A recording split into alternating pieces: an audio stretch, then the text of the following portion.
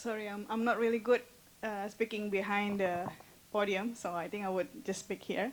So, Assalamualaikum warahmatullahi wabarakatuh. Thank you very much, professors, doctors, brothers and sisters, for joining the session today. We really appreciate it. And as highlighted by Dr. Iza just now, that the purpose of this program is mainly to highlight the importance of IUM missions and visions and mission. And I think since last month, for every training, we actually map all the trainings to the visions and missions as well. So we know the directions of all trainings that we conducted.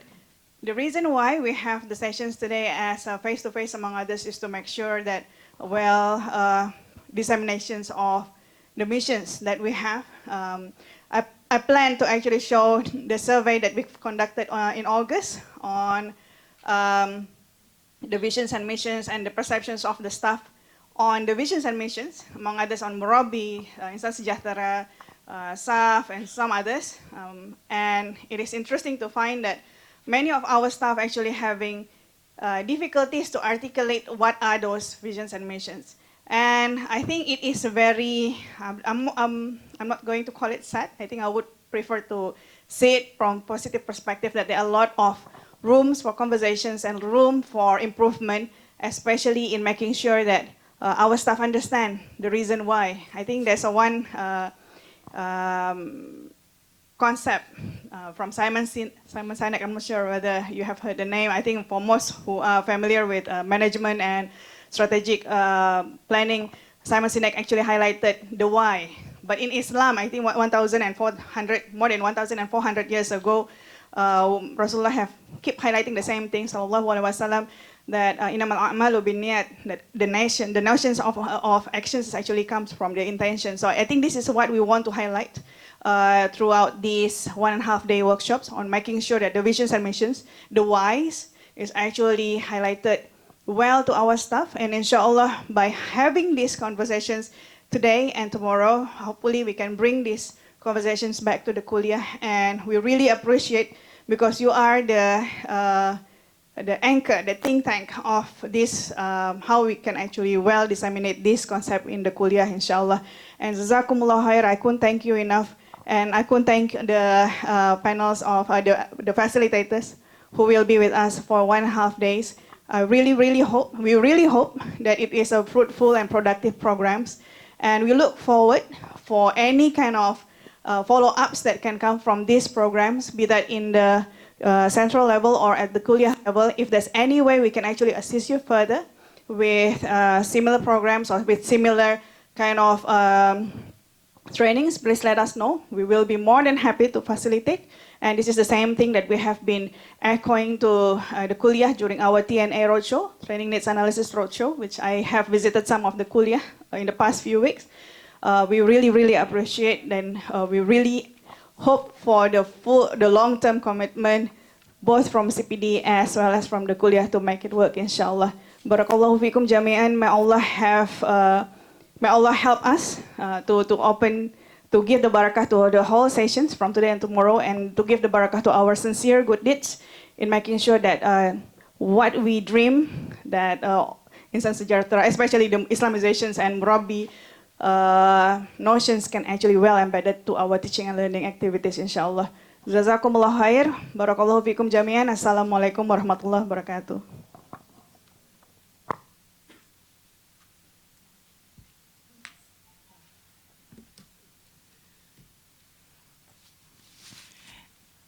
Thank you, Prof. Technologist Dr. Mira Katiwi.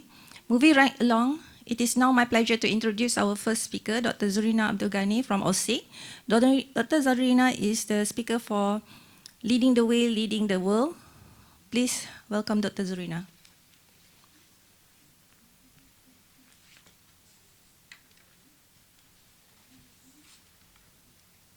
Okay, can I have that? Oh, tak apa, guna yang ni pun boleh kan? Okay.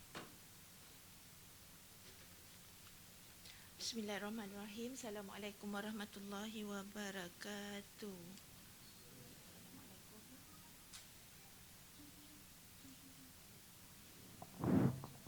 Bismillahirrahmanirrahim. Assalamualaikum warahmatullahi wabarakatuh. I'm so sorry for that. Okay, now, first of all, welcome all, and Alhamdulillah, we are here today to be together in this Majlis Ilmu. InsyaAllah, kita sama-sama betulkan niat. I'm sorry, I'm gonna use English and Malay.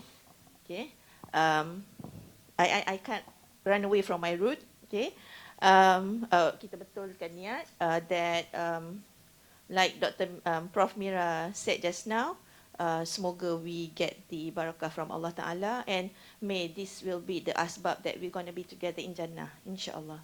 So, I am such a small person to stand here. I'm just filling in for my director, Dr. Muhammad Faris Abdullah. Okay, and thank you to Prof. Mira and all the CPD team for having us here, right? Okay, now, salam to everyone from my boss, Dr. Muhammad Faris. He is in Kuantan today. So I'm going to go straight to the topic that I'm going to share today. First of all, can I see hands whether you have actually go through the slides that Dr. Faris has uploaded in the iTalim?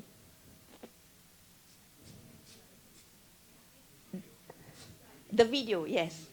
Because the video is with the slides, right? The vision, mission, and all that. Okay, but his slides is more on the roadmap, right?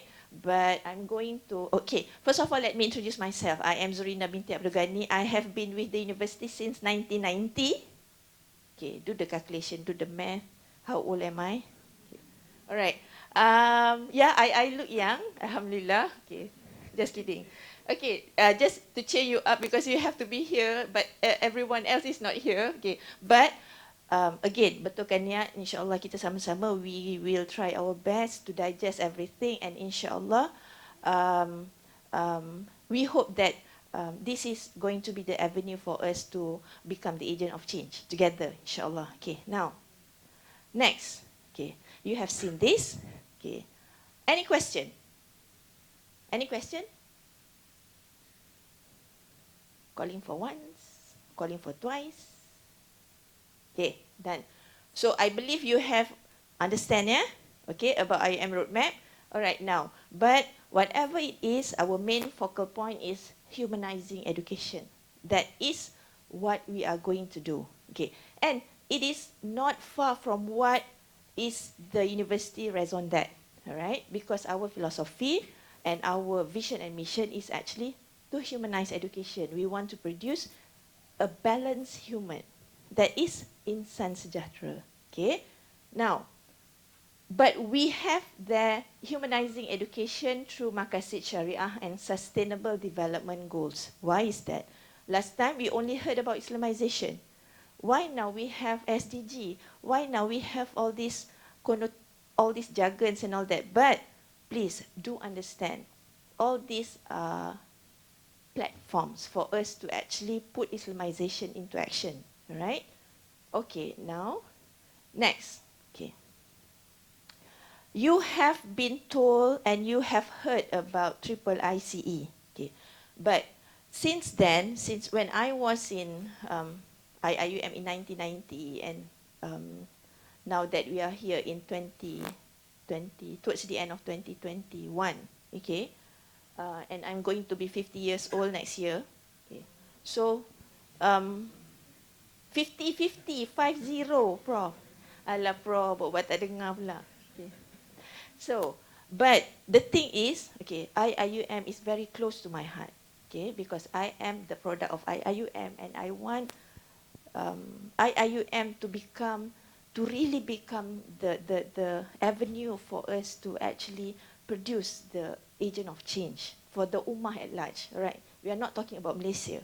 We are not talking about Islam only. We are talking about, yeah, we hold on to our Islamization, yes, but we want to make change for everyone, okay, because the best murabbi is the one who actually walk the talk. Okay, how we can walk the talk and we can actually become the agent of change, become the, kita berdakwah to everyone, that people will actually, oh, okay, this is what Muslim is. Okay, we do not want people to come here and see Muslim, but they do not see Islam, but we want them to come here and see Muslim and they see Islam. Okay, because I believe you have been to many countries where you can see Islamic culture, but they are not Muslim. Correct me if I'm wrong. Okay, but you might have a different perspective from myself.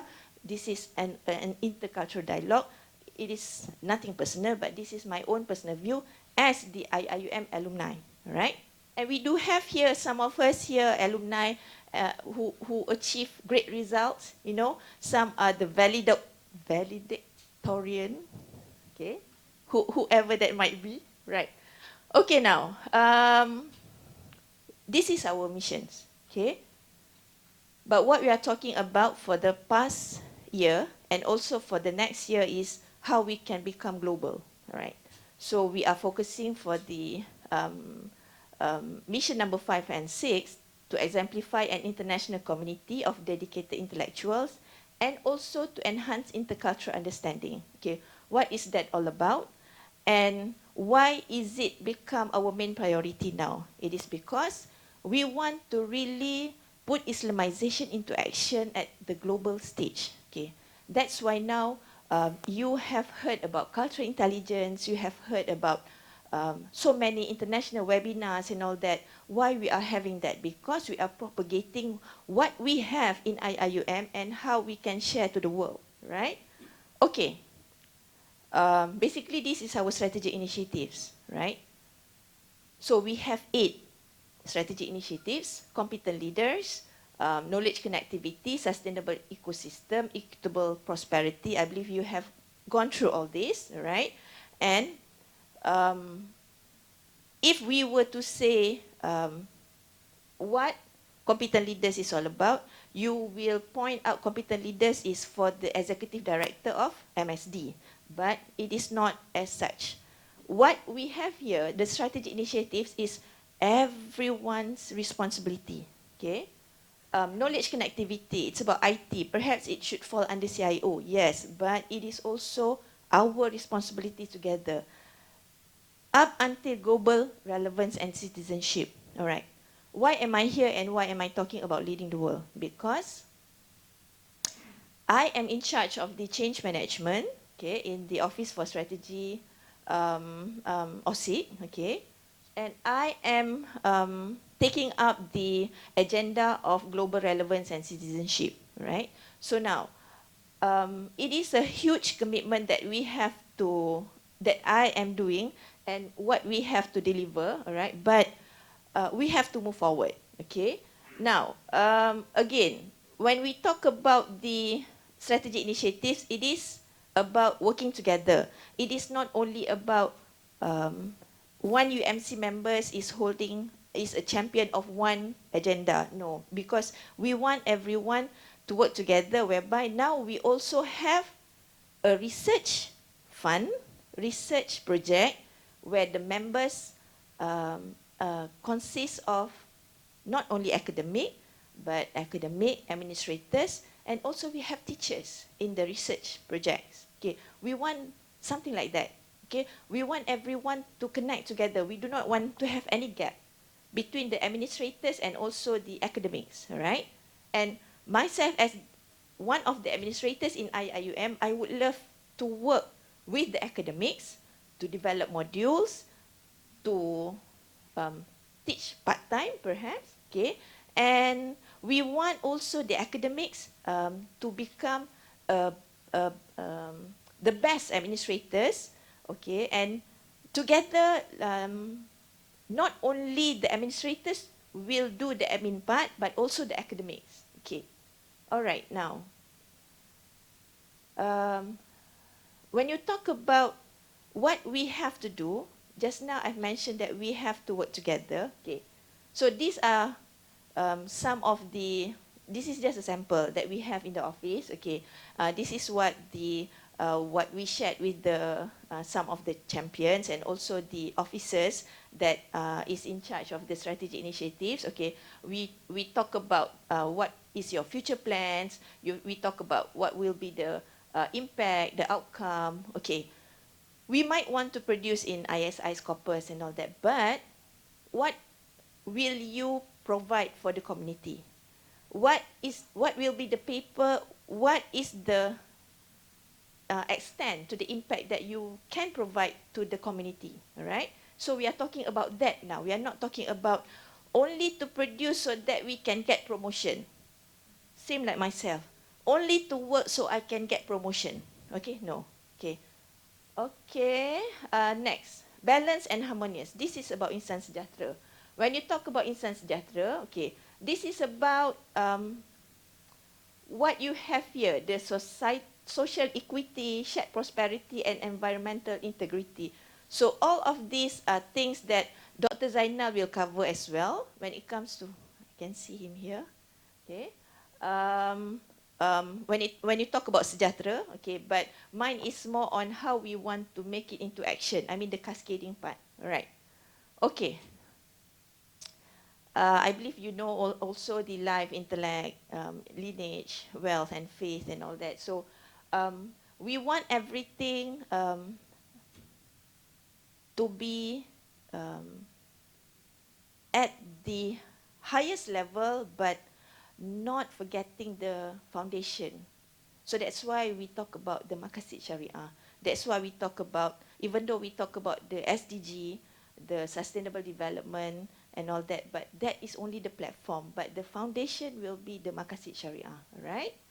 Okay, now, again, we are not only talking about vision and mission, we are talking about the raison d'etre of IIUM, why we are here. And when we talk about the raison d'etre of IIUM, we have to also see ourselves. The purpose we are here, not only the raison d'etre of the organization, but our purpose, the purpose of our living and the purpose of Allah Ta'ala, why He chose us to be here, why He chose us to be in Kuliah of Science, why He chose us to be, Allah Ta'ala chose me to be in MSD last time and now I am in OSIC, you know. So that is all the beauty that we really need to understand why we are here and why we want to achieve such, okay, and why we have to understand the concept of humanizing education. Then only we know what is our part, what can we contribute towards the IIUM vision and mission, all right? Okay, it is not only ourselves, okay, it is up until to the lower level part, all right?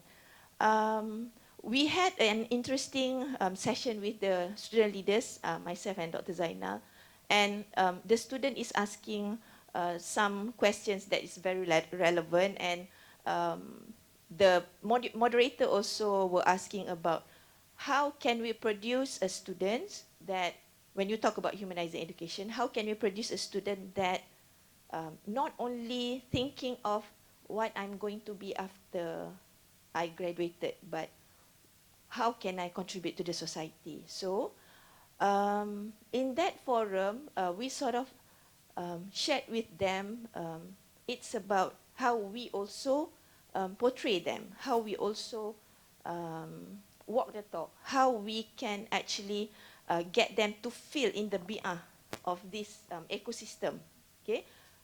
Because learning is about listening, seeing, okay, then only they will believe. Okay, so when they listen what we are trying to say, and when they look at how we also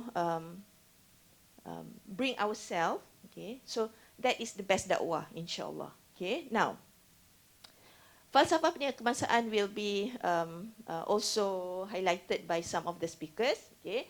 The national education philosophy, I believe you also have gone through in the I-Ta'lim, right, in the courses, okay, and everyone knows what is falsafah pendidikan kebangsaan, okay, it's about balanced human being, it's about balance, okay. Apart from that, maybe Dr. Jannah maybe can cover more on the Islamization part, and also perhaps she would like to highlight about wasatiyah. Okay, what is the true meaning of wasatiyah? What is it all about? Okay, how wasatiyah can actually contribute to this humanizing education. Okay, all right. Now, humanizing education via Sejahtera concept. Okay, taking care of change management. Okay, I am highlighting WIT, that is whole institution transformation. When you talk about whole institution transformation, I'm so sorry, I don't know why the love is too many here. 1, 2, 3, 4, 5. Maybe sepatutnya 1 je. Oh, see? Everyone, okay, okay. No, maybe because love is all around. Okay, alright. I'm so sorry. But actually, supposedly the love is only one, and it will like, macam berdegup-degup macam tu kan. Okay, but I don't know why the love is, lepas tu macam ada star-star semua kan. Okay, so it shows that, okay, we are all in this together. Alright, now, when you talk about whole institution transformation, okay, we are talking about holacracy management. What is holacracy management? Holacracy management is about, even though I am in OSIC, contoh an example, even though I am in OSIC, but I can do a project with somebody in kuliah of science, okay, or I can do a project with somebody in KLM in Pagoh, okay, and our supervisor will address that as our contribution to the university as a whole, and they will address that as our hakiki as well, our main function as well, okay. Because we want to break the silo and we want everyone to work together. Okay, that's why we have all these Maqasid Syariah, the UNESCO 4 pillars, the FPK just now I've mentioned. All right. So apart from that, okay, how we want to achieve the humanizing education? Okay, we have the Sejahtera academic framework. Okay, for your information and for from my own understanding as an administrator, Sejahtera academic framework is not only for academic programs. We are talking about development programs. Okay, development programs not only for the students but also for the staff, and not only for the academics but also for the administrative staff. So, and again, it is also embedded in our Ta'aruf module, what I'm doing with Brother Taifu as well. So that is what Sejahtera Academic Framework is all about. Can we just focus on one framework? Okay. But how can we together synergize this and connect the dots in our teaching and learning, in our research, in our publications, in our consultancy, and also community engagement. Okay, because to us, for us now, Sejahtera Academic Framework is the framework that we want to work out for us to operationalize the vision and mission, especially the mission. All right. Okay. Talking about that, we also have values-based leadership competency. Okay. When you talk about Insan Sejahtera, every one of us has different strengths and weaknesses. I have my own weaknesses. You have your own weaknesses and you have your own strength. But how can we complement each other so that we can achieve what we should achieve? I mean, the objective of the university, right? Because sometimes we question, kenapalah dia ni, benda macam ni pun tak faham. Okay. Right. Okay. Because every one of us have different competencies. Sometimes we normally say, why is it so hard for him to understand? Why is it that Dr. Zainal is very hard to understand about what Zurina is talking about? Okay, because every one of us has different competency. Okay, so how can we collaborate with each other, and how can we complement each other? Okay, because why? Because it is fitrah that Allah Ta'ala created us with different level of understanding and competencies and different level of IQs. And that's why we have all kinds of works.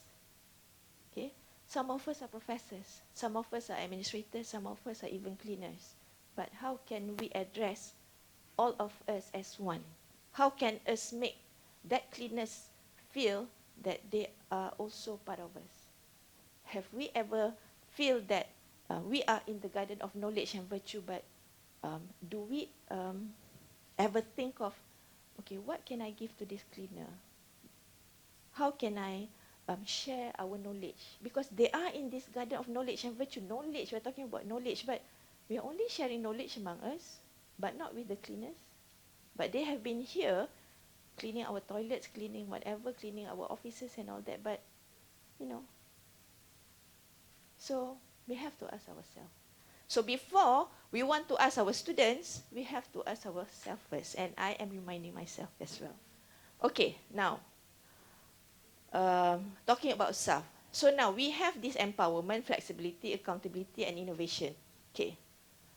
Some of you might heard, oh, tak ada KPI dah, there's no KPI at all. Okay, no, that is not about what we are talking. We are talking about achieving more than that. KPI is about the 5 prayer, the fardu that you have to perform, that is the KPI. But we are not talking KPI, we are talking about the intangible part, the one that is beyond that. Okay. We want to make sure that when we leave this world, somebody will remember us, oh, he is the one who actually taught me to do this and this and this. He is actually the one who motioned this idea that we are doing this and this and this. Okay, as simple as, okay, you have heard Leading the Way, the IUM song, right? And you have seen composed by Allah Yarham Johan Nawawi, something like that. He is a composer, but he is leaving that legacy behind. As simple as Leading the Way, this IUM song, okay? Something like that. So we have to ask ourselves, what are we going to leave behind that people will actually remember us? Okay, now, next. We have to talk more on self so that people will understand. But we are talking about self as one of the, as the framework for us to mobilize IUM missions. Okay, you have heard about so many jaga. You have heard about Insan Sejahtera. You have heard about FAS, Fatanah, Amanah, Siddiq Tabligh. You have heard about Khair. You have heard about all this. And then some of the administrators, especially our support staff, sometimes they were confused because there were so many words to be understood. All right, but rest assured, these are all interconnected. All right, it is just how you should understand it. It is just how you can connect it. I believe through spirituality, because spirituality is addressing what is the purpose of our existence here in IIUM. All right. Okay. Again, this is same like what we have I've mentioned just now. Okay. We do have flagship projects. Okay, this is under OSIC as well. Okay, and I believe everyone has, and some of you might be in the flagship projects. Okay, this is how we also driving the operationalization of our mission, taking it into action, and making a difference for Sejahtera community, University for Community. And we also have SDG projects, all right, that is being carried out by the administrative staff. Okay, and this is the values-based education, the UNGS, the one that our Sejahtera office is offering. All right. Okay, we are talking about transformative education. Maybe Dr. Zainal will explain further about transformative education. Okay, but this is all that we want to do now. Okay, but when we talk about all this, we are not talking about only we are not talking only about academics, okay, but we are talking about the whole community of IIUM. All right, that's why you might find some of the administrators is also teaching UNGS courses, okay, and you might find some of the administrators also in the flagship projects, and you might also find some of the academics in the SDG projects. Okay, we do not want to segregate anything. All right, because we are in this together. Okay, now, Dr. Izzat, berapa minit lagi? Sorry. Come again? 4 minutes? Oh, 40 16. Oh, lama lagi. Oh, okay. So maybe I will cut short mine. Okay, all right. Okay, now. Okay, when you talk about this post-COVID and all that, we have mental health issues, we have all kinds of issues, we have even our own stuff, right? So how can we become a balanced person to understand others? How can we increase our empathy level to understand others? And that is where cultural intelligence is one of the agenda of the university now, so that people will try to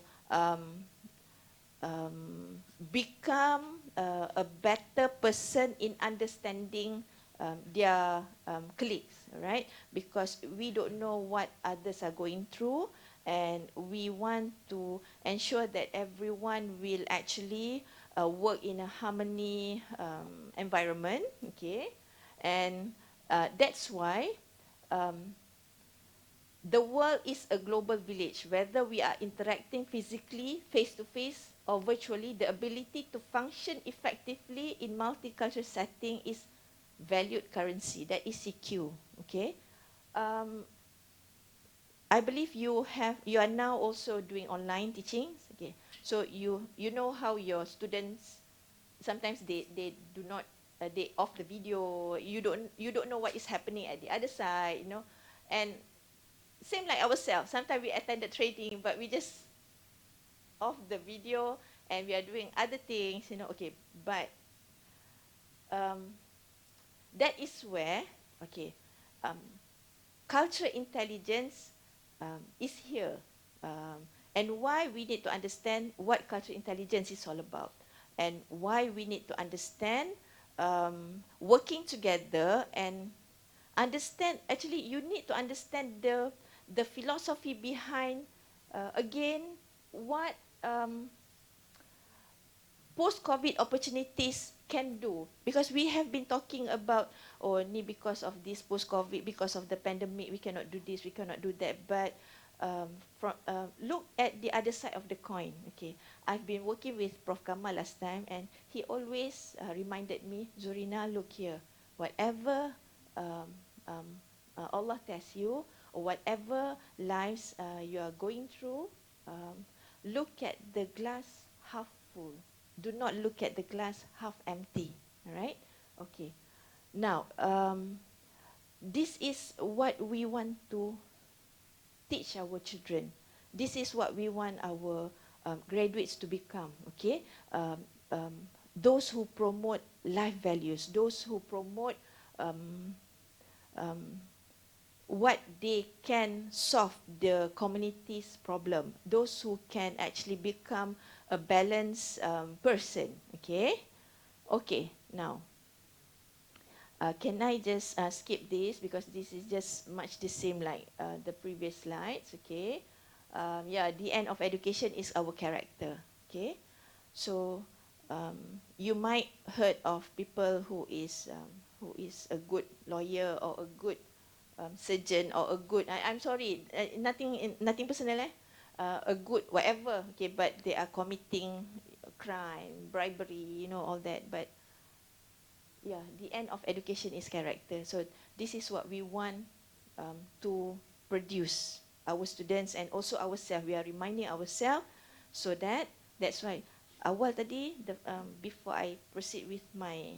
sharing, let us all together with myself, we betulkan niat that we are here together um, to become the agent of change, insyaAllah, to understand and to menjiwai, to internalize, so that we can actually practice Insan Sejahtera, insyaAllah. Okay? All right. And these are just some of the pictures that I would like to share. These are some of the whatever that we have achieved together, all right? From our flagships, from our SDG projects. We have been given the Green Gown Awards. Okay. It's not moving, I'm sorry. Okay. Okay. Some So of the the take-home points. points from this presentation is that we must pursue to become Insan Sejahtera, or balanced person. Yes. One who is aware of his or her relationship with Allah, one who is aware of his roles to the community, and also the rights of the environment and the rights to oneself. And we want to operationalize the IM7 missions. We urge everyone to go and read the full IM7 mission statements, if possible, memorize them, so that in everything that we do, we know how we operationalize these mission statements. And we want to ensure that our education is values-based. We must nurture our students to be a person first, a professional second. Yes. Person first, professional And second. everyone is involved in the education of our students, not just the academic staff, but everyone. Each one of us has a role in the education process, and we must perform our roles with fast, fatwana, amana, siddiq, and tabligh. And we must also reinvigorate the spirit of the ummah by leading the way in becoming the rahmatan lil alamin. And finally, we must work together. Otherwise, we won't go far. Yeah. That's it. Break the silo. Work together. Um, um, um, think of the ummah. Okay. That is what our former rector, Allah yarhamu Abdul Hamid Abu Sulaiman, he always mentioned that. Um, think of the ummah, right? And one takeaway from Prof. Muhammad Kamal Hassan is when we do doa, please don't forget to make doa for IIUM. Inshallah. I think that is all from me. Thank you so much. So I pass back the floor to, I hope my sharing has some points that can leave you guys to, okay. Thank you so much. Assalamualaikum warahmatullahi wabarakatuh. Yes. Thank you, Dr. Zurina Abdul Professor Sarji, is there anything you want to ask? Okay, is there any question from the floor? Yes, please.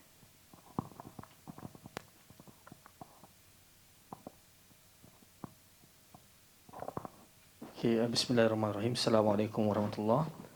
Thank you very much, Dr. Zurina, for the wonderful presentation.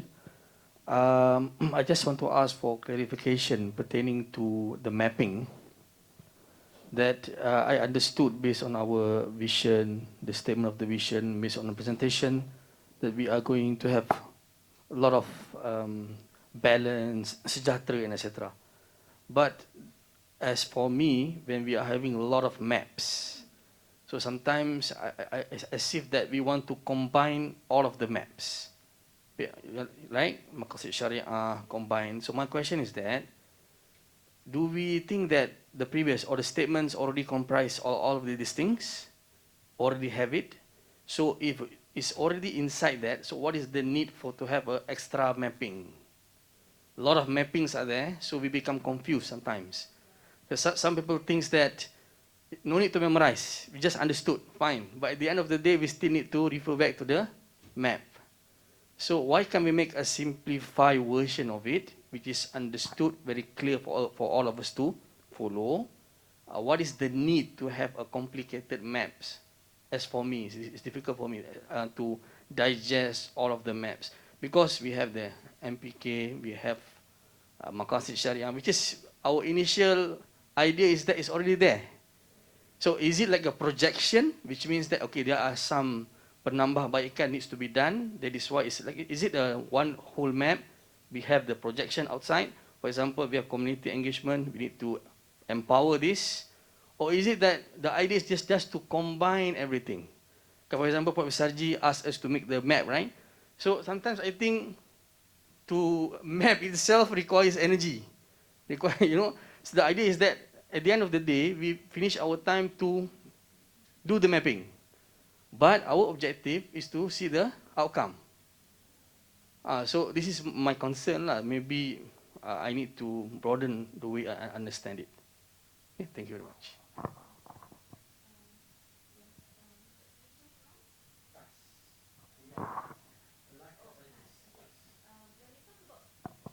when you talk about mapping, I believe that is the one that you are going to deliver after this, right? Professor Haji. Okay. All right. Okay. Again. Okay. As an alumni, yeah, I'm talking personally, yeah. As an alumni, maybe doctor as an alumni, tiba-tiba kan. Okay. And I believe everyone here is the alumni of IIUM, and you have been here in alumni. That most of us, inshallah. Okay. But you have been here at least 5 years. Oh, you are here in IIUM for how many years? Last year. Oh, okay. It's okay. Don't worry. It's okay. Don't worry. Okay. We are here for you. Okay. All right. Now, okay, Dr. Yusof. When you talk about mapping, that is more on the academic part. When you talk about the curriculum development, right? Okay. I have one participant also asked me about the mapping, right? But again, it is how you understand the foundation of it. It's how you understand what is the raison d'être of the IIUM. And yeah, the outcome would be Insan Sejahtera. The outcome is that you want your students, again, after this, from CAS, okay, to become a holistic person. The one that you dream of, that I could have be a holistic person as such, you know, something like that. Okay. The thing is, whatever jargons that you have here, okay, the thing is, we have to understand together so that we can internalize and practice it. Okay. I understand when you talk about the mapping will take some time, some of that, but we are also talking about the culture, the adat resam, the MQA part. Sorry. I mean, whatever that we have to, because we have systems, we have operations, okay, for us to actually follow, you know, something like that. So that's why, how can we work this together? Okay, so maybe, but this is my own proposal, yeah. Maybe it is time for us, the administrators also together in developing all this. Not only the lecturers, not only the academics, because inshallah we administrators also, we can contribute in developing modules, in doing mappings, in, you know, for whatever reason that we want to develop together. Maybe it's time for us to you know, just to complement our. But the rest of the answer will be with Prof. Isaji. Terror kan si tepis.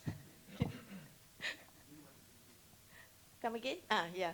Prof. Isaji will do it during his presentation, inshallah. Bismillahirrahmanirrahim. Assalamualaikum warahmatullahi wabarakatuh. Fellow colleagues and friends, I know, I agree with you that all of us were a bit confused when we started the whole thing, when we have so many terms. Some terms, concepts. Some of them we know.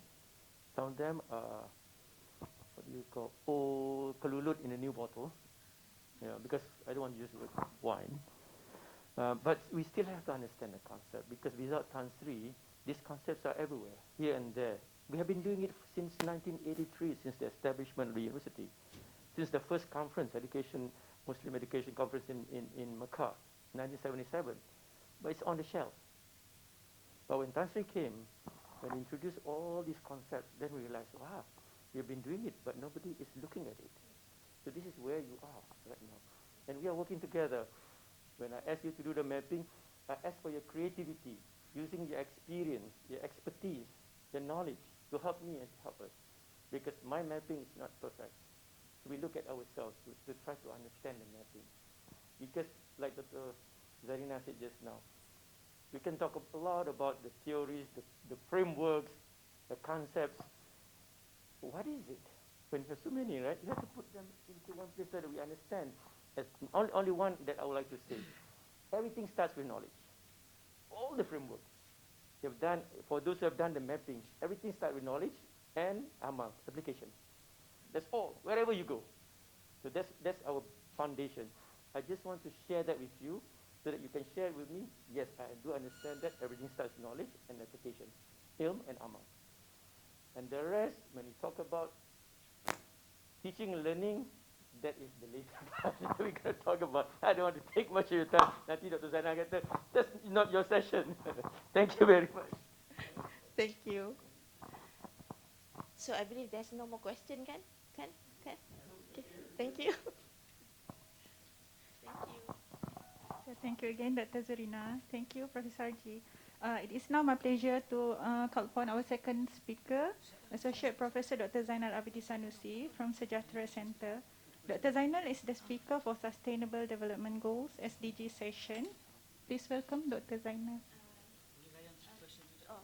Dr. Zainal said, Zurina, can you layan few questions kejap? He's doing the technical part. No, I not question and answer. Anything, maybe, okay, Dr. Azrin, okay.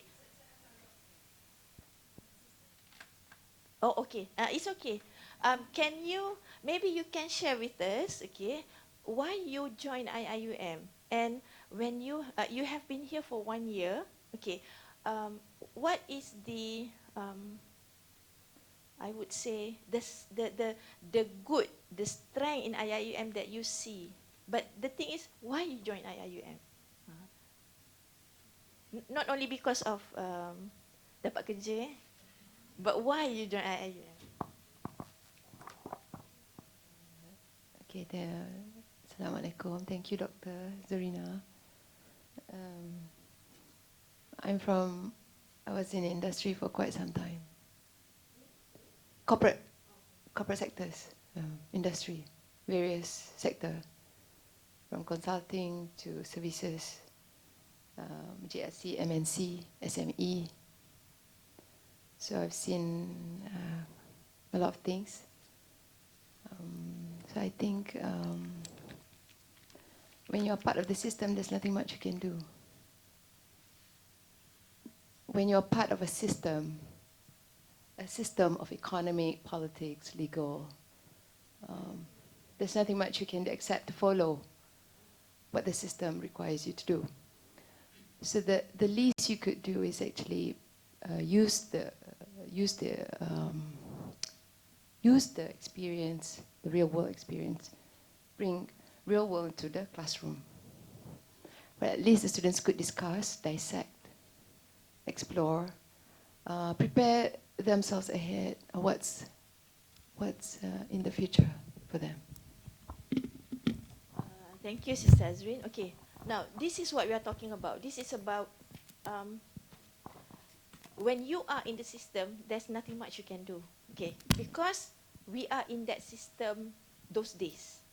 Okay, where we, the higher education institution, we as a factory, we produce graduates to work, and they are not becoming the policymakers, but they become the workers. Okay, but what we want to produce now is a graduates, and what we want to become now is the leaders in higher education institution who can actually become the policymakers also.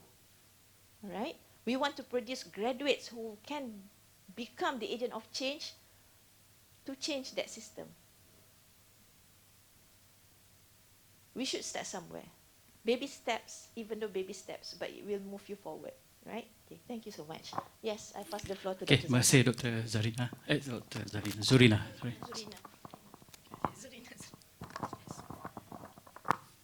Bismillahirrahmanirrahim. Assalamualaikum warahmatullahi taala wabarakatuh. Salam sejahtera. Highlight perkataan sejahtera. The rules of the thumb, I was informed that siapa yang bercakap dia boleh buka mask. Kalau yang lain tak boleh buka mask. Tutup mask. Ini buka pakai mask ya. That's the rule. So that it allows the speaker to be a bit more comfortable in speaking up and show smiles. Tak anti serius sangat ya. Thank you for coming. I counted the numbers of attendance. It's 27 out of 30. Excellent. Yeah, that is excellent. Almost A+. As for my sessions, there were 25 attempts out of 30 attempts, which is good. Yeah. So yang tak jawab tu mungkin dia dah belajar benda ni sebelum ni ataupun mungkin dah ada coverage yang lain, ya. Alright. The way I'm going to do is this session is supposed to be very interactive. It's not for us to give a lecture. You've done through the video, you dah tengok pun slide dan sebagainya. It's about clarification. If there is any doubt, if you are still not convinced, this is a session. So if you fail to convince, then we fail in our missions. So as for my mission is to convince you that we need to have sustainable development as a main agenda, right? And I need to share, you need to be convinced that how do we operationalize this? There's no point of talking about it. We've been talking for about like what, 30, 40 years back already. And not much change on the ground. Yeah? Change in a way that the world is still getting worse. We got COVID attack. Yeah? Some say it's a black swan, some say it's not a black swan. And for that, change needs to happen. But how do we do the change? Yeah? RCE is a framework. Yeah? I'm so proud and so alhamdulillah, I was so happy to see that the answers, I think Dura or Duria, siapa nama, ada seorang there, very good answer that I thought she should be standing here. Duriana, yeah, Duriana should be standing here talking about RCE instead of me.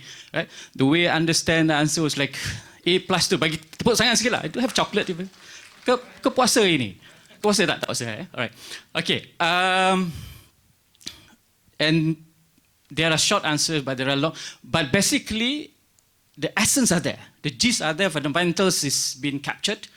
And I think I have the options of not talking today, because you've got the essence. But as Dr. Yusuf was mentioning that, at the end of the day, are we able to translate this into actions? Because our stakeholders, most important stakeholders is the students.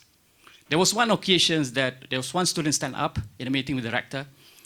We were so heavily immersed in talking about the whole agenda that Zurina was talking about. And then suddenly the students pop up and say, Rector, whatever you talk about doesn't reach us. At that particular moment, you just think, how would the rector felt? As if kita ni jadi SS, shock sendiri dia. And that's very usual for academicians, for us. Tapi students yang dekat bawah tu are not feeling it. What more community outside there are not feeling it? So we're still standing tall as Ivory Tower. The gaps are there. Community is still living in suffering. Even next door, our gate, there's a community outside there. Not sure whether you realize or not. Yeah? There is one community. Just next to the neighbor, next to our gate, which is like what, 200-300 meters outside the gate. There are 22 families living in a B40 conditions. We managed to get 2 of them to work with us. But for the past many years, despite of us being in international Islamic universities, none of us is talking about serious interventions with that community. And it just knocks it out. So, the questions that Zarina has put up, and the question that I'm trying to pull up is that, as a background is that, what kind of development are we living in now? I start talking to myself now. I think it's better to get input now. So for this purpose, I would like to somehow reflect these questions and get input from you and see whether we are in the right directions and we can operationalize this. Because at the end of the day, we can talk about this, the Kaukam homes, but if, again, students are not affected, there's no point talking about it. And we can keep on talking about it, producing Q1 journal, get into 1 million grants. At the end of the day, di Padang Mahsyar, when during our audit, what have we done? To our knowledge, to our children's, to our actions. Macam Prof. Saji cakap lah, it's all amal and the ilmu. And I think the third component that we'll be talking about is the hal, the ability to articulate and contextualize our knowledge to something that is useful to the community. Okay, saudara-saudari yang saya kasihi. Now, if I can start the ball rolling, yeah. Question number 1. Yeah, I do have names in my mind, yeah, all the 30 names. Yeah, try to memorize it last night so that. And the other purpose why we put that names on the ground, onto this, supaya ada nama Azrin, Yusuf dan sebagainya boleh panggil lah, boleh share opinion. Because I believe, yeah, all the 30 selected are coming in with mountains of knowledge. Yeah, Dr. Azrin, you were in industry. I think you're even more pragmatic and practical. You can even directly see what is the point of giving all the knowledge for fall flat, but when the students get into the factory, they all fall flat. They don't know how to function in that society. Yeah? So that's the kind of issue that we're going to address now. All right, first questions. Anyone would like to address that? Are you convinced now? Anyone who's not convinced yet? Why we need sustainable development instead of unsustainable development that we're seeing now? Aslam, you're exempted because you're teaching the subjects, right? Orang lain ada tak lagi yang ajar subjek UNDS? Anyone else who's teaching tak ada? All right. Are you convinced? Dr. Abdul Al-Munim, where are you from? Pharmacy, yeah. Country-wise? Syria, okay. Are you convinced that the world is living in a very unsustainable development now? So you're okay with number one, that the world is unsustainable, we need to put in sustainable development. Anyone who's not convinced, that's good. Tak ada, eh? All right, kalau tak ada, done, we can finish this early, yeah? Number two, RCE, Regional Center of Expertise on Education for Sustainable Development. Yeah? This one, Duriana, can you share? What's your understanding, just to start the ball rolling? Whether we got it, oh, okay, ada.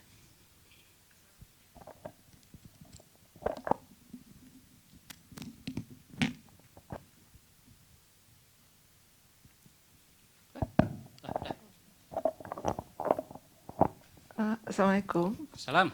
I'm Dr. Durena from ICOR. Actually, what I understood from RC is actually based on the videos that we have been shared with us, right? So RCE stands for Regional Center of Expertise, right? Yeah, correct. So Yeah. from my understanding, as an expert in our area, we should make full use of that in order to benefit our community by engaging in the societies. As short as that. Yeah, thank you. The point is that there's no other choice now. Engagement with the community is not like the industry that is treating it as a CSR, or some university treating it as a USR, University Social Responsibility. No, it's part and parcel. It's Monday to Sunday kind of thing. It's not just Saturday, Sunday co-curriculum activities. Why? Because there's a serious gap and disconnection between what is being taught in the classroom, Monday to Friday, and what is happening on community outside, and the co-curriculum that students are doing, Saturday, Sunday. So the challenge is, RCE itu dia bukan RCE saja. RCE, it comes together with the word ESD. Education for Sustainable Development. And that's our core business. We need to reorientate our education. If our education is too theoretical, is too rhetorical, is too conceptual, meaning that that's not the spirit of knowledge that Syed Nakib Alatas is talking about. When the meanings and the soul doesn't reach the heart, it remains as a piece of information. Right? So that's what requires. So bila saya tengok, when I look at the answers, there are answers which is thought that maybe because they are engineering, maybe because they are science, which finds a bit of challenge how to bring it to the issues of humanitarian, etc. But not actually the case. Yeah, those things has to be brought to the level by where does it bring to the community. At least you've got to mention that, Dr. Yusuf. This is a very common FAQ. How do I make my engineering relevant to the community? Yeah? Because you've got fundamental science, you've got basic science. These are the two. The first, what they call it, first level of knowledge. Yeah? There are three levels. First level, second level, third level of knowledge. The first level is the fundamental. It's very fundamental. So you find times to get it connected to the society. But the purpose of that, the lights, yeah? I mean the lampu. The one who wins the Nobel laureate is Japanese. So when he invented, he doesn't think about community, etc. But he has that in mind that at the end of the day, he wants to help the community. Right? So that's what it means by education for sustainable development. And there are three pillars that we have got to reorientate. Oriented in terms of teaching and learning, oriented in terms of research. In terms of research, I think there is one question that we have there. Okay? All right. Any other, can you see the purpose of RCE? Again, all right, so maybe I need to explain this a bit. Yeah. So when it comes to RCE, this is a model. The model is that we are advocating, or anyone can answer, what would be the best way of working with the community? From the RCE video, Dr. Azrin, can you have some idea who is supposed to be the stakeholders? When you work with the community, who is best to be the stakeholders? Or all this while, what is missing? What is missing in the community work all this while? Any ideas? Anyone? Yang dah tengok video surely? The 25? Sociology? Tak ada. Political science. Political science je ada. Zahid ada. How is best to work with the community? That's a question from RCE. We are the host. IUM is the host. The co-chair is an NGO, Henry Sandanam. Yeah? He's an activist. He works with the community. He helps. And he's also a practitioner of Christianity. Yeah? But he never ever mentioned about religion and Christianity. But he managed to convince by his behavior and actions that few people get to his religions. And we see the beauty of him doing all the actions on the ground without even mentioning the word Christian. You know what he said in many of the occasions that you want to talk about religions, let's go to my church. Here, we talk about all the values, all the things that you need, we will help you. Because he doesn't want religions to be point that marginalize certain people. And that's what happened in some occasions. Right? Okay, so back to my questions. How do we work with the community? You are now being made compulsory that kena community engagement. I'm sure dalam borang sekarang ni cost plan dan sebagainya kena produce cost plan yang which subjects. Zahid, I think this is what we've got to do in our department as well. Which course yang libat dengan community engagement? I don't know, mungkin subjek ni lah, Yusof. Sorry to make you as a picking point, since you're allied health kan? Allied health. How you do find are you doing community engagement?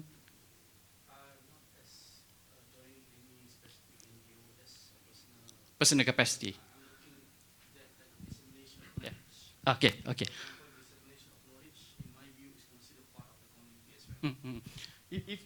If you are now to convey that, to instill that to the students, how would you do that now that you've gone through all this thing?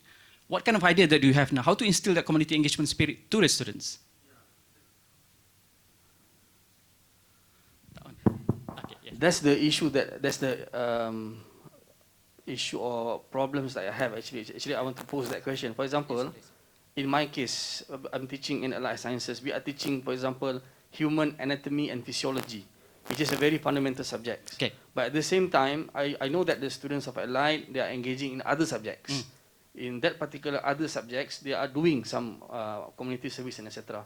So, in my particular subject, it's very difficult to mention about anatomy and mentioning about community engagement because it's very difficult. But I can mention it as part of religion, which is the ethics to help others, etc. I can do that. Yeah. But on a subject-wise, it's very difficult. But on research level, maybe, because I'm doing some research on membrane and etc. for oral health and etc. I can do that. So that's the dilemma that I'm having actually. I watched the video, try to understand the concept, etc. Mashallah. But to apply it on the student that I teach in anatomy, I think it's a bit difficult. Or maybe some ideas from other science for pharmacy students, pharmacy lecturers here. I'm not sure. Ada idea? Ada Yes, please, Kabashi. You have some ideas how to do that? Yes, thank you, Kabashi. Just I look at it from, I may not have idea for the whole. What are you teaching first, Kabashi? I'm teaching process control and instrumentation. Oh, okay, that would be a good example. Well, environmental engineering. This is why, in fact, from engineering side of view, we have many we can do. For example, even 10 years back, me and some of our colleagues here, we go to Batu Tiga. We make for them one project for solid waste management. We finish it up, immediately we start to listen to them. What is, in your opinion, what you want to have? So we sit down together, we listen to them, what you want. So one of the problems that they face also, the toilet. They have some problem in the toilet. So we immediately sit down again, we make for them some project for the toilet. And they have, for example, toilet, they have open, especially for orang asli, they have open toilet like that. So we did things for them. Bear in mind the most important point that you raise up at the beginning, and this is what, in fact, I teach for all of my students. I told them that forget about religion. No one tell me about religion. I don't want to hear anyone talk about religion. Talk about your ethics and values and standards. Those, if you know how to do it, automatically you are in the pipeline of the religion. So the people will respect you. But if you would like to say, I'm religion, and there is nothing in the heart, and the word raised at the beginning by sister here, I like that one. Religion is what you behave, is what you are going to deal with other people. Yeah. So for me, the most important point, in short, is that to deliver this one to the community engagement, it is a two-way direction. Is that really we want to do it for engineering, as Kuliya of Engineering, for example, or as any Kuliya, you can find a way. I'm quite sure of that. Number two, go to yourself to the people that they need this service. We have to know whom they need in many ways, by the way. For example, just recently I have for FYP student, for a student, she work in her industrial training in Kelantan or Terengganu. I'm not sure. Kabashi, sorry. I mean, just to tap on your brain, yeah. That one is an application part of it. But Yusuf is having a challenge whereby he's teaching anatomy, which is very basic. Yeah, that's why I told you I'm not expert in that, but okay. I'm quite sure if the people start to sit as one team and start to think about how you can do it, you'll find a way. Okay, all right. My response would be there are three components to it. Yeah, learning to know, four actually, four process of learning: learning to know, learning to do, learning to be, learning to live together. So there's nothing wrong teaching fundamental anatomy and just stop there. At least, definitely, you can go back to Allah Subhanahu wa Taala. There's the ilahiyah part. So that's sufficient, yeah? That's sufficient. But the second part to it is that learning to do part. And what are you doing with that knowledge? I was reminded that biomimicry, you know that word, like there's a lot of our body and whole is very much a reflections of the nature. So that's one point of connections as well. How you can see that the emulations between the human body and the nature's outside. There's one thing. So, but don't force it because there are certain level of knowledge that is just very fundamental and very, very basic science that you can't push it into the community level yet. Because there's a level of, there's a continuum of knowledge that you need to transfer. So in that particular part, Yusuf, I think is learning to know, learning to do. But what we're missing, and why do we have this RCE, is that learning to live together. That's the missing part. In my class, political science, these are students of fiqh, students of, they're all Muslim. So when I talk about reaching outside and the notions of rahmatan di alamin, they can't make sense to the real life. How do you do da'wah to the non-Muslim? Because you are not practicing them, how to teach to the non-Muslim. Theoretically, perfect. What is the Quranic versions? What is the hadith reference? Put it on the ground. Throw them in Chapkit ke dekat mana. And put them, kalau di London, Imran, put them in the Hyde Park corner. And ask them to challenge the non-Muslim. That's the real question. And that's the real answer to learning to live together. Are we preparing students for that? Or we're just citing an example of assignment, etc., cite this, cite that. That is perfect. That's perfect. But I was listening to Sadhguru. What we are teaching most of the time is just recalling the memories that we have. It doesn't open up the new thinking that should be there. How do you want to open up the new thinkings that talk to the heart? If you talk to the mind, you're recalling the memories already in the mind. Talk to the heart, it links you to Allah Subhanahu wa Ta'ala. That's the part that, from the Islamic perspective, how do we talk about education for sustainable development? That's about it. Meaning that the community is the challenge, is the questions, put it there, question what is really there, not in the simulation in the classroom, and bring up that questions. So that's why, in my classroom, when we have topic to how to talk to the non-Muslim, it has to be brought down to the real issues, not just theoretical part. We've been talking about theory for many years already. But throw them outside, then you'll see whether they're able or not. That's the competency that we need for RCE, for ESD. Next question is, the last 5 minutes is on Sejahtera. Why are we talking about this Sejahtera? Anyone? I would love to hear whether, Hassan? Dr. Hassan? You heard about Sejahtera? Muhammad Hassan, yeah, if you don't mind. Yeah, yeah, Muhammad Hassan. Yeah. What do you know about Sejahtera?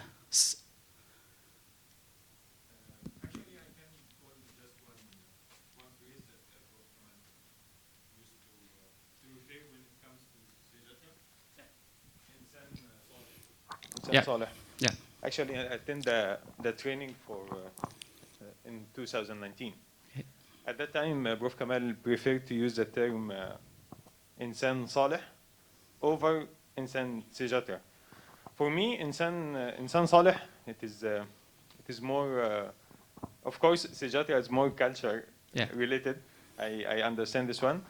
But the concept of Saleh or Insan Saleh, this comes directly from Quran. So it is the holistic, we can say the holistic, balanced, good person and professional at the same time. This is simply my understanding. That's all. Okay. I'm sure if you go through it, there's a lot more dynamics to it rather than just interpretations or definition of Insan Saleh. We've got to bring it up to the level of development, character, of course. Those who are in falsafah pendidikan and national philosophy educations, Sejahtera is the very basic objective of the fundament of the philosophy. That is to produce insan, that is Sejahtera, that is Insan Sejahtera. But more than that, in our context for university, when we talk about Sejahtera, let me get to it. Aslam, you want to share it, Aslam? Want to share some ideas since you are teaching it, rather than me talking? While I'm getting to it, You want to share something, Aslam, about Sejahtera?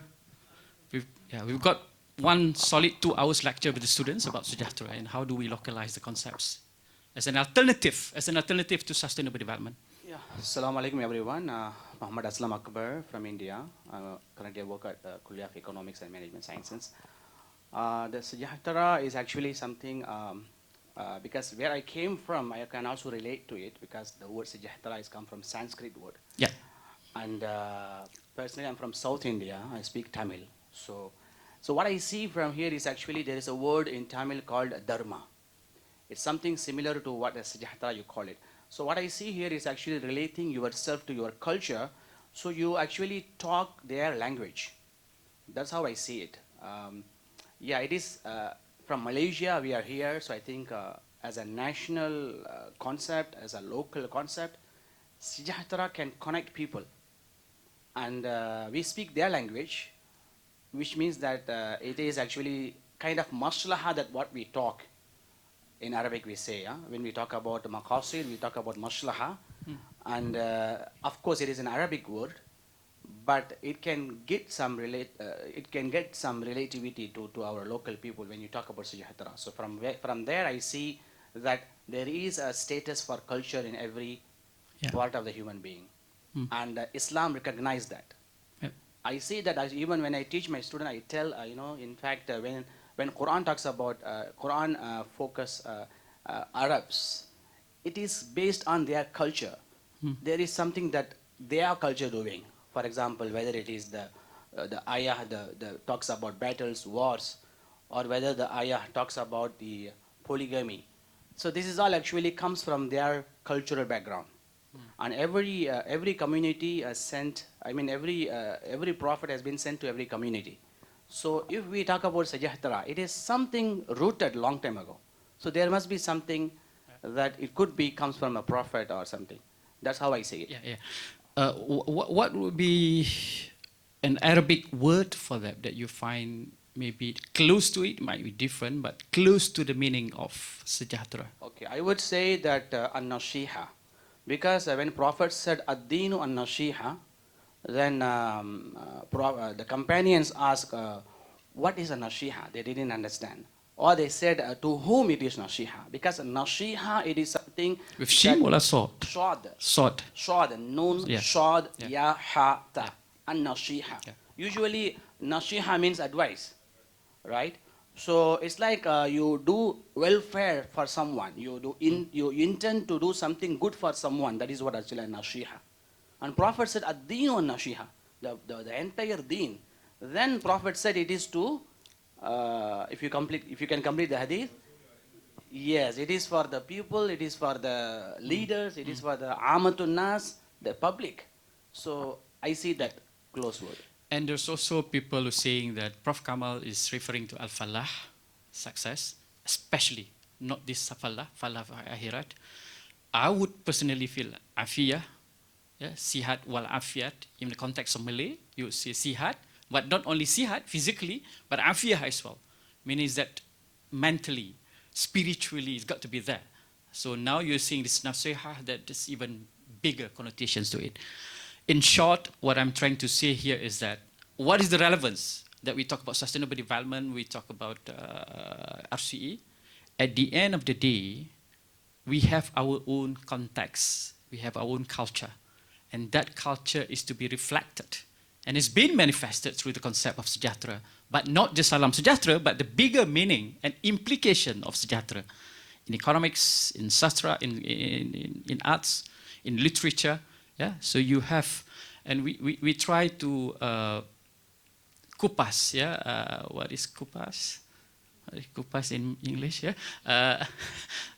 Peel, that's the literal translations. But what we're trying to say, yeah, thank you, Asri. Yeah, we try to somehow mainstream the ideas of sejahtera. Because you know, all right, if I go back to the article that Tan Sri wrote, yeah, some of us, I mean, we do have some people saying that we are following the United Nations. And I was questions this. I still remember this, Prof. Isarji, I think you were there. Masa kita dekat CFS, yeah, there's one guy was asking, why are you supporting UNESCO agenda?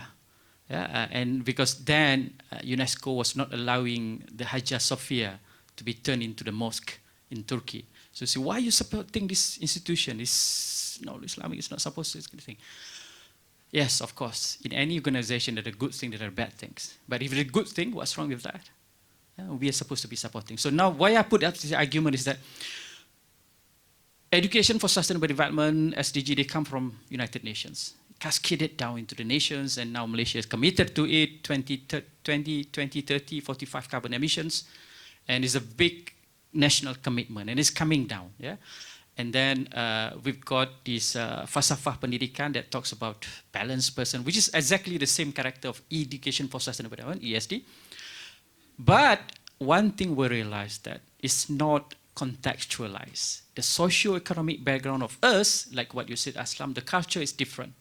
Those who are talking United Nations, they may have different culture.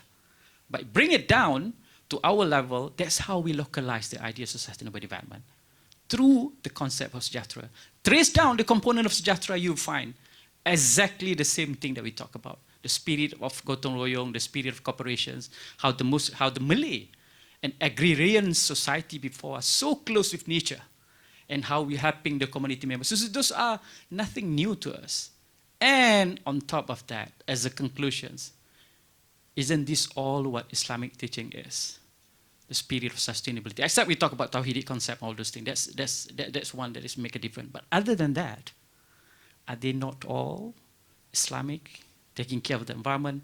Hablum minallah, hablum minan nas, and hablum minal alam. And that's what we've been missing so far. The hablum minal alam part is the one that we've been missing. So that is why the concept of sejahtera, not only sejahtera to human being, but sejahtera to other things, entities as well. And tracing down the culture, again, reinstating myself, and to conclude with that. That's why you see SDG, it is there, we're supporting it, because that's the language that we can talk to the others, that we can show that Islam is a language of universal. It's a language that is ar-rahmatan lil alamin. But in our context, to be pragmatic, to be real, we've got sejahtera as a concept. So with that, I hope we have somehow get some ideas, and for further, I really thank you again for those who have gone through the videos and get your knowledge, and most important, Yusuf and the others concerns as well, that how do, at the end of the day, we make sejahtera making sense to the students so that they become Insan sejahtera. Not just to score A in the subjects, but A in the behavior and the attitude and the action as well.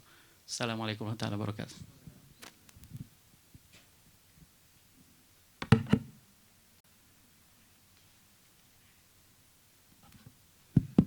Bismillahirrahmanirrahim. Thank you so much, Dr. Zainal, and I hope that first two sessions that gave some ideas on what we should expect from the program. I know I can sense because I've been listening, I've been watching, I've been reading the body language and whatnot. I can sense there are some skepticism, some worries, some questions that probably I'm hesitant to question, I'm hesitant to ask because I will be perceived as such. Please, whatever it is still early, so it is okay to have that feelings. It is okay to have that skepticism, and in fact, those skepticism are healthy for me. I think it is a good indications that something gets through. But I really hope by the end of the program tomorrow, those questions have already been asked, or if not, have already been whispered to the person next to you, so at least someone can help you to get the right ideas. And for me, if I can highlight, listening to the first two speakers, we are not yet perfect. It is far from perfect. The visions and missions are still somewhere that needs perhaps to be improved, but with your feedback, I think there will be a lot more improvement, because you will be the, as I said earlier, you will be the person that will help to communicate this to the kuliah. And I think if we can start with the right ground here, what I have been observing all this while is that we have been missing on the notions of watawasau bil haq, watawasau bil sabr, watawasau bil marhamah in different surah. We are so afraid of reminding others, and this is what I've been saying as well in the university. We allow people to make mistakes, but when it comes to reminding people to do the right thing, we are so hesitant because we don't want to put front. I'm not sure whether that's cultural. I'm not sure whether that's the habitual. But this is the moment that I think the right thing to do, which is starting today, is for us to have that culture lighten again, in life again. I remembered sorry Zorina if I put it up front to everyone.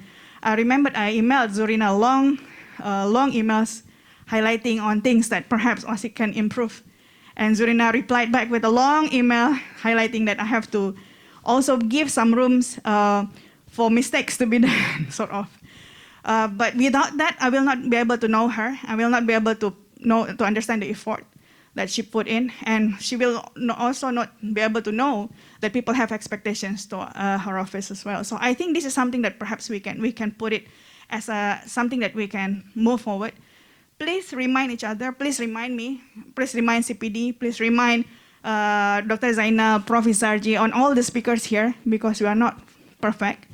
But without having that spirit, I think this session will be without trust.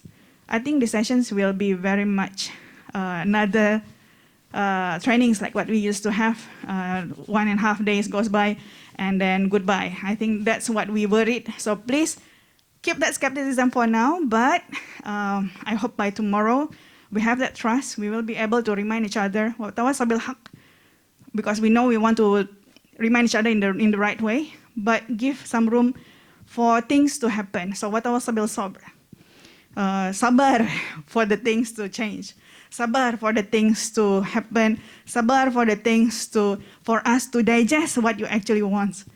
And watawasau bil marhamah, remind each other, because we love each other, we take care of each other, and we hope that these sessions will not only end tomorrow, but also we will have another sessions, hopefully, where we see the benefits of these sessions in Jannah, inshallah. Wallahu a'lam bishawab. Amin ya rabbal alamin. And I really hope that give some ideas of what this session is all about. I hope I put the right perspective of what the sessions is, because I'm worried, again, as I said, I'm worried if tomorrow we still have this skepticism and we bring back to the kuliah and 1.5 days goes by without fruitful meanings of what we intend to have. Okay, so thank you so much again for the first two speakers, and I look forward for the fruitful sessions coming afterwards. Yes, doctor? Okay, thank you. Yeah, we talk about skepticism. I think it is good to have it so that we can clear it by tomorrow. But my question is actually a very fundamental question. I just want to ask you, before we start. I think we started already. Sure. This is with regard to the name itself. We call it Insan Sejahtera. Yeah. So I'm very good. I learned about Sejahtera. Of course, I support Sejahtera. I'm teaching Sejahtera. Right. But here I'm talking about Insan Sejahtera, because from my observation, there are different level of looking. So from university level, of course, we do this triple ICE mission and vision and everything. from local level, the national level, we see Sejahtera as a culture, as a nation. And then from global level, we see SDG, United Nations. And then there is another one is the universal level, which is actually what, as a Muslim, as a mu'min, what we are doing is actually universal level. So now let's say, this is Insan, in other words, it's called Homo, like you call Homo Islamicus. In economics, we call Homo economicus. Right. Yeah.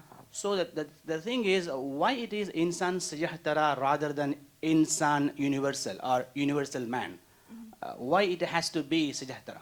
All right. That's my question. Okay, I don't think that I don't think that is my place to answer that, but I tried to understand this in the past few years as well. But for me, the wisdom that I can take from it, I remembered last time when someone said, "Nahnu du'at qabla kulli shay." You are a du'at, or you are a da'i before you are anything, right? So as a da'i is that you should be able to communicate anything to different people. So I think what currently the university is trying to do is to find a way to communicate something that perhaps it doesn't sound too religious in the first place, but we can get that way to our main mission. So in Indonesia we call it masuk jalan mereka, keluar jalan kita.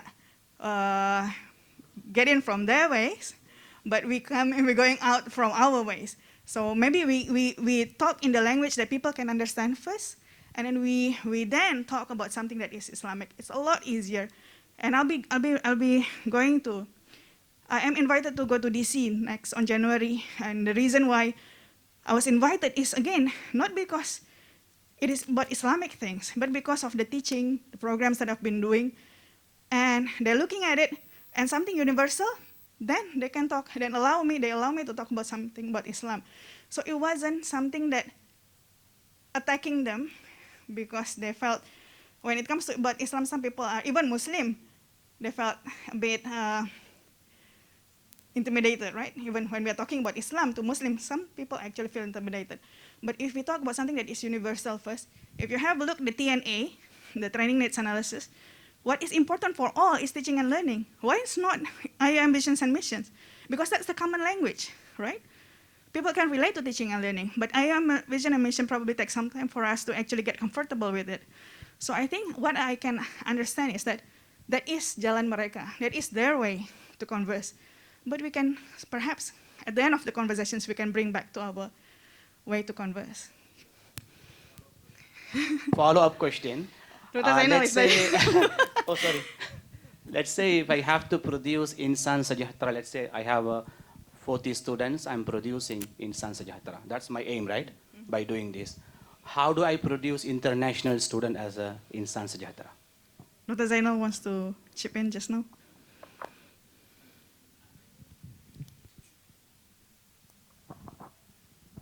I thought the question was on why are we not using Islamic terminology or Islamic approach to it? Yeah?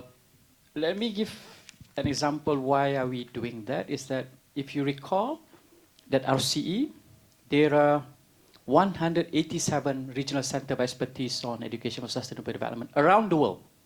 There's only one that brings the agenda of Islam, but that agenda is not explicitly mentioned there. Yeah? But we thought that, like what Prof. Amira was saying, that masuk jalan mereka, keluar jalan kita. Keluar jalan kita, yeah. All right. So you know.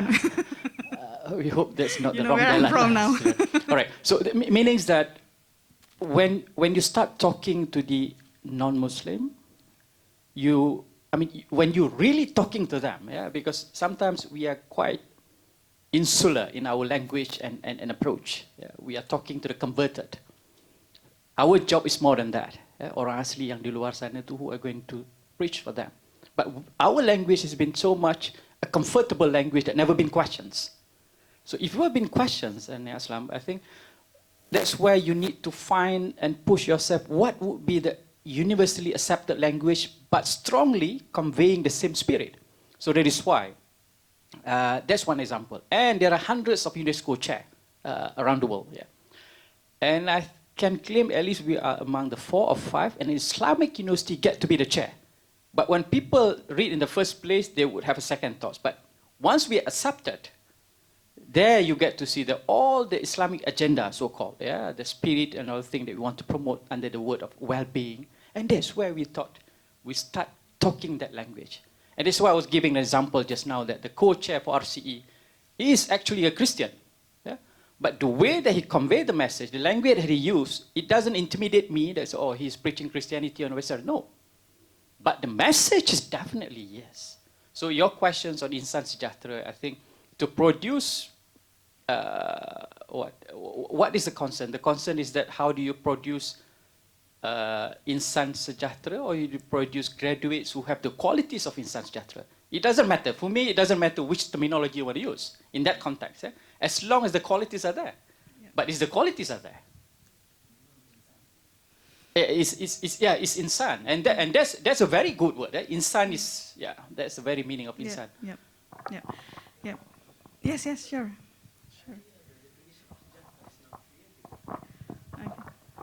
We are from Nusantara. For example, if you listen from Dr. Aslam, right? He said Nasiha, and Dr. said Insan Saleh. We are from Nusantara. Can we accept this definition? Sejahtera with this meaning? Nasihat and orang saleh? Please give me your opinion. We are from Indonesia, or from Malaysia, or Thailand, or Brunei. Sejahtera is different, right? This sejahtera is meaning sentosa, bahagia, aman, right? This is sejahtera. So maybe the translation in Arabic is as-sa'adah wal mu'afa. Bahagia dan selamat. This is the meaning of sejahtera. So as-sa'idu jasadan wa ruhan wa qalban wa syu'uran. This is the sejahtera. Dr. Zainal, can you because sejahtera in our mind it's not like this actually. All right. Immediately, if you want to produce that kind of impact, aman, what kind of qualities that you need? What kind of values that you need? Don't you need nasiha? Don't you need to be for the purpose of, in the state of al-falah, sejahtera? So it's not necessarily a direct translation, but the input, output, process, and impact. That's the whole meaning of sejahtera. That's why what we try to project here is not just a literal meaning from the Nusantara, even the Nusantara perspective, I can recall the slide. There's a lot of things that there's no one single word can actually translate that give the correct nuance of what sejahtera is. Aman, tentram, harmony, dan sebagainya. Which, for that, that is a very ideal, that imagine what kind of qualities needed for that. Is that not having a lot of overlapping there, or there's still confusions or contradictions between? The deeper meaning in Arabic is maslahah, because the religion came to get the maslahah and avoid the mafsadah. Yeah, so as against, as the said, Al-Aziz bin Abdul Salam said, this religion came to get the maslahah here and in the hereafter. Yeah, correct. Okay, thank you. Yeah, so is that aligned with our Nusantara meaning of sejahtera, or is still not? I mean,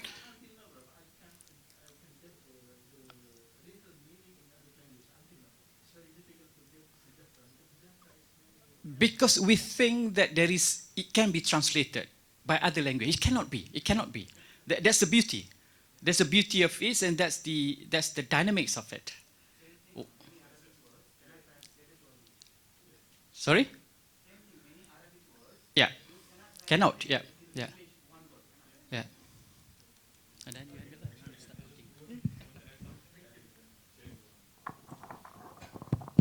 Actually, I think perhaps we have different stages of understanding sejahtera. Yeah.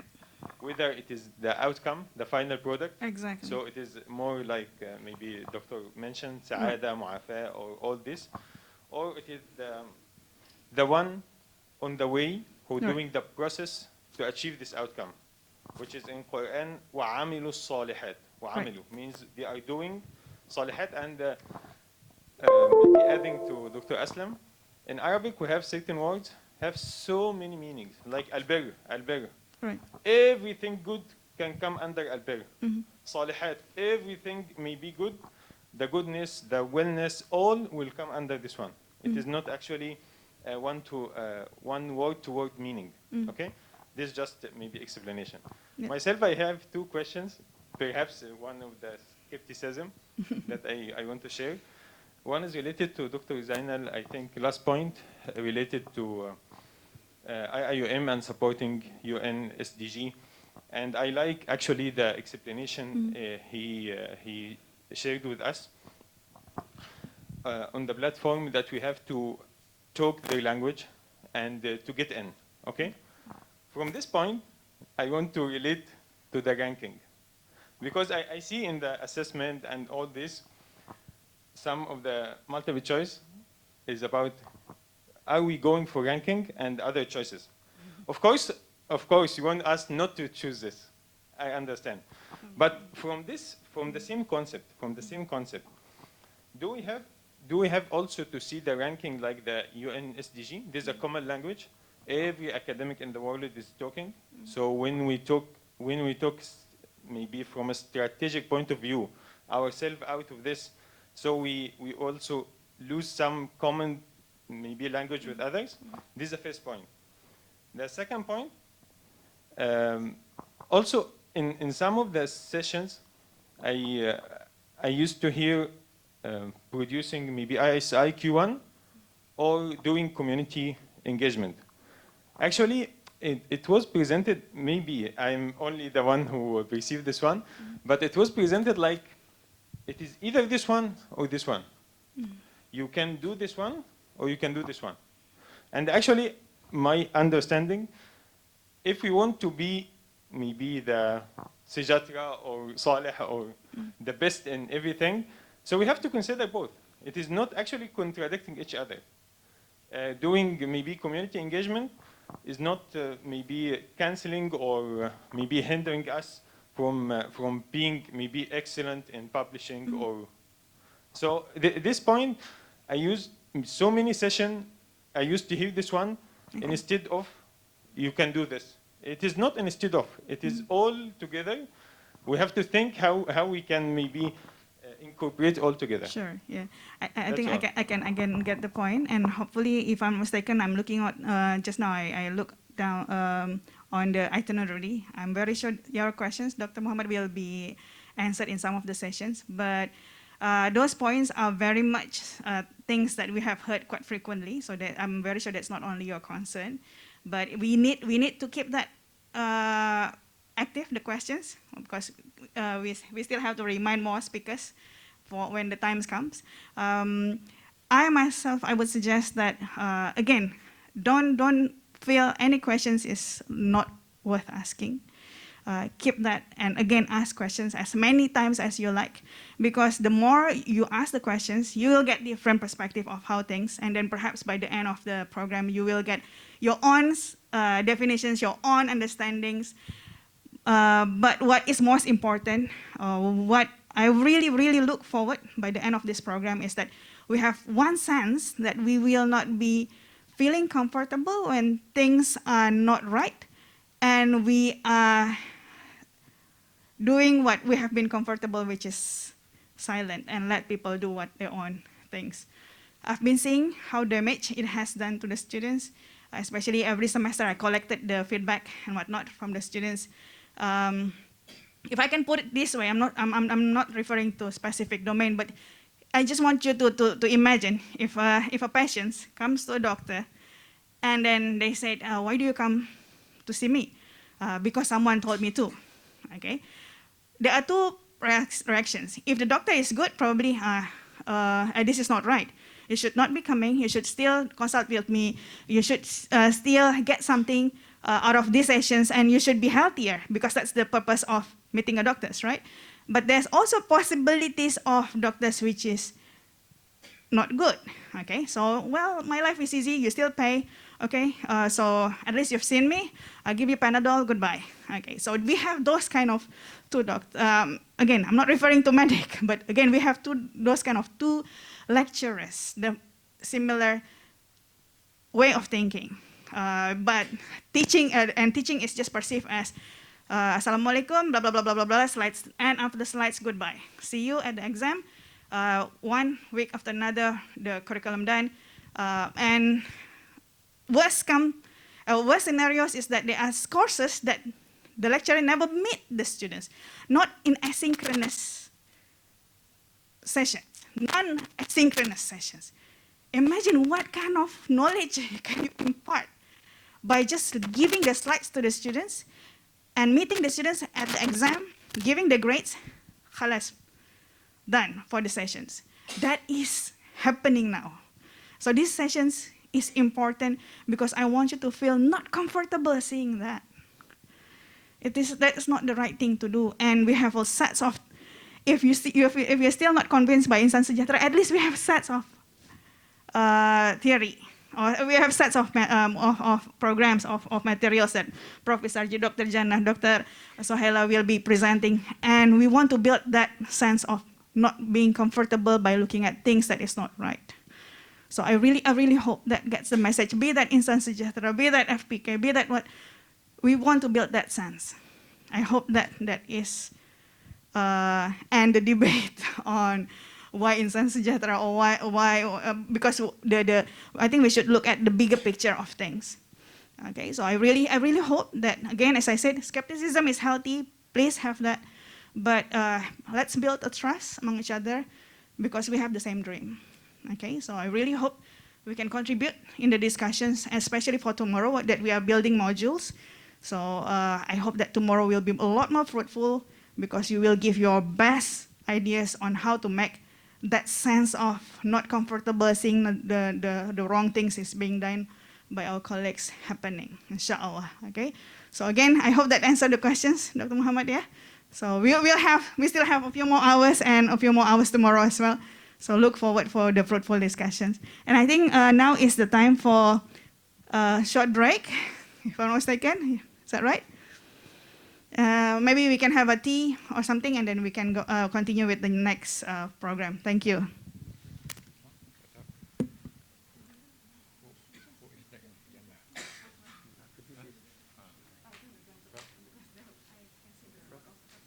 You'll be next, right? And then?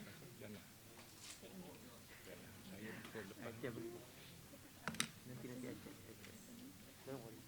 You guys worry.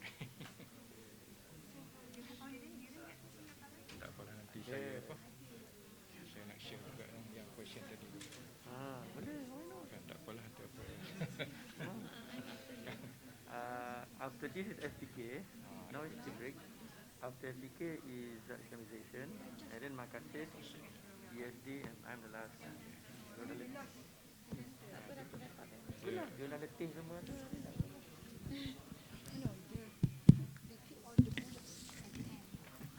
You ada?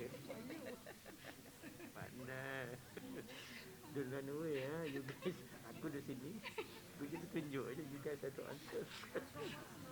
Because I can sense that is the body language. Dr. Mira, this is what we want. I want them to argue. I want them to disagree. Yeah, but they don't have that chance yet. So I don't want them to accept. Lying down. And then the first theory, the first session was very theoretical in nature, so I don't think that you'll go through that.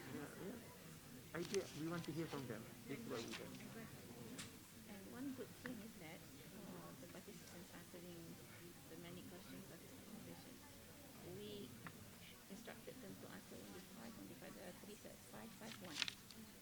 Most of them 10, 12, 15. And then, but most of the answers were great.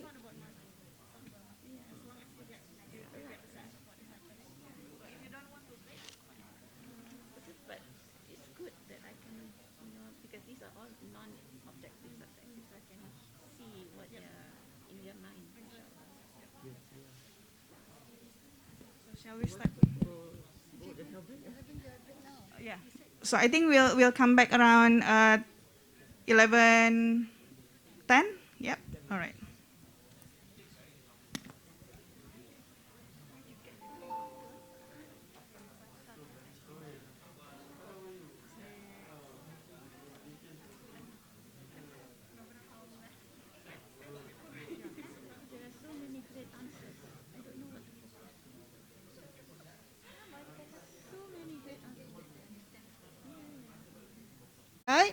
and perhaps I can also get questions from you on any confusions or maybe things that you do not understand well about FPK. Like what I'm sure that my session, my slot, the FPK content is not that difficult to understand, right? Before that, can I know how many of you have been serving IIM more than 10 years? Lebih 10 tahun. Not you, not speakers. I know you have been here for years. More than 10 years. 1, 2, 3. Okay. So that means, let me see, how many of you have been here about 5 years? Okay. So we've got more new faces lah. Yang lain tu? 3 years. Oh, below 5 years. Okay. So for those who have been here for more than 10 years, how do you feel when you hear about FPK? How do you feel when you hear about falsafah pendidikan kebangsaan? I just want to know, because before this we have not talked about it, right? We are more used to triple ICE. Betul tak? Kan? Everyone knows triple ICE better. So why the talk about FPK now? What do you think about FPK?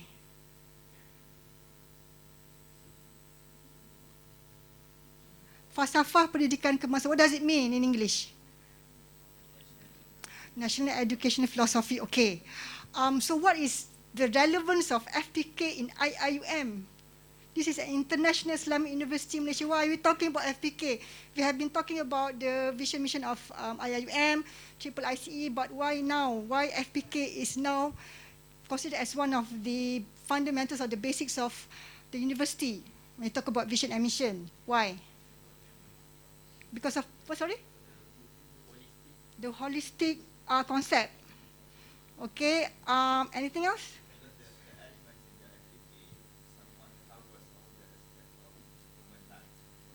What do you mean by that? Oh, the potentials. Okay, good. Okay, yeah. So, okay, now, I think before this we have not really talked about FPK because we are used to the Islamic philosophy of education. Betul tak? Kan? In IIUM, we are holding to the Islamic philosophy of education that is formulated during the First World Conference in Mecca. Right, so there's not much need to talk about FPK. Basically, if you look at FPK and the Islamic philosophy of education, you can see that I would say the IPE would be more relevant to us because it's clearly explicitly stated the sources of knowledge, of Islamic sources of knowledge, concept of man, in Islamic perspective, right? But FPK does not actually make that explicit in the statement, okay? So, but why do we need to also look at FPK in this context at this point of time? Is it relevant? Do you think there's a need for us to do that? Why? Why not just hold on to IPE? Yeah, sure.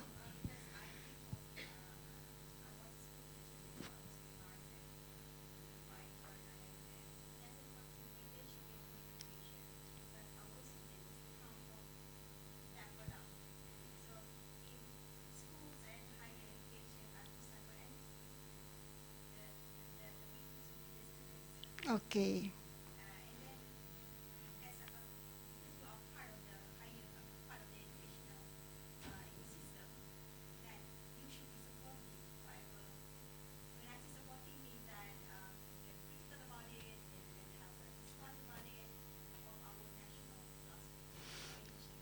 Okay.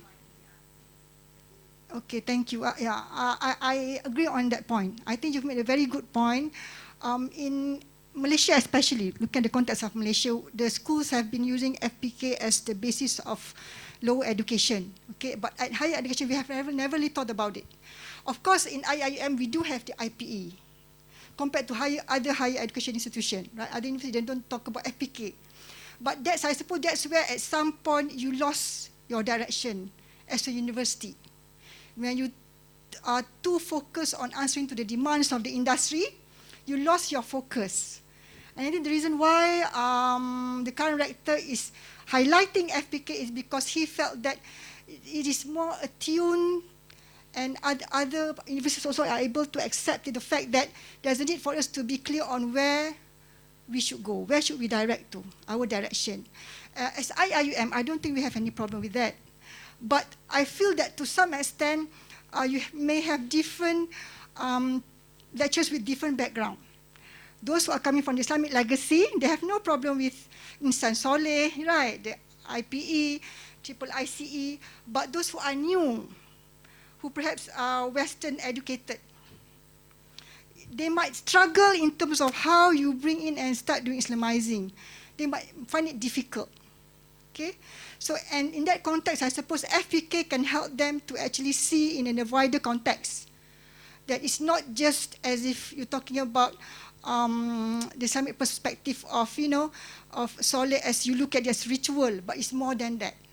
So I think that's why FPK is also important in the sense that as a lecturer, when you step into the class, you have to know what's your purpose in this university. So FPK actually makes you acutely aware of your purpose as a Murabbi. And this is very important. Okay, at one point you have to understand, if you want to touch the hearts of the students, you first have to know them well, right? Who you are teaching, what you are teaching, how you are teaching. All these are pedagogy, betul tak? Right. Pedagogical content knowledge which we need to have. To that extent, that's this part of your professionalism where you should be aware of what FPK means and how it should be able to help you to perform or deliver your job as a IIUM lecturer or as a Murabbi. So that's the basic of FPK. To me, every lecturer, every teacher should know what FPK means because it gives you a purpose and tells you what you need to do in every class that you teach. So that is the basic thing that we have to remember. Okay? Anything else that you want to ask along the concepts that you have gone through in the video? Any questions? Before I ask you questions? Better, yes.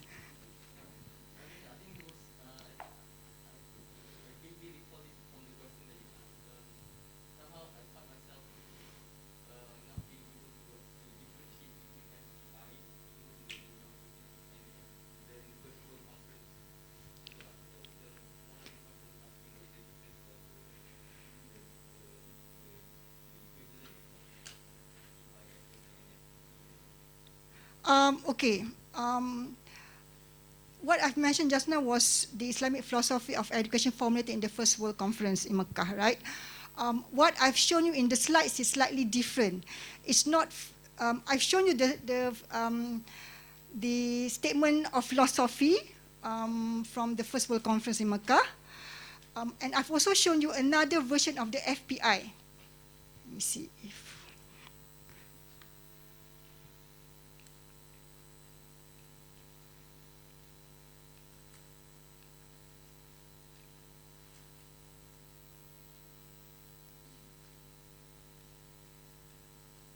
Okay, this is the FPK. Unfortunately, it's in Malay. This is the FPI that I show, right? Now, few things that you can take note is that there are differences between the two. I mentioned in FPI, it's explicitly mentioned about the word Allah there, right? That you serve Allah. And of course, Quran and Sunnah are the sources of knowledge. So there's a big difference between the two.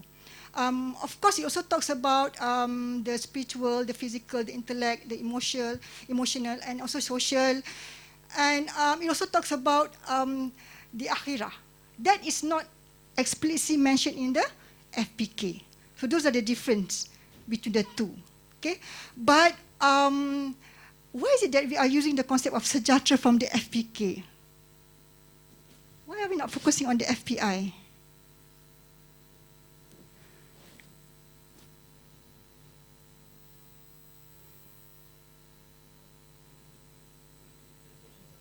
Sorry? Why are we focusing on FPK and not FPI? Because basically in FPI also talks about kesejahteraan, right? Kesejahteraan abadi di akhirat.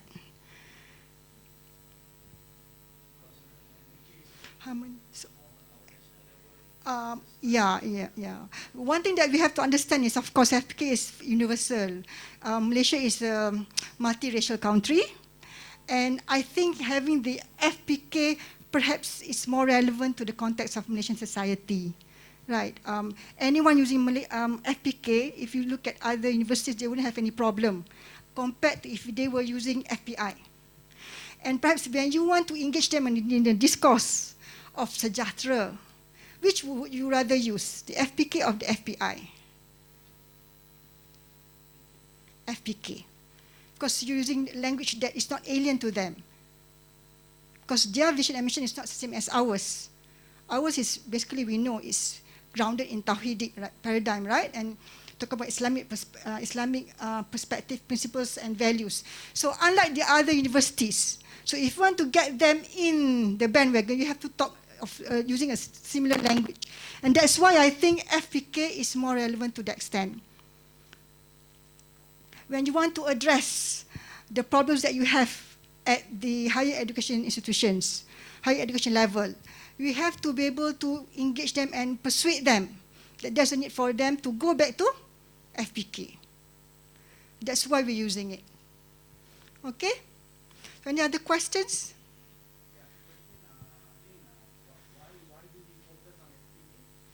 It's because one is that it has, although it is not stating, it doesn't share similar explicit concepts with FPI, but it still talks about Sejahtera, which is also the same in FPI, mentioned in FPI, right? Of course, in FPI, you got the falah, the concept of falah.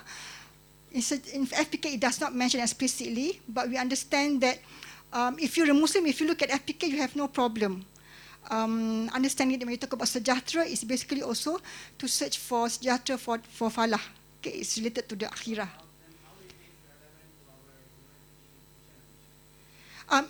Basically, it's the same, actually. It has the same components. FPK, if you look at my video, FPK is actually formulated based on FPI. The Islamic Philosophy of Education in First World Conference in Mecca.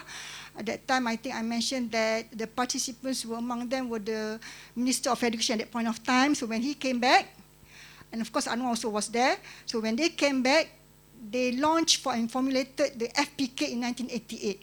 But of course, they have to make it universal. But that's why you can see so many similarities between them. Universal in the sense that it does not state Allah, Quran and Sunnah because it is addressing the Malaysian multicultural and multiracial society. No, it's not secular because it talks about God. And even some Malaysians are having problem with the FPK because there's the word God there. They don't like that idea because they felt that you're imposing your concept of God on us. Yeah, that's why they also have a problem with Rukun Negara. The liberalist now says that, and of course, I think one of the reasons is also the way it's defined here. Sometimes it's coming from the perspective of a monotheistic religion, right? Because in Malaysia you've got the religion of philosophy, kan? Okay, right? Okay. Any other questions? No? Okay. Let me see. Well, you cannot really blame that, right? Okay.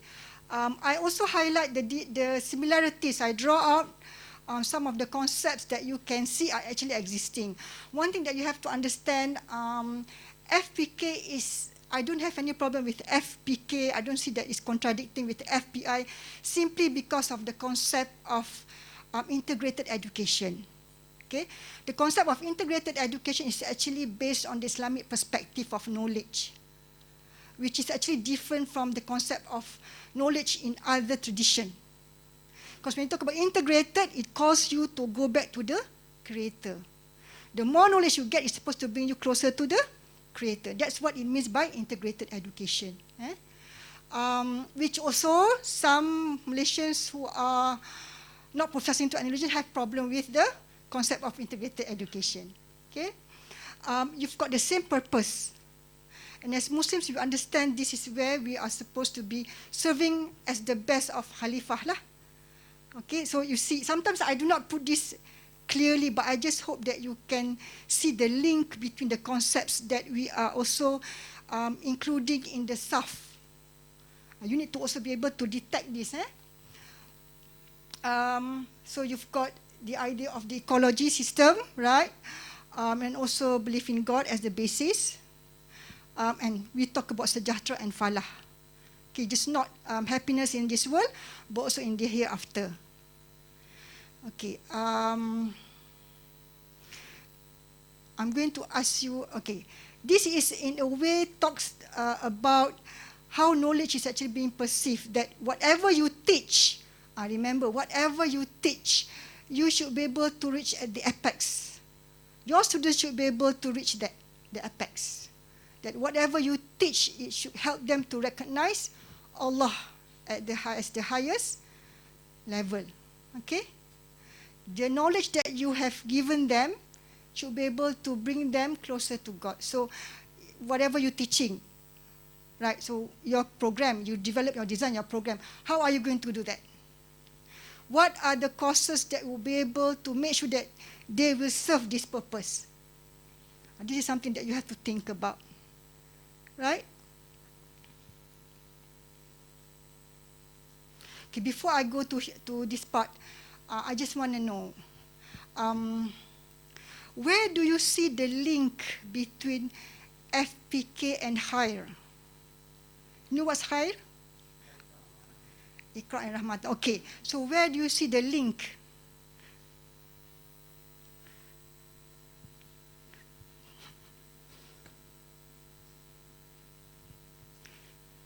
Because higher is very much in the SAF, kan? Betul tak?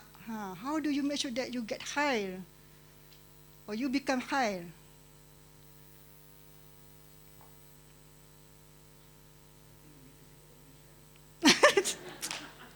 That's not good enough. Anyone can say, I've shown you that figure just now. Right?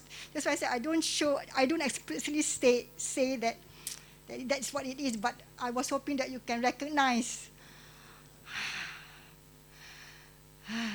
Okay. Pay attention. Okay, this one. Where? Where's the Khalifah? That's the purpose of life. Okay? Your purpose is to be a Khalifah. That's there. What about the other one? Amanah is also there, right? They go together. Right? Amanah and Khalifah, they have to go together. Iqra, where's Iqra? Exactly, very good. The triangle I show you, that's Iqra. Oh, how do you understand Iqra in that sense? Because Iqra is a very, it's not a simple concept. Right? It's not, Iqra means read. It's not that. So what does Iqra means in SAF? Seeking knowledge, lagi? Lifelong learning, anything? If I were to ask you to connect Iqra, the concept of Iqra with the triangle, how would you explain it? This one.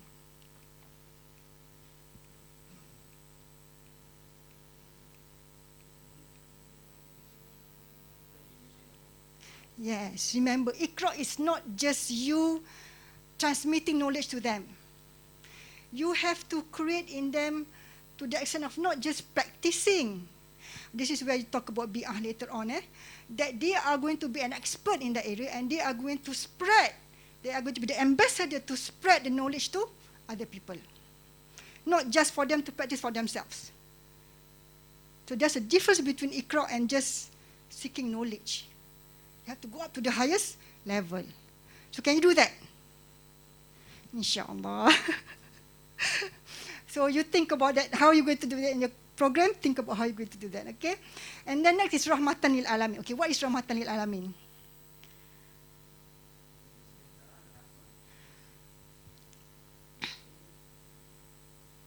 What do you understand by Rahmatan lil Alamin? Sorry? Community, okay. What does that mean? Benefit the society. Okay, very good. So how do you do that? How many of us actually do that? How do you benefit the society? You are sending the?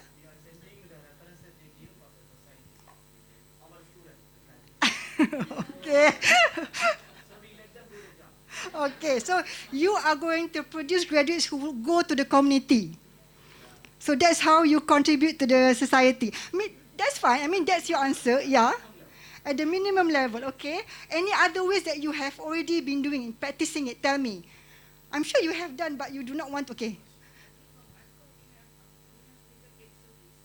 Okay, very good. Yes, true. Your expert areas, right? You contribute in your expert areas. Yes, good. What else? Everyone does this, come on. Because you're a teacher. Every teacher does it. What do you do? Teaching. So how do you teach? How do you connect that as benefiting the society?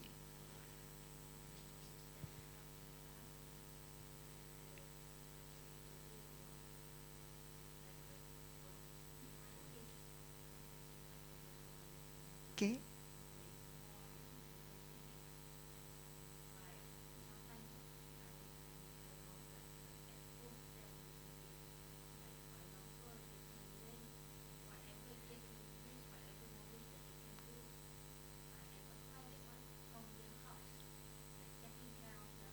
Okay.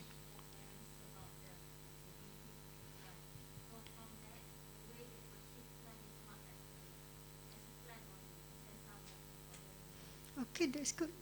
Okay, so what you're saying, the knowledge that you shared with them help them to take it beyond the classroom. So they bring it outside. Okay, that's good. Yes, that's one way.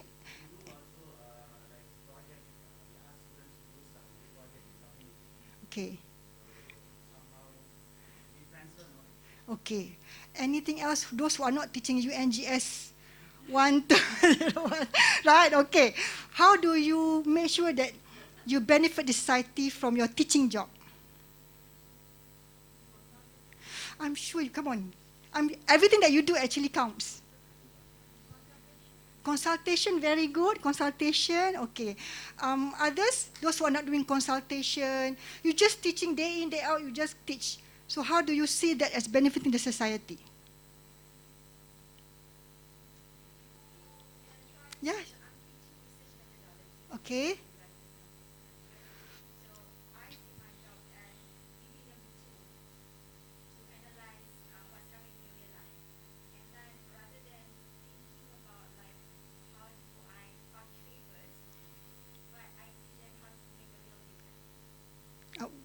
How's that? How do you?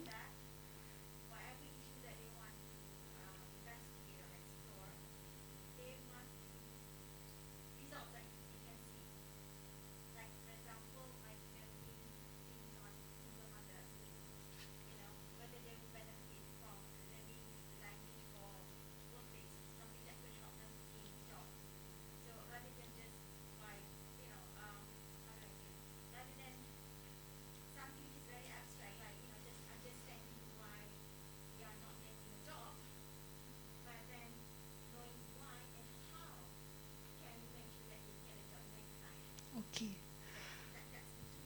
That's how you, okay? Yeah, I can see that you make a difference if you're teaching them that way. Okay, what about those who are not teaching research methodology? how do you, yes, Azika.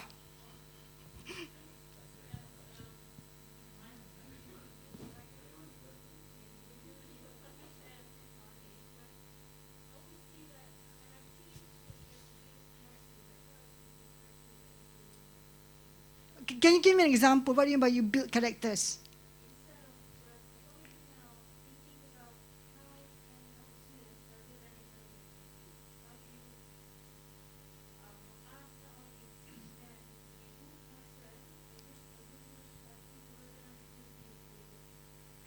Okay.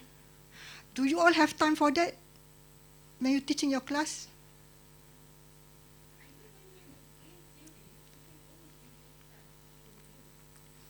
Do you do that? I just want to ask an honest question. Do you actually do that? Yes.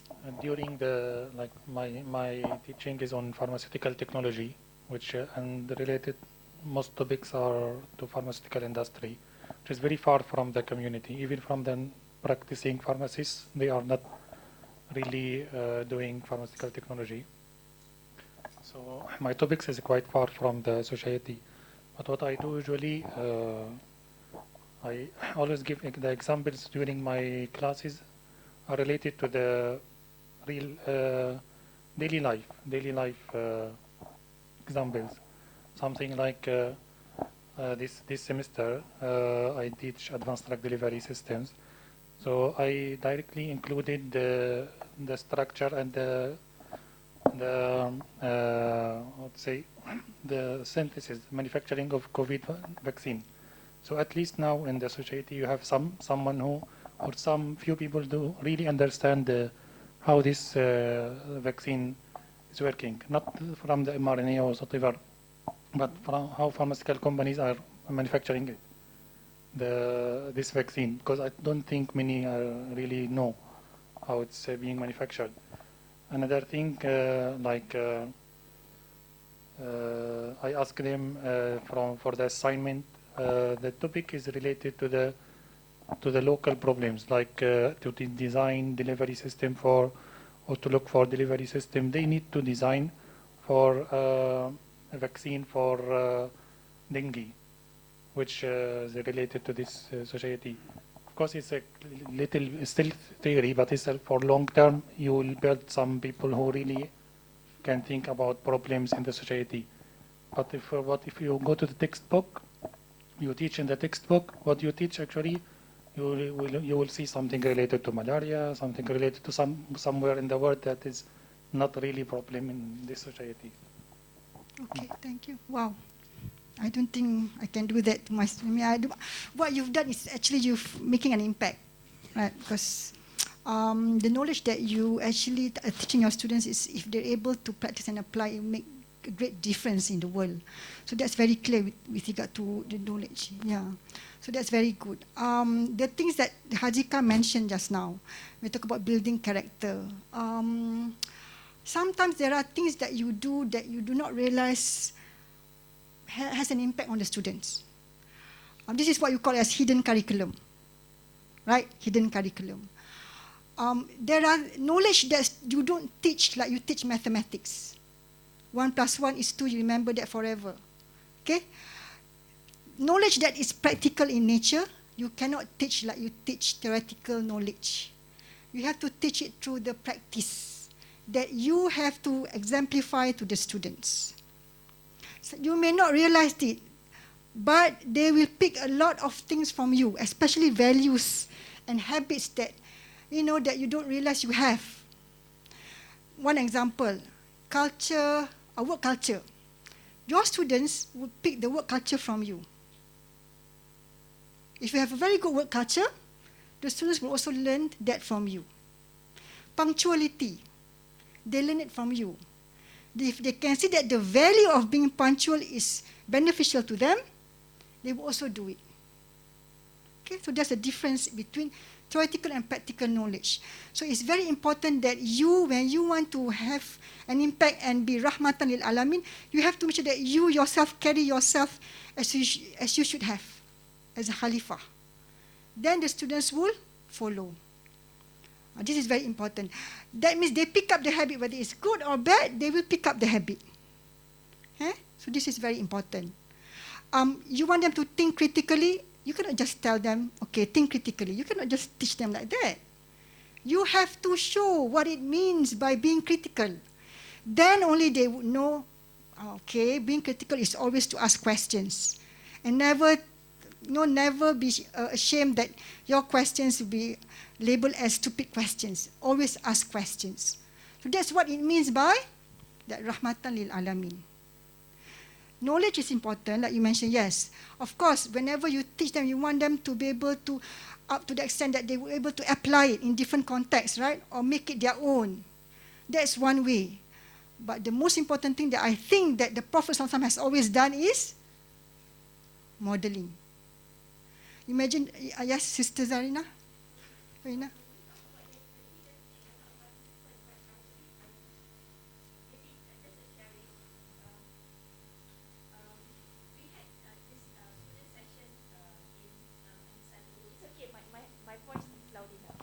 you. No, and you were telling about modeling, right? Okay, so I believe because I'm standing and speaking there, then you know my name is Zurina, but I'm not sure I know everyone here. But we are talking about one ummah, and we are talking about brotherhood. I don't think Hazikah knows your name. So we are not actually in one. And when it comes to programs conducted, okay, I blame myself as an administrator. I always forget the congregational prayer, where that would also bring the brotherhood together, the ummah together, because these are one thing that Rasulullah sallallahu alaihi wasallam said. And if we want to make ourselves as an example to our students, then we have to do this first. May I say that? Sorry. Thank you so much. Thank you. Yeah, because I have been criticized when I taught leadership and management. Okay, my class was from 8 to 10 p.m. and I did my congregational prayer with my students during the class time for the Isha prayer, and I selected one student to become the imam, and I was criticized last time. Why? I don't know. Okay. So that's why. No, that's why we have to be the role model. I am reminding myself. Thank you so much. Thank you. Thank you for sharing, Doctor. Okay, so this is one thing that I like to emphasize on that I observed. You know, in education, we've got 4 programs. We've got the counseling, we've got TESOL, TESOL is teaching English, we've got TASL, teaching Arabic, and we've got Islamic education. And you will see these similar characteristics among the students of the program. The counseling students are very, very helpful, because the nature of counseling, and the lecturers are counselors. They're always there, you know, and they work very meticulously with the program. Look at TESOL; they're very projecting themselves. Azika, very, you know, brave to speak out loud, to express their voice and opinion, right? TASL, teaching Arabic, although they're teaching Arabic, but they're very high-tech and savvy. You want to make it relevant, Arabic language is relevant, they have to make it high-tech and savvy. Islamic education, very tawaduk. Very, very tawaduk, right, Dr. Jannah? So you can see that those things that you can see very clearly being applied and practiced by the students. So this means that you need to be able to do that themselves. Whether you realize or not, hidden curriculum is more important and sometimes it can be more powerful than what you teach them as in syllabus. Okay, I was informed that my time is up. So I'll just run through, because I think you all know what this is, because I've also shown this in the video, right? I think you're able to connect this very well, because based on the questions that you asked Dr. Zainal just now, you can see that the close relationship between all these elements that are in the South. Okay, one thing that I want you to always remember, that sometimes it's not just doing the good things, but also telling them that something is wrong is also equally important. This is what it means by fasad. Right? When you talk about SDG, to me, in Islam, this telling people to stop doing destruction, which we never really think about it. Every action that we do, we don't really think about the consequence of that action. So we have to start thinking about being brave enough to stop fasad from happening. If you don't do that, then you're not becoming a good Khalifah actually. Merely submitting to Allah is not enough. Okay? With that, I think that's all. Falak is basically yourself. Okay. If you want to see changes tomorrow, you start it from today. This is important. Okay. That's why in Japan, they've started from early childhood. Okay. I leave you with this question. Thank you very much. Any questions? Okay, after that. So you can keep your questions after this. Okay, thank you.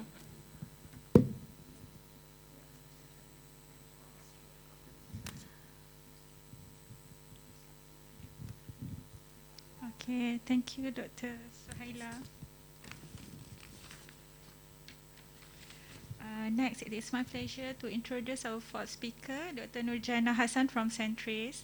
Nurjana is the speaker for Islamization session. Please welcome Dr. Nurjana.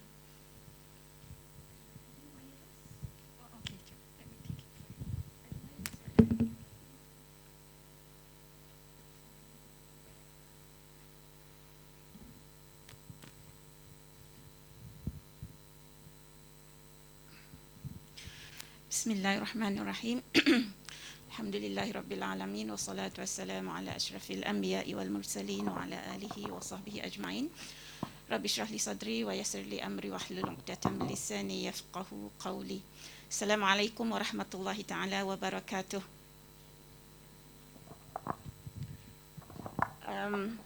I feel honored and humbled actually standing before you.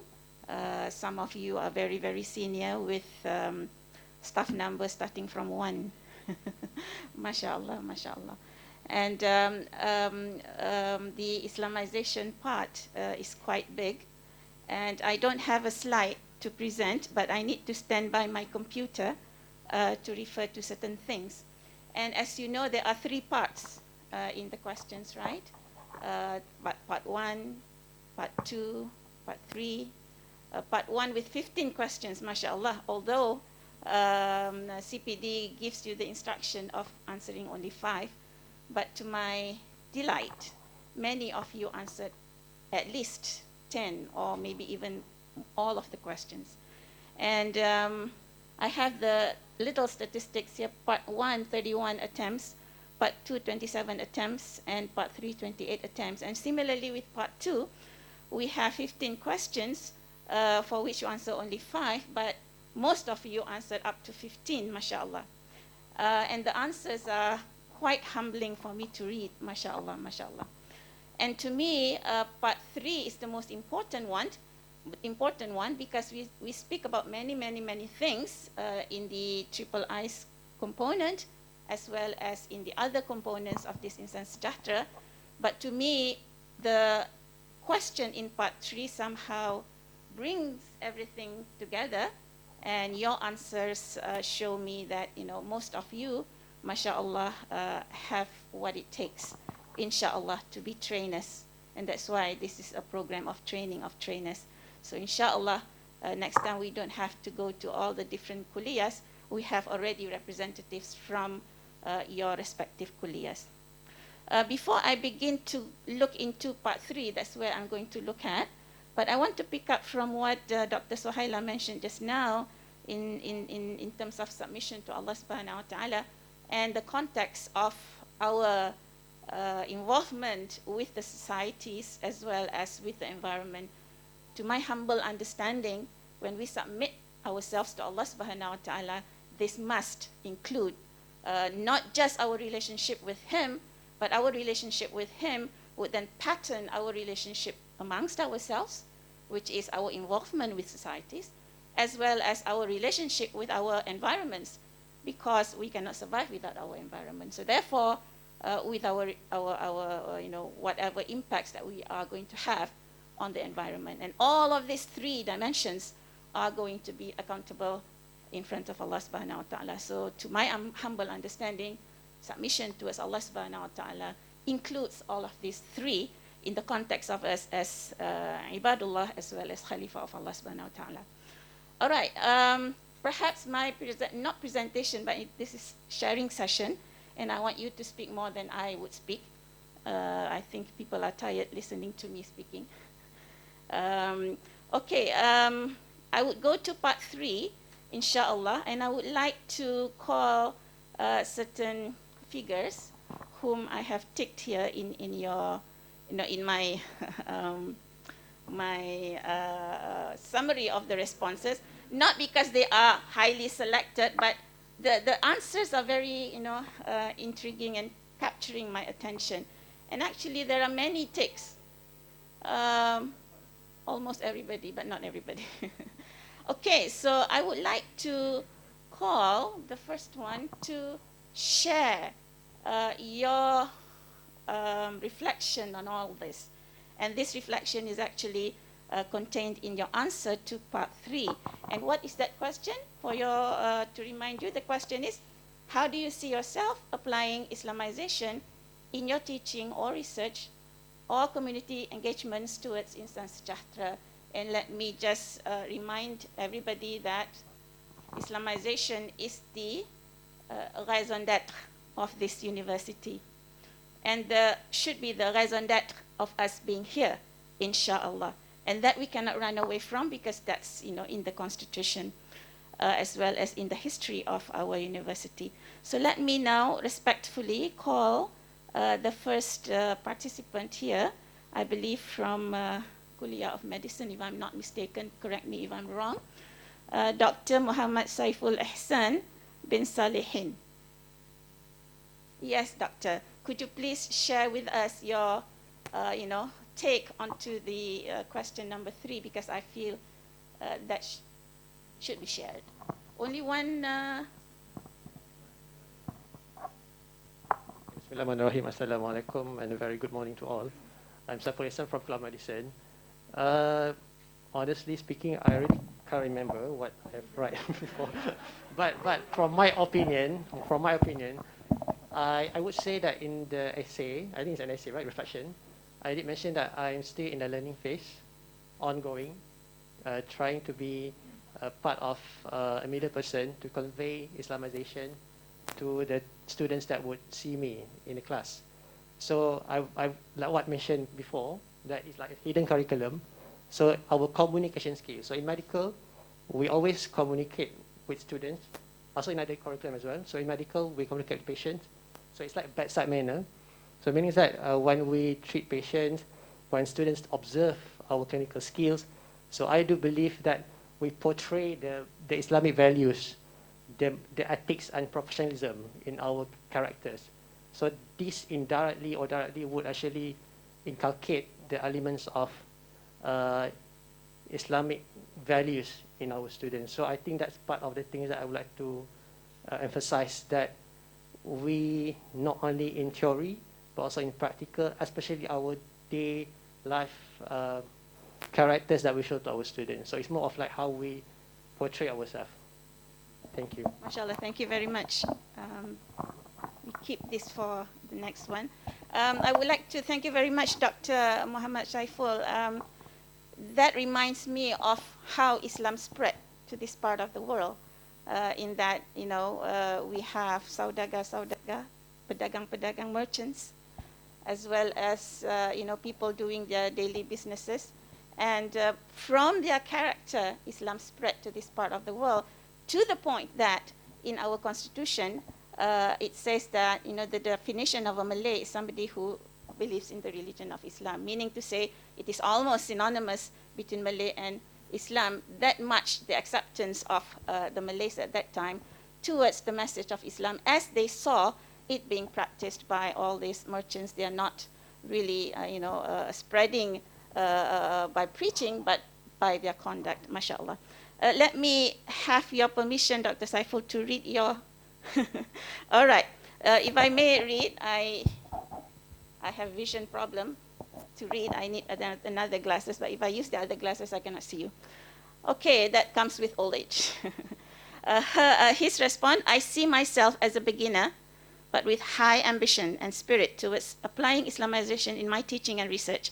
It starts with the intention and objectives of my teaching or research incorporated with Islamic values portrayed in its contents, methodology, and presentation.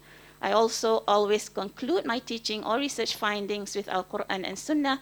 I can see that there are a lot of areas that I need to contribute further in the process of Islamization, but surely I'm moving forward in this noble task, mashallah. May Allah be with you.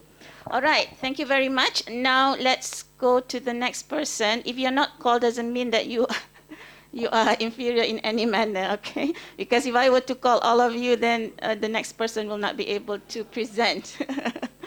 All right, let's have Dr. Duriana again. MashaAllah. No? Come again? All right, I respect you, but your answer is also very captivating, to say the least. Let me just move on by her request to Dr. Maizura binti Muhammad Zainuddin.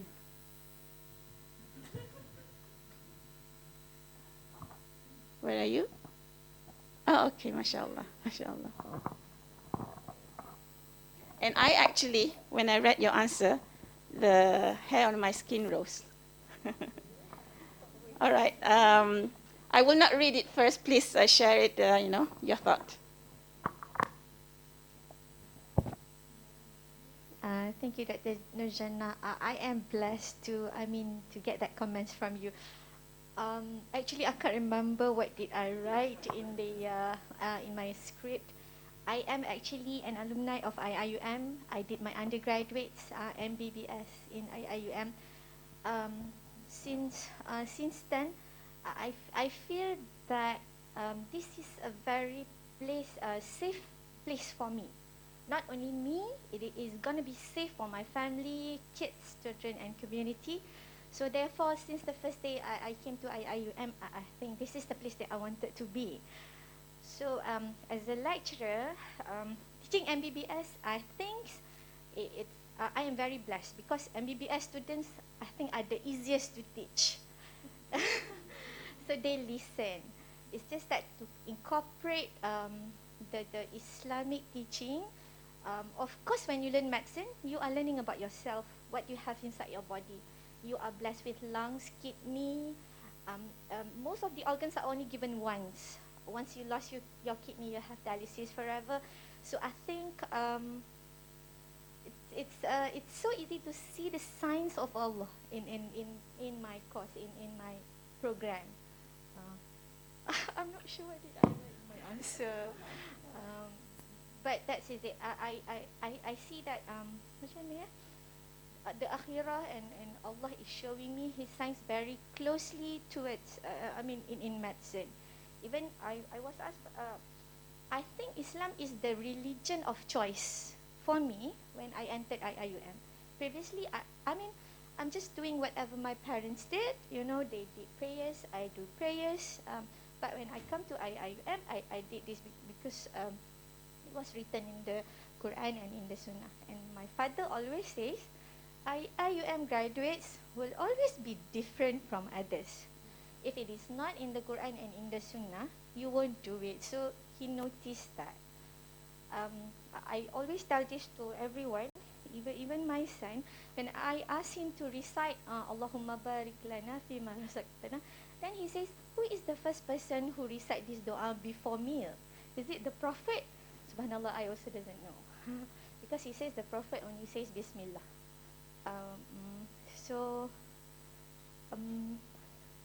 There's so many other things that I like about IIUM. I bought the IIUM plate number as well, Dr. Nurjana, for your information. So that's it so far. Thank you so much. Thank you very, very much. You are not alone, Dr. Maizura, because I know other friends of mine from Malaysia, from overseas, they identify themselves as, with IIUM, even with Baju Kurong, although she's from Russia. She's no longer here. But I have many, many friends that way. MashaAllah, IIUM has been impactful. Allow me to read your response. All right. May I? All right. Bismillahirrahmanirrahim.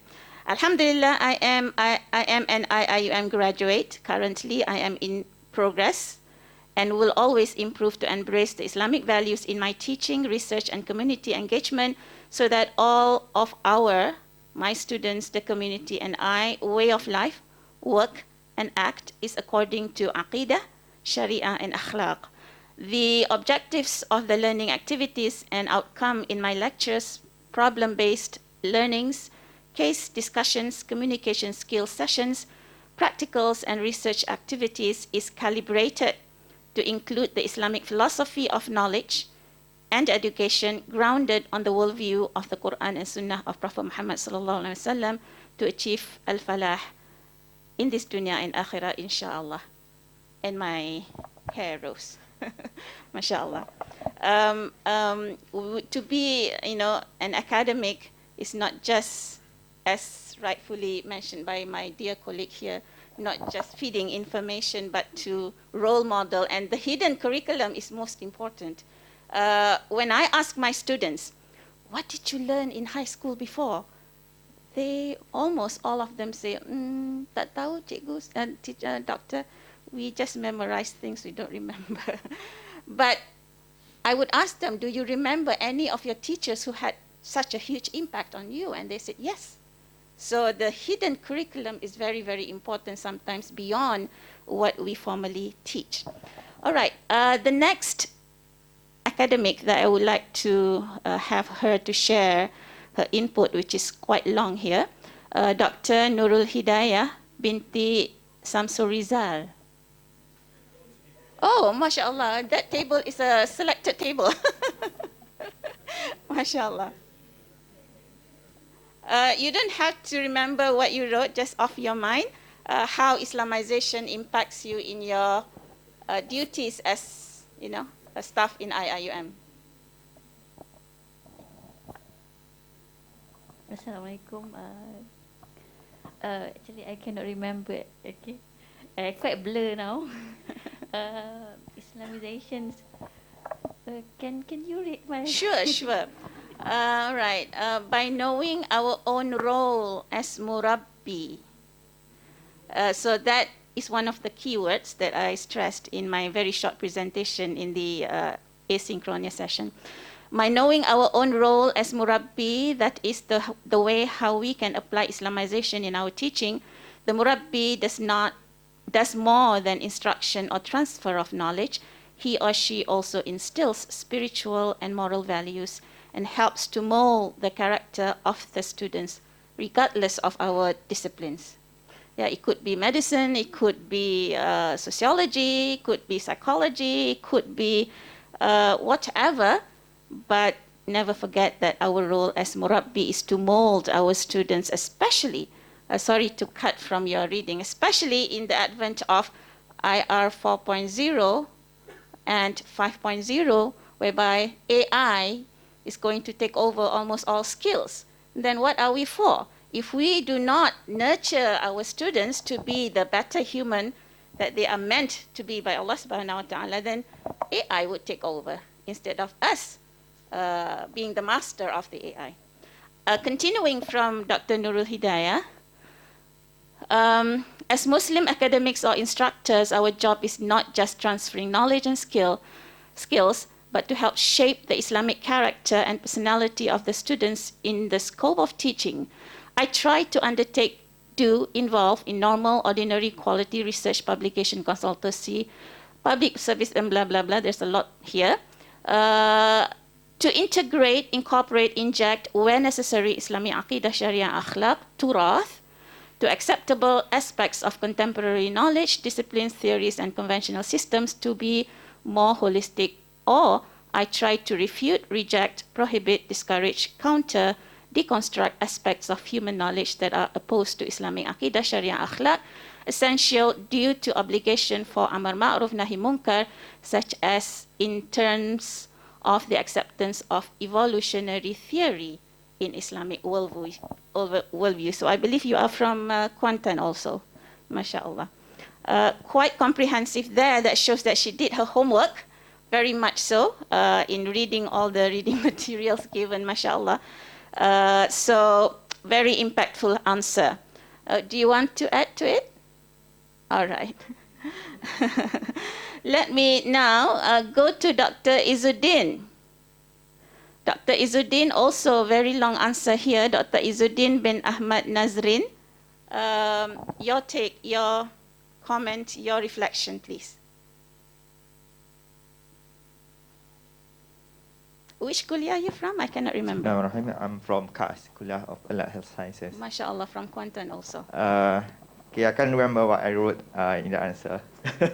It's been a few weeks. So as a murabbi in IUM, I would see myself executing or implementing the concept of Islamization in our teaching, because I'm teaching pharmacology, I'm teaching physiology.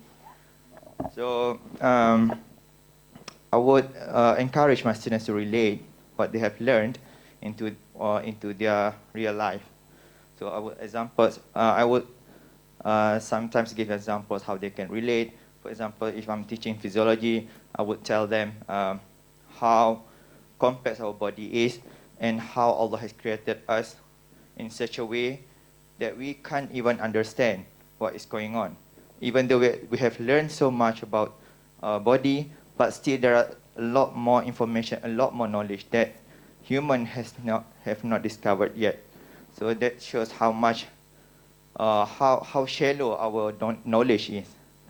Okay, I think that's it for me. Thank you very much. Maybe my bias to content because I'm from science and I miss science. So whenever people talk about something that is smelling like science, I get very agitated positively. I will quote your example, Dr. Izzuddin. You said if the topic is about functions of a body system, for example, cardiovascular system, for instance, how do we appreciate the mechanisms that are happening in our body? How vast is the knowledge of Allah? What we know might only be a little, not might, surely is only a little. There is so much going on in our body, yet we don't appreciate that is happening because we are ignorant. Imagine if all the mechanisms happening in our body must be done voluntarily. Surely we will stop breathing.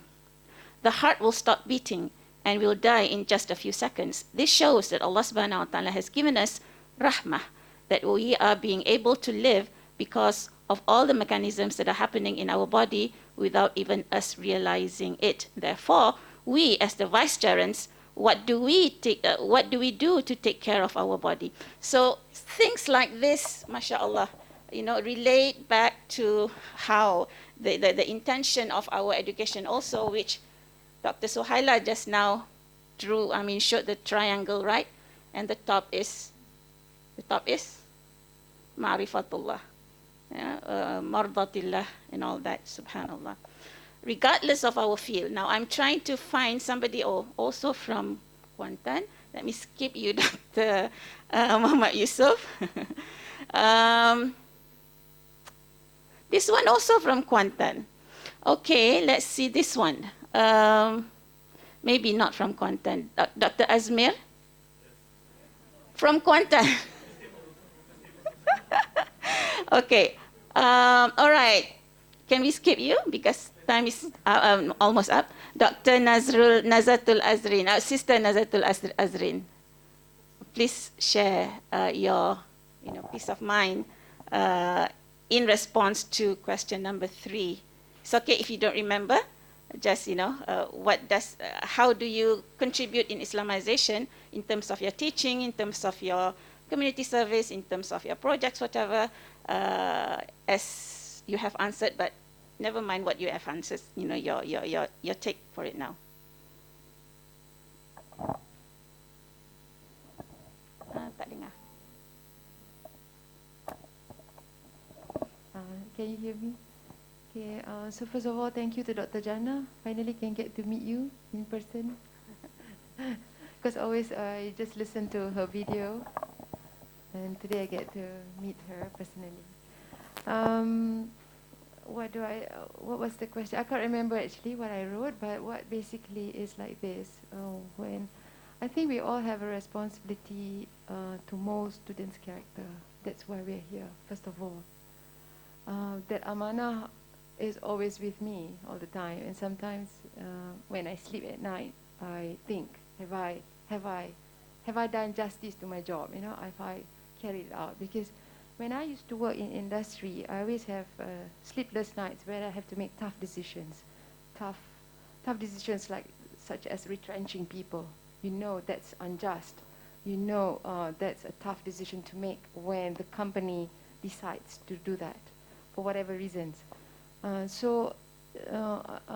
same thing also when we carry the responsibility, whether in academic setting.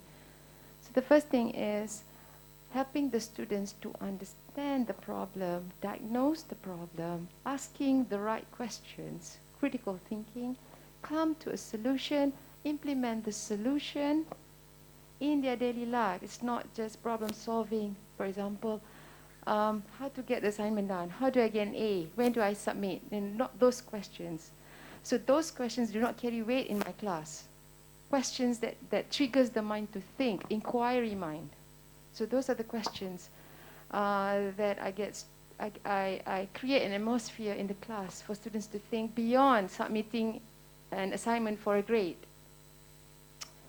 So asking questions to complete assignment doesn't carry any weight. Asking questions to understand, to apply, to improve the thinking process, to impact behavior, to take a different action at the end of the day, that is what matters to me, and that's what I will grade. So in my class, I have a student list. Every time a student says something, I will tick their name. At the end of the day, the students who are active in the class are the ones who make the effort to contribute. And these are the ones who they deserve an A. If the students are passive in class, but they're not contributing, so I told the class, then there's no contribution to the ummah, to the society, to the classroom, to the 50 over students in the class, because I teach you NGS, there are 50 over students in the class.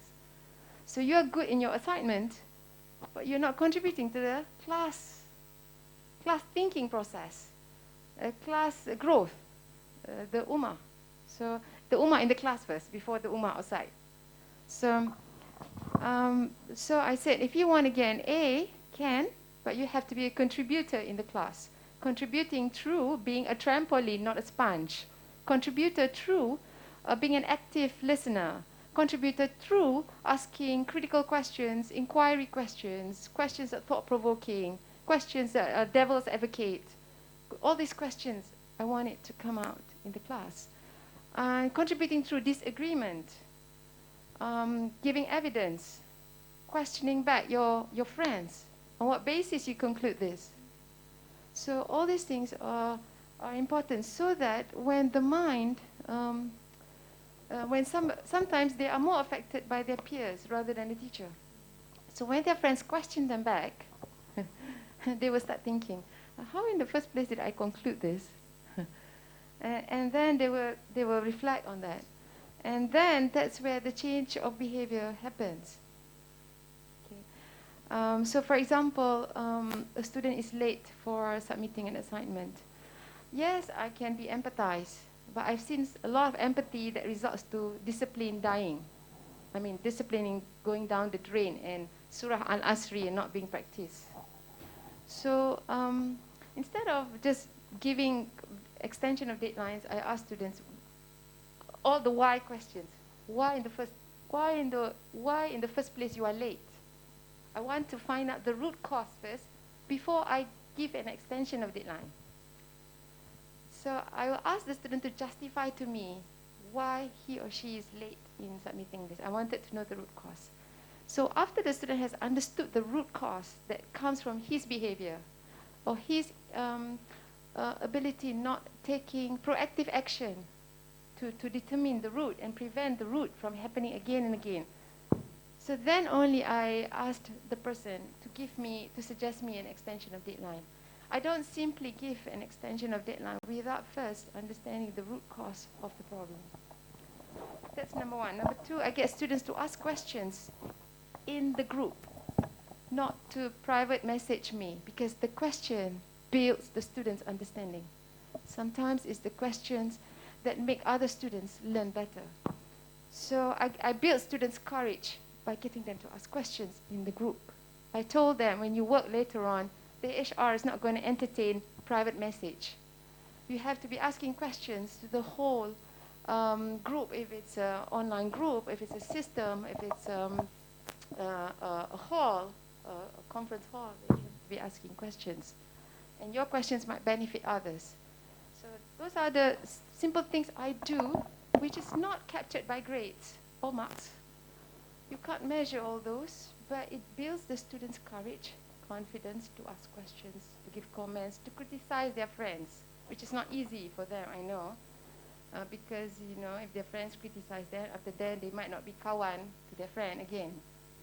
So, but the class is built to make it safe that you can criticize. After that, you can be friends again, and no problem to that. So those are I think the simple things we do basically we can do basically as a teacher to implement on being confident, not to be passive contributor in class.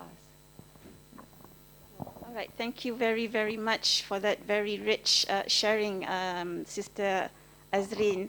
And I remember reading one of your proposed projects to be done is to revisit the KPI. Yes, and I think that is very, very, timely to revisit the KPI.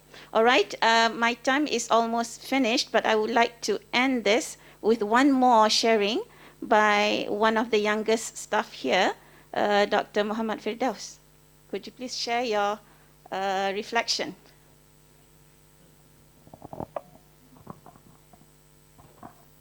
Assalamualaikum. I think I have to correct that one. Thank you, Dr. Jannah. I don't think I'm the youngest anymore. I'm approaching 40 next year. One of. At least by the look of it. Alhamdulillah. I think maybe that's the COVID pandemic is doing on.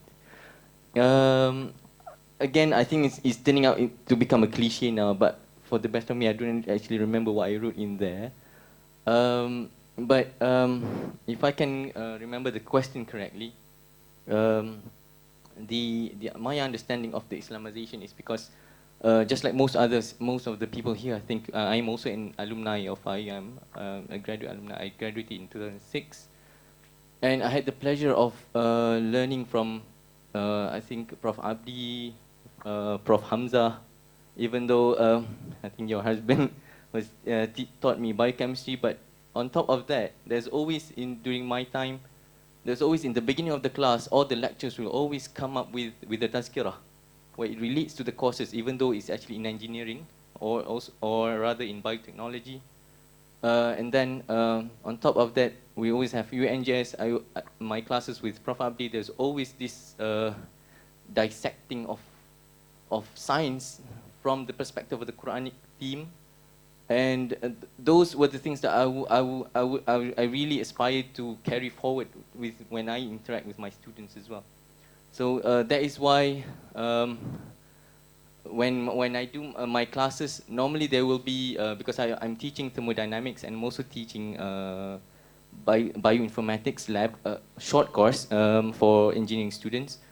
One of the things in my thermodynamics class, we always have these first law of thermodynamics being introduced. Normally the theory that we represent or that we present to students are more of a secularistic view. For example, the first law of thermodynamics, it's stated plainly there that energy is neither created nor destroyed, right? If you put a full stop there, I think that is not reflective of an education from an IUM institution.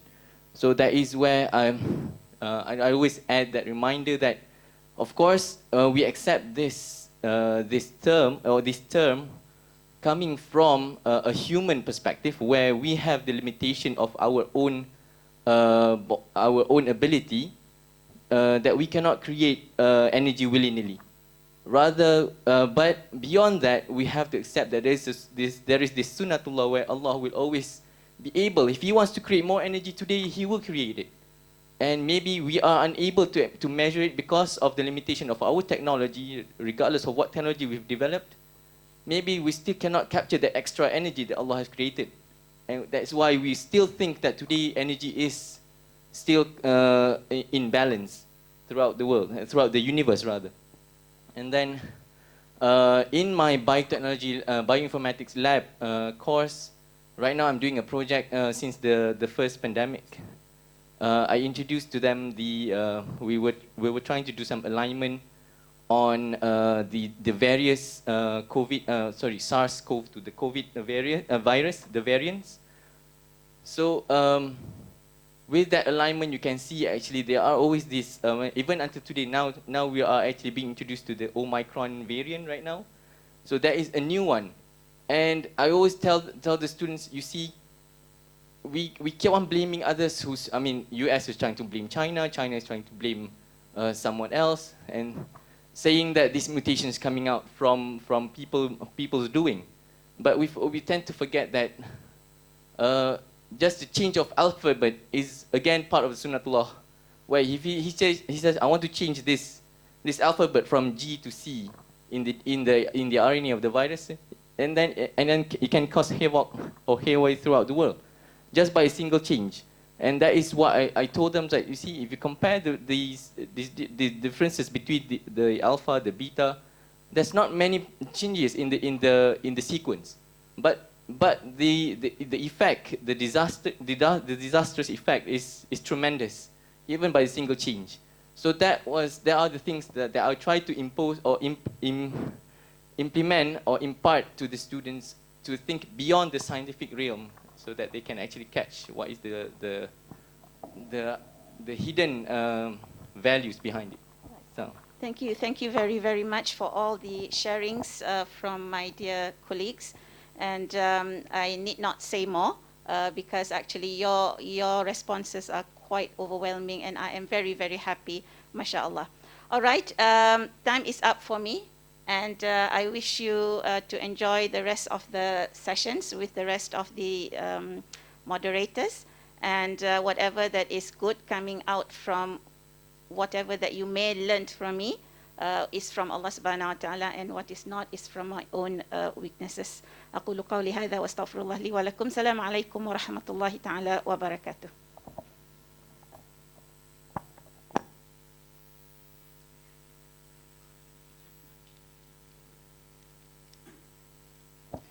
Okay. Thank you, Dr. Nurjana Hassan. Next, I would like to introduce our fifth speaker, Associate Professor Dr. Badruddin Haji Ibrahim from ICOL. Dr. Badruddin is the speaker for Maqasid Al-Shari'ah session. Please welcome Dr. Badruddin.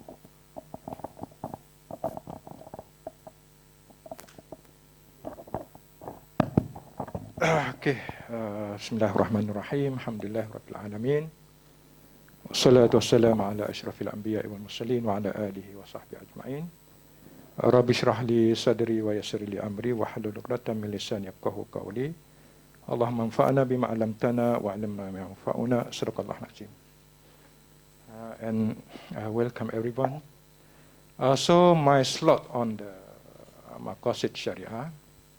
So I would like to thank all of you for your response. Alhamdulillah. So far I have received more than 20 response from you, alhamdulillah.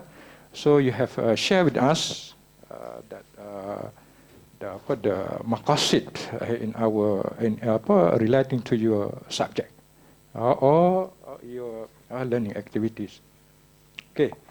So first of all, why you have to emphasize on maqasid? Why maqasid? Why? Why maqasid has been made as one of the component of SAF? Why maqasid?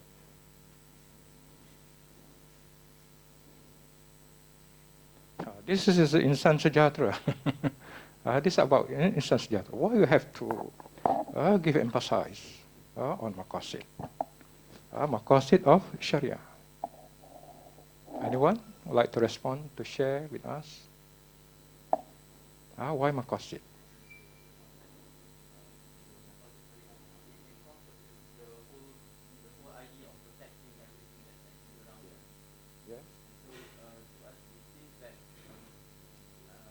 I'm not from a Syariah background, but yes. What I understand is because we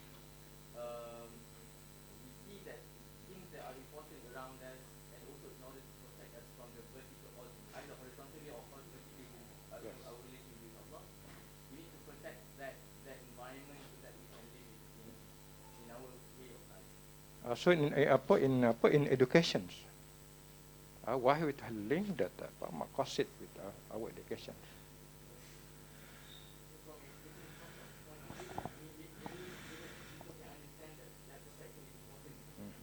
Okay. So why? Because we want to bring the Insan to Sharia. Sharia is our way of life. Sharia is our way of life. So the Sharia is not only the focus of the IRK. So Sharia is now is across all disciplines, across all disciplines, whether science or engineering or non-science. So Alhamdulillah, I have received a good response. They put the link, the maqasid with the respective subject. So what attract me, all the subject, whether science, from medicine, from the pharmacy, from engineering, so they're all linked to maqasid Sharia. So, for example, I just pick up this one. Is very attract me. So just like also to comment on this from, I don't know, from science maybe, from biology. So this subject about the plant molecular breeding. So who is the maybe from, I think Nur Hidayah, is it? Tak ada. And then as well the disease of the plant. So we have to link this subject with our faith, with our belief. So for example, the plant. So Allah has created the plants in pair. So whether the plants can be produced if, for example, there is no pair. So this I don't know that. I don't have this idea. Maybe so. No, Hidayah is not here. Okay, so maybe she can share with us. So this is what we can say, that this is the miracle of the Quran. So 1,400 years back. So this is not the science has not yet developed during that time. So the Quran. This is just to link with our belief, to bring back this Sharia, to bring back all disciplines, whether science or whatever, engineering, to the Sharia. This is why we have to emphasize. So if we look into the learning outcome, or what we call it, the cluster of learning outcome. So we can incorporate the maqasid in those. So now we have 5 cluster of the learning outcome, from understanding, from the practical skill, or I don't remember that. So this on the functional skill, and then on the ethic and professionalism, and then on the entrepreneurial. So all this one. Okay. So this is the significance of maqasid. Why maqasid? This is just to bring back. So as we know that we are as Khalifa, what is the main our main role in this world? So we have 2 main roles that Allah has mentioned. That is to worship Allah, and then to develop the earth. To the where the earth we live. So we have science, we have engineer in order to give us the facility. For example, so we have a response from the Kuliah of Engineering. So about the control of machine, control of the engine. So this is of course engine, machine. This to provide us facilities. This is our needed, but also in order to save life. So we have to manage to control properly this machine. So this can bring us a good life. So and then just to share with you what you have discussed before this on the terminology that we use, sejahtera. Why we use sejahtera? So this, of course, the Malay word. Malay word we cannot compare with the Arabic language. Arabic language is the language of miracle. One word has a deep meaning. But of course, the Malay is we cannot match. But the objective of our Insan Sejahtera is, if you look into my conclusions in my video, I conclude with 2 words. So, وَمَنْ عَمِلَ صَالِحًا مِنْ ذَكَرٍ وَأُنْثَىٰ وَهُوَ مُؤْمِنٌ فَلَنُحْيِيَنَّهُ حَيَاةً طَيِّبًا. So this, if we do righteous work, and then we believe, So Allah will give us the hayatan tayyib. This is good life. So sejahtera is not about good life. This we can match with what has been mentioned in the Quran. And then the second verse, what I have mentioned, Allah says, فَمَنِ اتَّبَعَ هُدَايَ فَلَا يَدِلُّ وَلَا يَشْقَى. If you follow my guidance, you will not go astray, and then you will not be distressed. So meaning to say that, another meaning, another understanding, if we follow the guidance of Allah, we will be in against the astray. So we'll be in the right path. And then also will be a person of happiness. So this opposite with the yashqa. So if we follow the guidance of Allah, so we'll be in the right guidance, we'll be in the right path, and also we will be a person of happiness, no distress. So this is about Insan Sejahtera. And then if we, it's not only for the happiness in this world, but also the next world. So if we look into the another verse, this is linked to the day of the last day. So what Allah say? I not remember that that verse of the Quran. Okay, sorry, just just to find where is this. يوم يأتي لا تكلم نفس إلا بإذنه فمنهم شقي وسعيد. So on that day, no person shall speak by himself except with the permission of Allah. So in that day, there will be two types of people. Shaqi wa sa'id. So the person, shaqi means to say that distress, without happiness, and then the person of happiness. This is our objective, that to bring happiness in this world, hayatan tayyiban in this world, and then the next world. So if follow this guidance, we bring back. So we have to align all our education, whatever field of study, to bring. We can link. You can do this one through what I mentioned, through the cluster of our learning outcome. 5 cluster of learning outcome. So this what I can share. Maybe Nurul Hidayah can share this one. Nurul Hidayah is here. So this, so he's talking about the breeding of plant. So just to ask you, is there any gender for the plant? This is not my field. Is there any gender for the plant?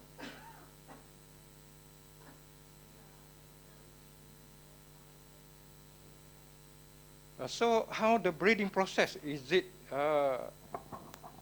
you can share with us this, maybe we can link to the, in this aspect. Okay. Okay, Assalamualaikum, Bismillahirrahmanirrahim. Actually, it's for the plant, or it's depend on the family itself lah. If you ask about the gender of the plant, I think kalau macam in term of the they have a male and female flower. So sometimes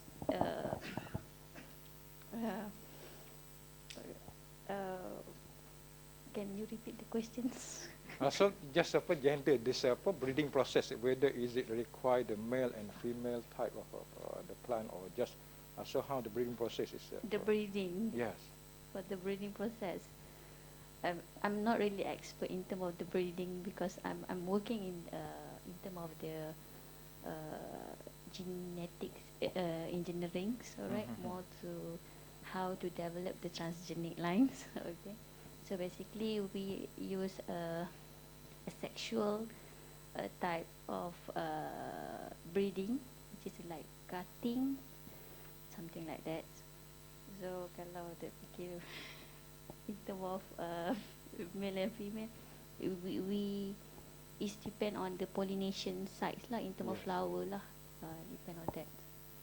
Yes, that is the sexual reproductions. So because of you see the Allah has created, so everything is in pair. Yeah. So this one, yes. Okay. Nak tanya soalan. This just to refute what the what the human rights are claiming about LGBT kan. Men with women, male with female, just this of course nonsense. Yeah. Just based on desire, nothing. So what for this? This we see the plan, we see everything is in pair. This among the maqasid that we bring back the people to the Sharia because our source of knowledge is more higher because this is revelations. This is cannot be refuted, but we need evidence to support our revelations. This is so do you have any question or you like to any? Yes.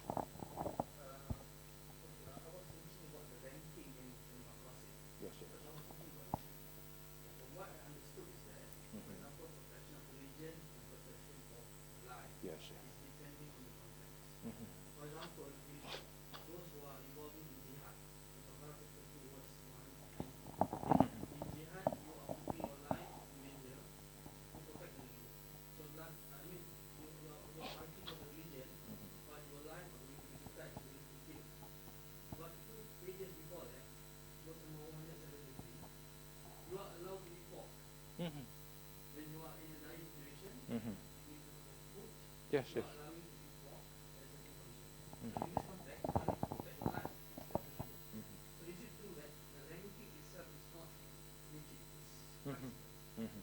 Okay, so this is what the concept that has been formulated by the jurists in order to give preference when there is conflicts between, for example, religions, like which one to give preference. Okay, but of course, the religion is the highest one. Why? So we have to look into that. Of course, that life also significant. No life, no everything. But we look into the if life exists, for example. If life exists, so we have religion, we have life, we have mental, we have our intellect, we have progeny, we have well. Religion is the highest. So if there is no religions, nothing is significant. No religions. So the Quran has repeats in many surahs. If you have no religions, you will be khusran. You will be lost in this world as well as in the hereafter. So religion as foundations. Religion as foundation. So and then what you have raised, for example, in terms of that's why defense the territory of Islam is very significant. Although it may damage our life, it may damage our wealth, it may damage our progeny, but religion is the highest. The highest in Islam we have to protect. For example, in terms of allowed to consume the prohibited item. So the prohibited item is under the category of the this embellishment. So we have to eat the clean items. This is for our health, may affect our health. But in case of necessity, life is significant. The same thing, for example, the protections of our intellect. So in case of necessity, for example, there is no water to drink, just only wine. So life give preference to intellect. So this is the ranking and then the level of significance. So the other, so nowadays the people talk about many maqasid. In fact, this 5 is the trust. Everything is revolved around these 5 values. For example, now people talking about protection of health. Protection of health across these 5. This is about religions, about life, about wealth, about our intellect, about progeny. The same thing, the people about talking about the protection of environment. So environment also fall under these 5 basic values. about wealth. So the protection is not only the protection of personal wealth, but the public wealth that we share with the rest of the people of the world. So this is also under the SDG, kan? Life underwater, life on the earth. So so we can connect all this maqasid with the SDG and with the triple ICE. So, example, there is one response regarding to the theory of evolutions. So, what is the position of Islam with respect to evolutions? Of course, Islam also consider the evolutions, but of course, our belief we have the origin. We have the origin. So the Quran said that Allah create you from the clay, and then from the clay nutfah, thumma nutfah alaqah, thumma alaqah they give you a child as a birth. From child there is full strength. There is ballet, and then from the full strength they become old. This is the process. The process. So this is of course we have to support by the evidence. So from the so we look to the theory of evolution. So without the origin, so how it evolved without the origins? Is it possible? So of course this is must discussions on this theory of evolution. So because this is what we have said, our source of knowledge is the highest. This is from revelations. This is more than observations, more than from our product of intellect, because this, what Allah has revealed is truth, and then just mizan, al-haq and mizan. So this is about maqasid. So any more question? Okay. Prof. Sarji, okay, just I would like to thank all of you for sharing. So from across discipline, so this remember this why maqasid, because we have to bring the Insan. This Insan is of course universal. So we are not going to produce the citizen of Malaysian or the Singaporean or the Indonesian. We want to produce the Insan. This is universal already. Insan Sejahtera, that is happiness, well-being, and then this is what is Sejahtera is all about. Okay, with that I would like to thank all of you. Assalamualaikum warahmatullahi taala wabarakatuh. Okay, thank you, Associate Professor Dr. Badruddin Haji Ibrahim. Dear Professor, Dr. Brother and sisters, I hope you found this morning session informative and useful. We are going to have another 2 presentations after the lunch break. So please enjoy your lunch break and prayer until 2:15 today. Thank you.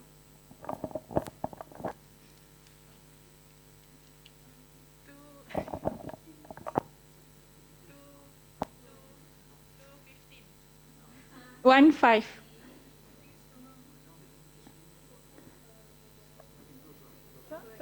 Okay, sorry. We will continue our session at 2 o'clock. Thank you.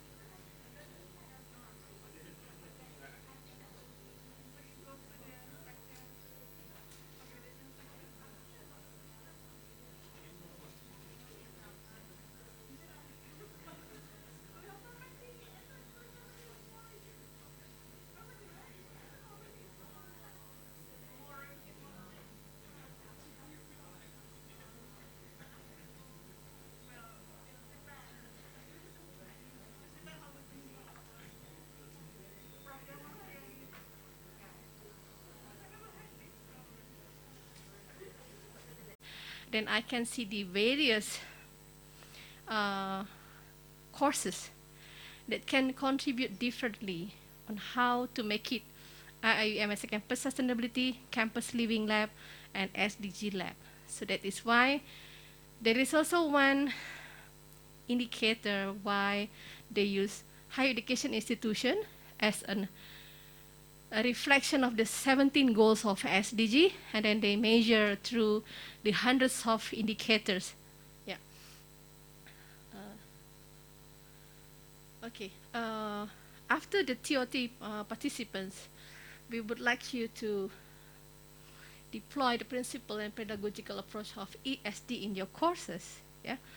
Of course, I'm not so worried about the first four stage of learning, but I'm emphasize on the last, on the fifth pillar, on the learning to be, yeah, which is changes for the individual and how to transform individual and also the society.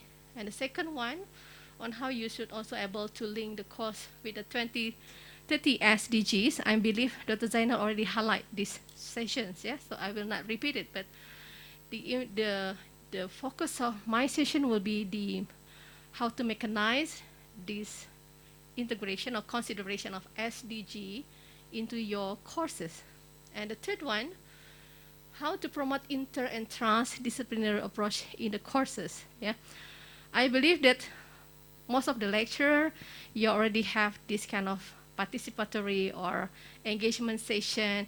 It's just maybe the term here is slightly different, and then perhaps if you look at from this perspective, you can get different way of doing it. Yeah, but I believe I got from the response from the ITALIMS, there are actually several exercise, or some of you already embed or apply this kind of perspective approach of ESD in your courses. Yeah? And then the fourth one, of course, this IIUM campus sustainability or living lab is not the agenda of certain unit, but this is why we would like you also to contribute in whatever way that possible through your courses. Yeah. So this is why we are asking you in the asynchronous question in our ta'lims. So I got several response on in which way that you can contribute to IIUM campus sustainability living labs. Yeah. And the fifth one is, of course, to deploy certain component action research and pedagogical approach, ESD, for the community engagement and development activity. Yeah, next. Perhaps allows me to share some of the response from the ITALIMS. Yeah?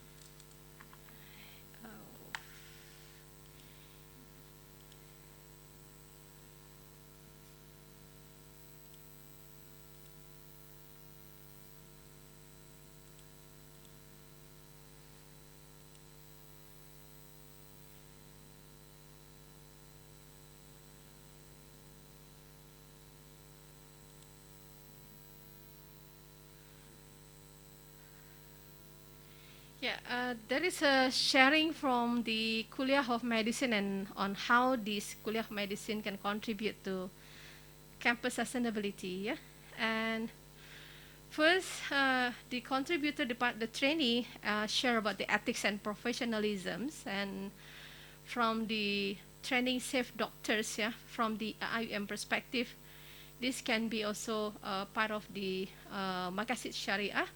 This is also part of the SDG project of good health and well-being. So this is part of the action research that already stated in our slides here in the video. And then the lecturers involved in this UG MBBS programs, yeah, postgraduate as well as IOHK topics on ethics and professionalism. Any of the representative from Kuliah of Medicine? Yeah, thank you. Yeah, thanks for sharing with us. And then this is also part of the, you have the seminar on men's health, in brackets family medicines. Yeah. So the seminar also highlight on the addiction, including smoking, year 4 and year 5. This is definitely related with SDG 3, health and well-being. Yeah. And you have, of course, the program on how to quit the smoking program, also from the perspective of health and well-being, goal 3. And then this program is also to show on how it's not only about learning to know, yeah, doctor, yeah? And then also part of the learning to do, how to quit, demonstrate how to quit from the smoking, yeah, especially for the adults, yeah.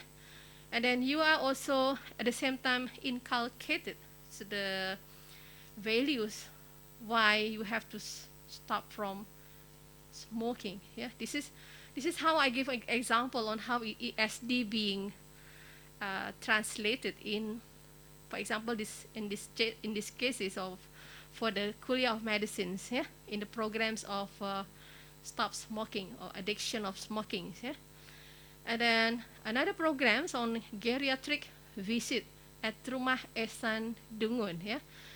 If doctor don't mind to share a bit, how is it? So everybody would like to listen from the first experience.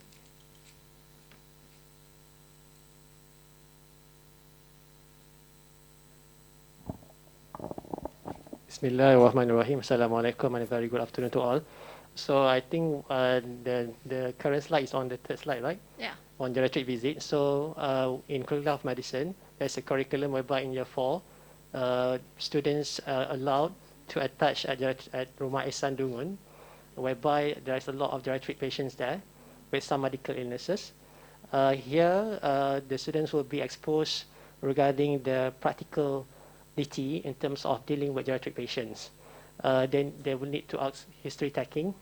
They also need to take care of the patients in terms of taking care of the patient in terms of about the bedridden things, avoid infection, and also importantly how to show emotional support to the geriatric patient, because most of them are depressed. Also, some of them have mild cognitive impairment because of loneliness, and also left from their hometown. Also, some of them have not been visited by family members for quite long. So here is involved about component of GSD number 3, SDD number 3, health and well-being, which also include in our country whereby they would like to focus on geriatric patient as well. So these are the things that we incorporated in our curriculum in year 4 for medical students. All right, thank you, Doctor. So, of course, from the medical perspective, they have different approach. But what we would like to highlight here is about from the fifth pillar of the learning itself. First, the learning to know is already part of the first stage. And learning to do is how to quit the smoking and also the geriatric issues.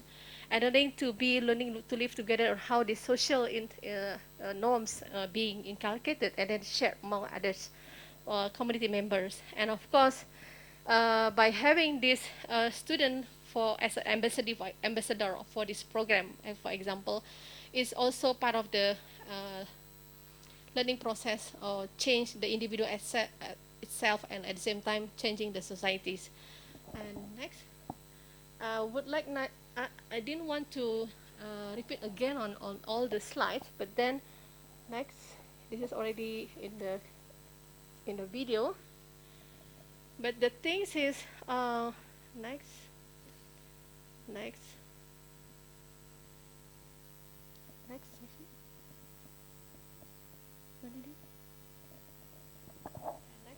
Yeah. This is first engagement that I would like you to, if possible, yeah.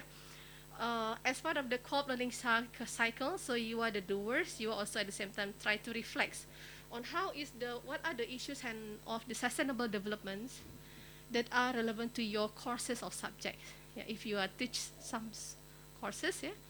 So is it possible to identify the most, since we have the 3 pillars of the sustainable developments, economic, social, and environment. So if possible to identify what are the dominated issues and also the pillar from your courses. So that is the first task. And then also, sorry, first is the issue, and then the second one about the pillar, and the third one is what are the SDG goals or SDG that are more relevant to your courses. So this is how the reorientation took place, process at the courses levels if you want to include the ESG as a mechanism and SDG in your courses. Okay? First about the issues, and the second one is about the pillar, which are the most outstanding pillar that dominates your courses. And perhaps, of course, maybe you are not only dominating by one pillar, but the second and the third one can be supports your courses. Yeah? Let's say if you are on the medicine, SDG 3, yeah, well, health and well-being. But perhaps if you are directly to the, let's say, the epidemics of it, the relate to the community, perhaps relate to the social aspect or the environment, the second pillar, or what are the SDG goals that are most relevant to your courses? So in this epidemic, maybe can relate to SDG 3. So this is one way of doing it. Okay, next. This is about the ASD, one of definition, and then they already stated about the issue that teaching learning should align your courses if possible. So in which way? The global issues is related to the climate change, disaster risk reduction, biodiversity, poverty reduction, and sustainable consumption. And this is the most top issues at the global level. But of course, in which way your courses perhaps addressing in different ways. Yeah? For example, in the climate change related to flood, maybe you are from the hydrology or engineering. Perhaps you are different. You are engaged in this climate change issues from the flash flood, yeah, on the engineering of it. Yeah. So you are addressing this climate change in different way. But if you are touching on the climate change adaptations, that one is on the social part, on how you can persuade the communities on how to change their behavior that contribute to the global warming or carbon emission from the way you are, your lifestyle, let's say the carbon increase due to the transportations, waste generation, etc. So this is actually, it's not direct contribution, but it's actually in which way the courses itself can contribute to this top global changes, top global issues in SDGs. Yeah? And of course, by having this, I believe that you already referred to the our videos that we already highlight about these participatory teaching and learning methods. Yeah? So you are actually, in the bigger picture, also part of these changes by you are having this, attending this TOT, you are a doer actually in your courses, but after you are attending these courses and then you are implementing on reorient your courses, you are at the same time having the reflections on how to change the way you teach, and then on how you create the pathway to contribute to the SDGs. And at the same time, you are in the bigger picture is to persuade the student also as a agent of change in the community later on after they graduate from IUM. So this is not, I can say, is a direct effect. Yeah, it's not about the garbage in, garbage in. You put it and then you get the result immediately. Yeah, but this is of course is in the program of education. Yeah, so this is part of the adult learning cycle that I shows at the beginning. Yeah, and then next. This is about the SDG. You know about it already. Next. Next. Yeah, if you show this,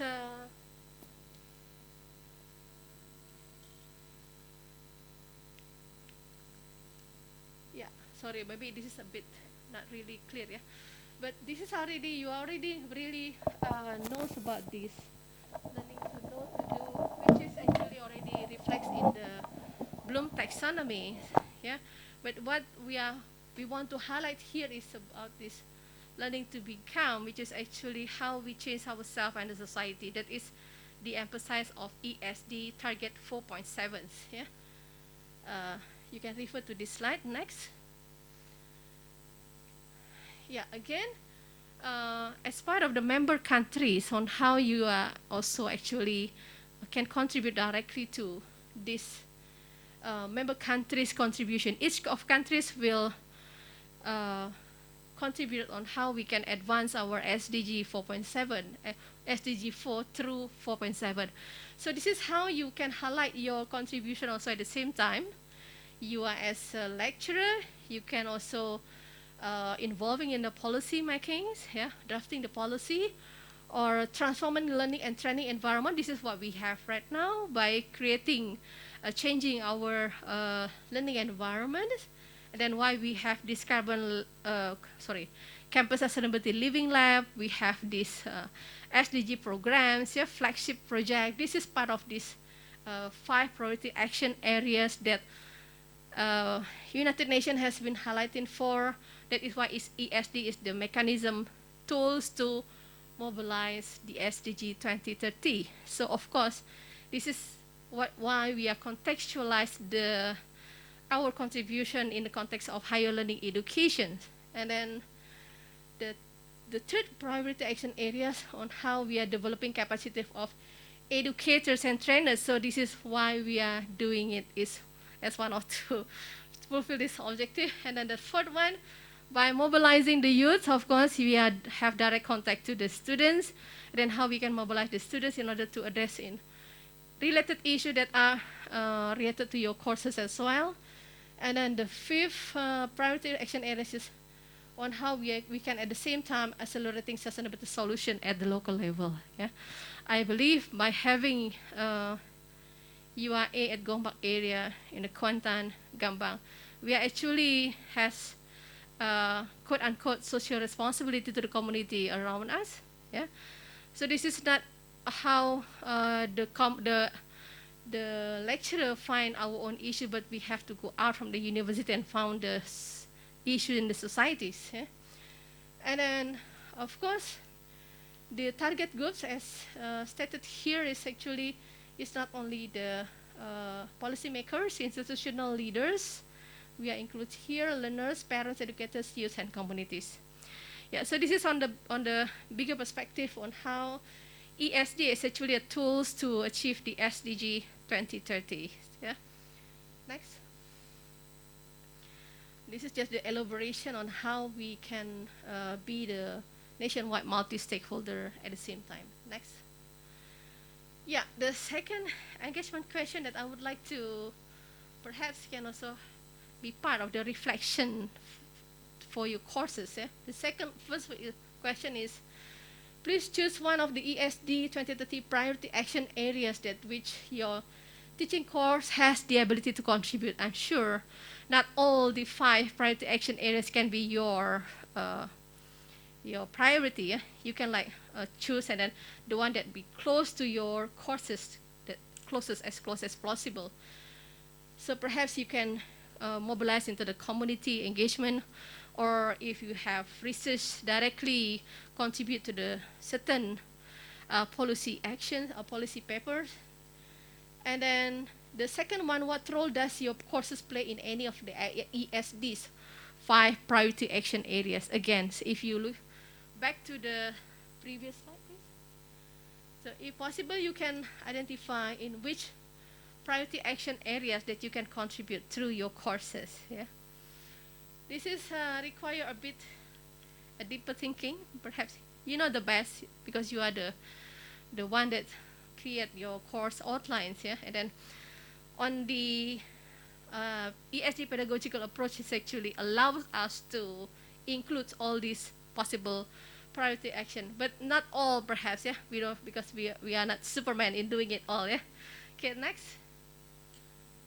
So this is just on how it's part of the reflection. Perhaps you can do this session as well on how to guide you to develop, include ESD as part of reorientation of the ESD in higher education institutions. Next. You know already about this. This is why the reasons, yeah, we are actually the think tank and at the same time also the lab for the SDGs. Next. Next. This is part of the exercise. Next. Yeah, this is the why the ESG is part of the 21st century learning. Next. The reason for ESD being adopted. Next.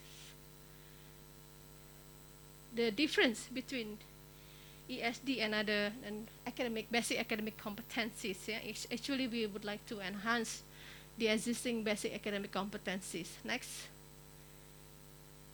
ESD to promote action from multi to inter to transdisciplinary. Any questions so far? Yeah.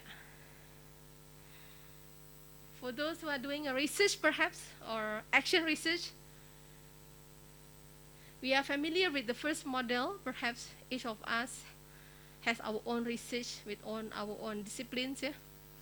When it comes to interdisciplinary model, for example, we would like to address this food poisoning issue. For example, we need our friends, an expert in food poisoning, but we are at the same time need our friends in environmental to detect whether there is environmental influence in that food poisonings. And perhaps we need also our friends from social to help us identify the issues. But when it comes to the transdisciplinary model, this is what we want as KPT also work towards university for community, society. The identification of the issue is not comes from us, as I mentioned from the beginning, but we co-identification of the issue with the stakeholder, with the community. Sometimes they inform us. So this is where the tacit knowledge or the mixed with our scientific or academic knowledge. Yeah. So this is what the future of this possibility of. Of course, we are not ignore the importance of disciplinary in terms of establishing the fundamental research, and then give us more solid foundation on how is certain disciplines established. But then when it comes to the level of the application of the research applied, so we need to be in the context of transdisciplinary to find together the issues with the communities. Any questions so far? I can continue. Yeah, next. Again, ESG is actually part of the action research, project and learning in transdisciplinary mode. This is where student-teacher co-creation meetings is very important, because we are also at the same time, during our engagement with the community, we bring our students in order to expose them also with the community. And then several competency of ESG has been mentioned before. And then this critical reflection, communication, collaboration, engagement, system thinking on how we relate all the issues connecting each other. This is the activities that we are possible to doing it, right? And I'm sure some of you are already doing it. It's just like put it into this ESG framework. Perhaps it can give you a bigger perspective that your courses or our activity with student communities, we can create directly pathway or contribution to SDGs. Yeah? And this is towards the transdisciplinary model. Next. And this is the steps in assessing ESG component in our courses. Start with the knowledge, issues, skills, perspective, and values. Next. And of course, this is the standard. You already mastered about this Bloom taxonomies.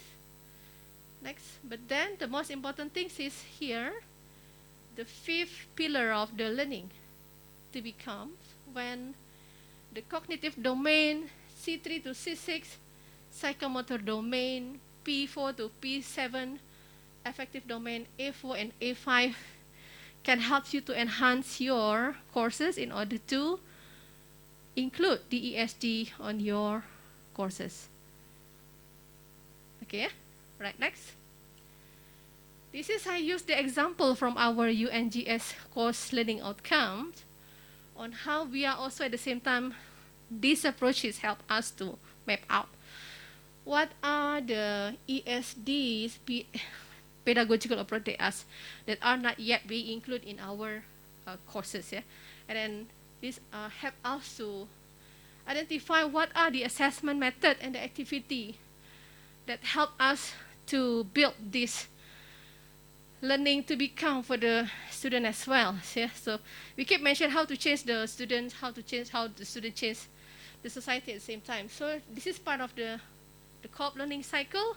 First stage is reflections, and then hope by instilling in it that it will trigger changes. Yeah, and of course this is not stopped in these courses. Yeah, so we need to have perhaps some part of your research can be continued these cycles. Yeah. Next. And then this is also assessment of topic to Bloom text and course learning outcome that perhaps touch on the environmental pillars of sustainability. Yeah. Some engagement questions that actually help us. You are already familiar with stochastic method, yeah, on how we build this engagement question, and then also part of the co-op learning cycles. And then these are the learning outcome that we would like to achieve that relate with our learning as activities. Yeah. Next. Yeah. Again, I just want you to clear all of this complexity from simple questions. What are the skills in the psychomotor domain in your courses that address specific SD issues and goals? Yeah. So perhaps you already have certain applications. Yeah. I can see from several submission of the asynchronous. Yeah? And you can also provide case study that relates to your teaching course and find the solution accordingly. So this is also, of course, directly can contribute to SDGs. And how is your courses solve the local issue and address global challenge?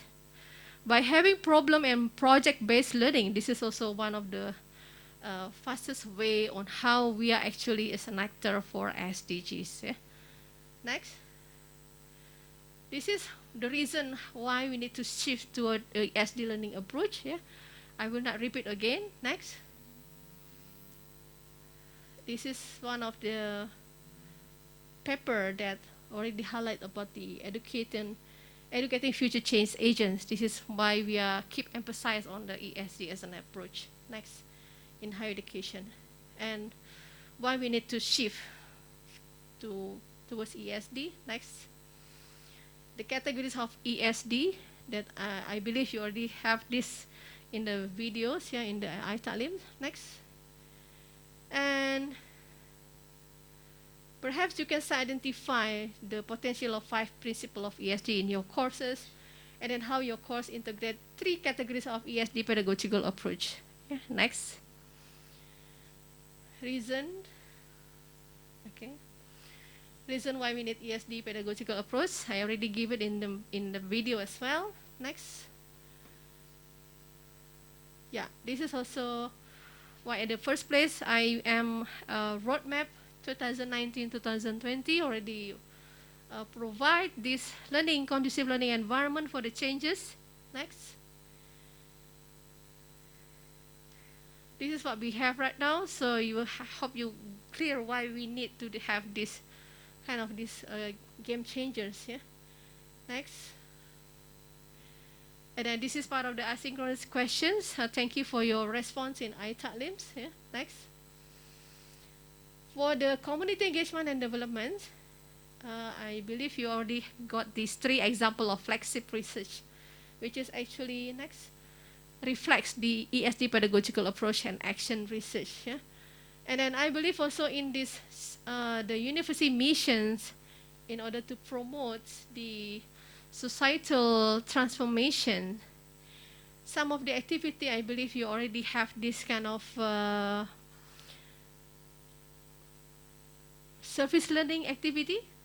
Yeah, this is already part of this societal transformation process through the co-creation of sustainability and urban reformations. Another example of living living laboratories, technological transfer, and participatory and action research. This is part of this current agenda of societal transformation. Instead of focus first on the education of the skilled labor, this is the first mission in 1970s, and then we have second mission on the science research and development in 1980s and 90s, but currently we are towards on the third mission of university, where the emphasis on the continuing education, lifelong learning, capacity building, and technology transfer is possible through co-creation of sustainability, which is part of the societal transformations. Next. Yeah, this is just another overview on how we are positioning ourselves as one of the game changer in the countries. Yeah. Next. Yeah. Another reason, I think you are already familiar with this regional center of expertise, Greater Gombak, why we have RCE Greater Gombak. So this is actually the standard framework that we have that allows us to mobilize our transdisciplinary research. Yeah. If you look at on this interaction vertically, in which is we are not only working as higher education institution, but we are also allowed to work with these schools, middle schools, or primary schools. Yeah. And the good of it is actually they acknowledge this thing. Knowledge of like museum, library is actually another source of knowledge that we can explore for this. Japan is good on this, and then they provide this RCE as part of the societal transformations, yeah, under RCE Global Network. Next. You can visit our website in RCE Greater Gombak, and then you can have a look on what are the examples of the action research in the framework of societal transformations. Next. Yeah, we are actually still have this. My time is up. Okay, Dr. Iza. Yeah, we are still have our homework. We are not still finished with our Sungai Pusu. Due to the upstream developments, it's a very complex development issues. Yeah, I still don't have the answer of it. Yeah, just give you another complexity of this issue. Next. This is another example of the flagship. I think you already finished. Can refer to my video. Yeah, I think I end my presentation. Thank you.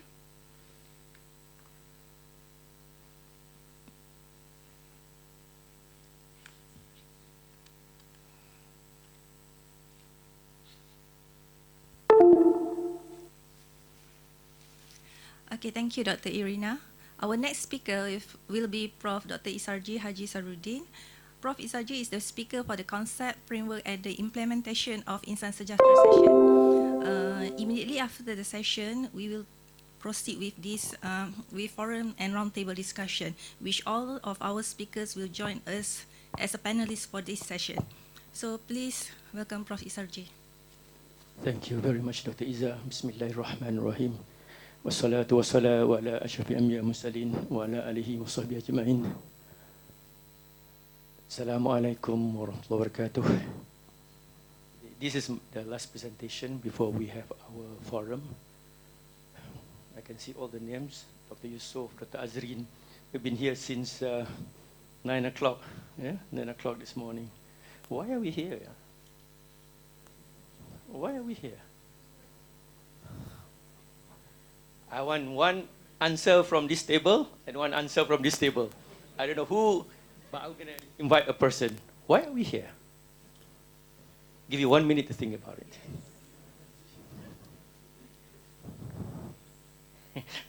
If you can, there's no right and wrong answer, but Dr. Zainal will give you chocolate. Dr. Sabrina. Why are we here, Dr. Sabrina?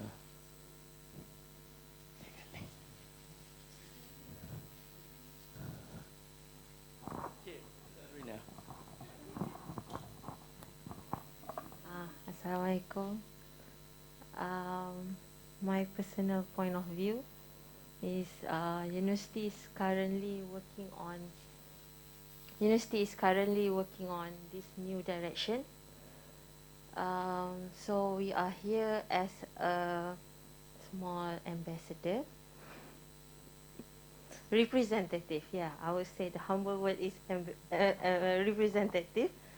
To maybe meaning that okay, the top management is having this kind of idea, but the bottom from the kuliah side, there are a lot of still in terms of application to our courses, there are still misunderstanding.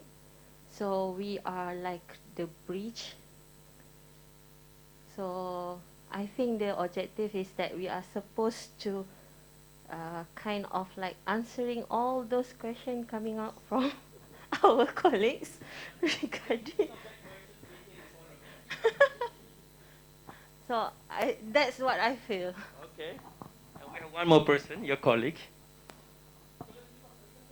Yes, yes, please. Yes. Okay. Dr. Adnan, yeah? Okay, Assalamualaikum warahmatullahi wabarakatuh. Waalaikumsalam. So basically, we are here as representatives of our kuliah, okay, to bring back the understanding of Insan Sejahtera and the Sejahtera academic framework.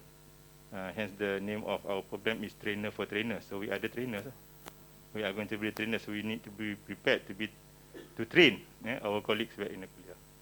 Thank you very much, Dr. Aznan, and also Dr. Sabrina for helping us. So Insan Sejahtera framework, we have this academic staff, yeah, Sejahtera academic framework. Why do we have that? What is it for? Well, one from here, one from here. We have Brother Izzuddin and my friend. 1 minute to think about it. Yeah.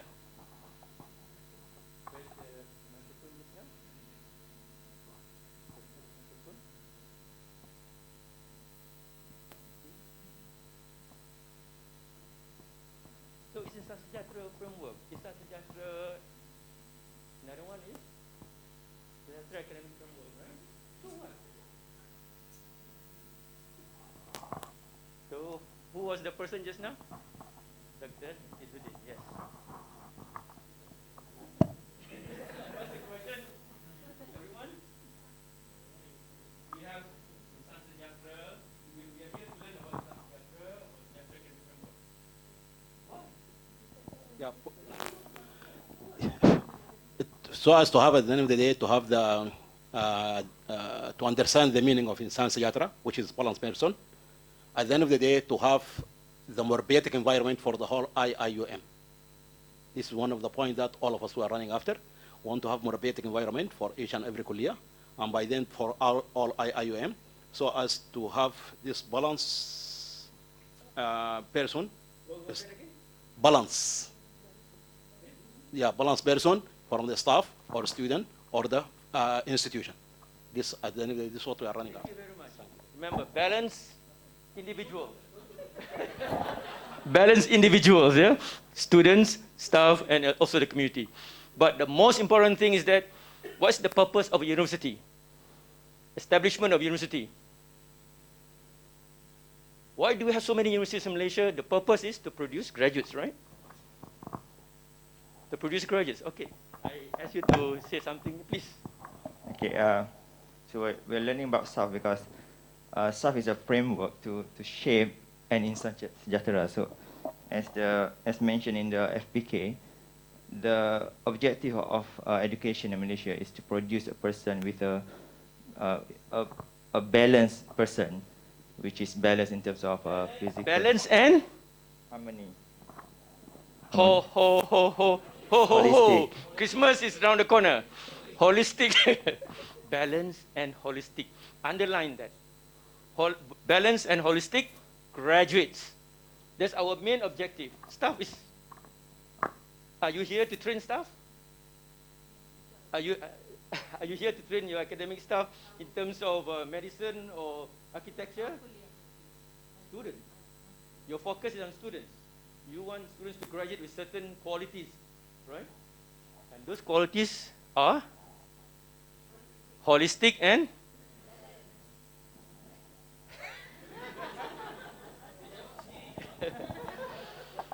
okay, holistic. What does that mean, holistic? What are the synonyms of synotic, holistic? Comprehensive.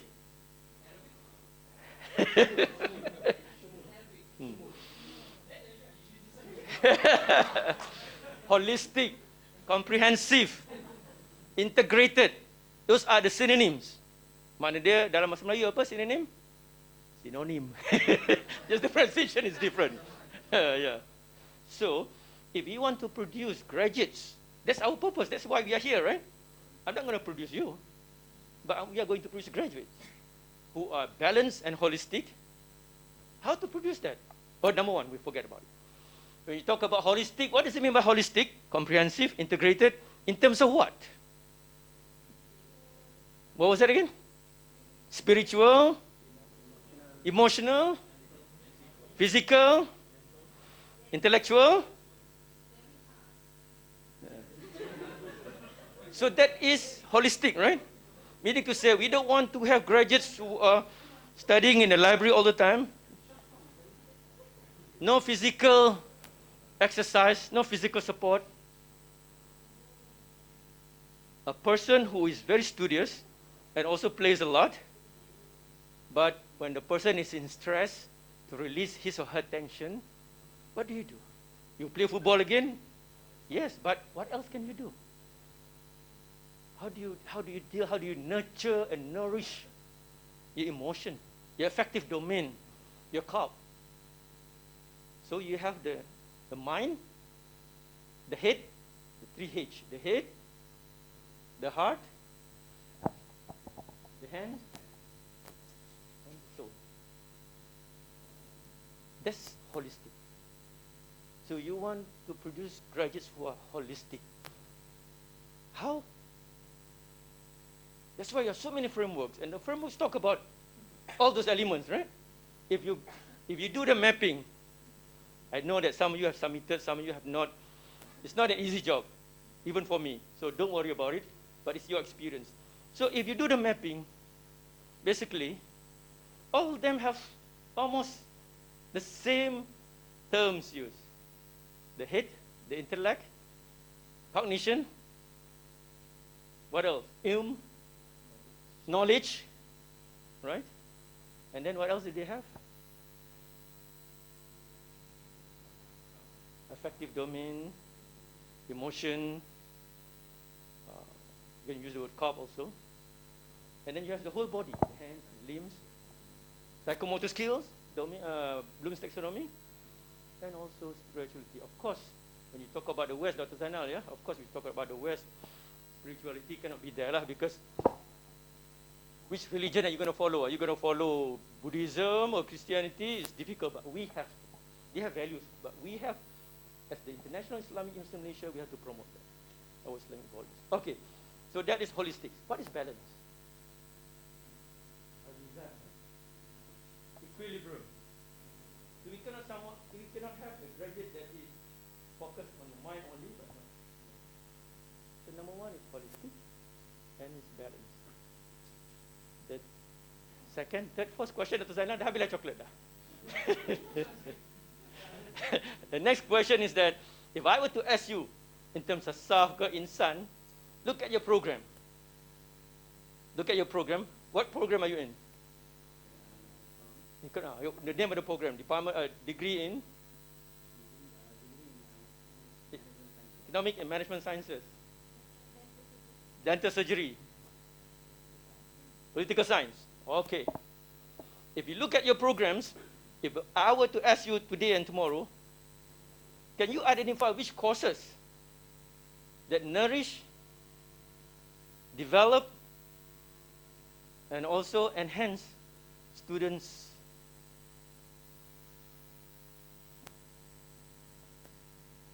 Can you identify that?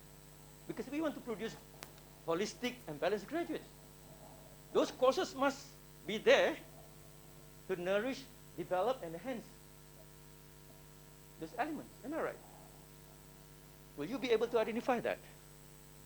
Inshallah, given the time. So when we talk about this, how do we apply, implement it, integrate it in our curriculum? By looking at number one first is, if I'm the auditor, I'm QA. If I go there, I want to see, show me. For your program, you have 120 divided by 3, 40 courses, right? Out of 40 courses, how many courses focus on all? Psychomotor skills. Tell me. Then you can see the percentage. Only 1% on spirituality, or 1% on. So that is something you have to do. But for us, before we do that, we have to understand what is Insan Sejahtera. Again, holistic to produce holistic and balanced graduates. And we have all these frameworks to help us. Name me some of the frameworks that you have listened since this morning. Maqasid Syariah, SDG, FPK. Look at you. What else? Falsafah Pendidikan Islam, FPI. ESDG, Education for Sustainable Development. HAIR. Nobody mentioned MQF 2.0. Why is that? Nobody mentioned MQF 2.0. How important is MQF 2.0? Why is it important?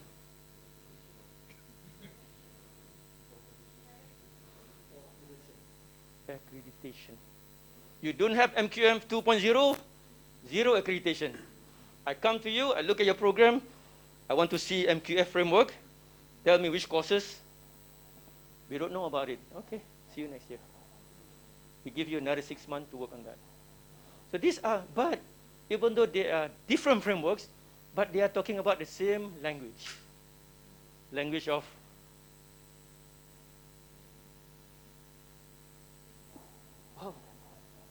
and of course, there are additional this and that.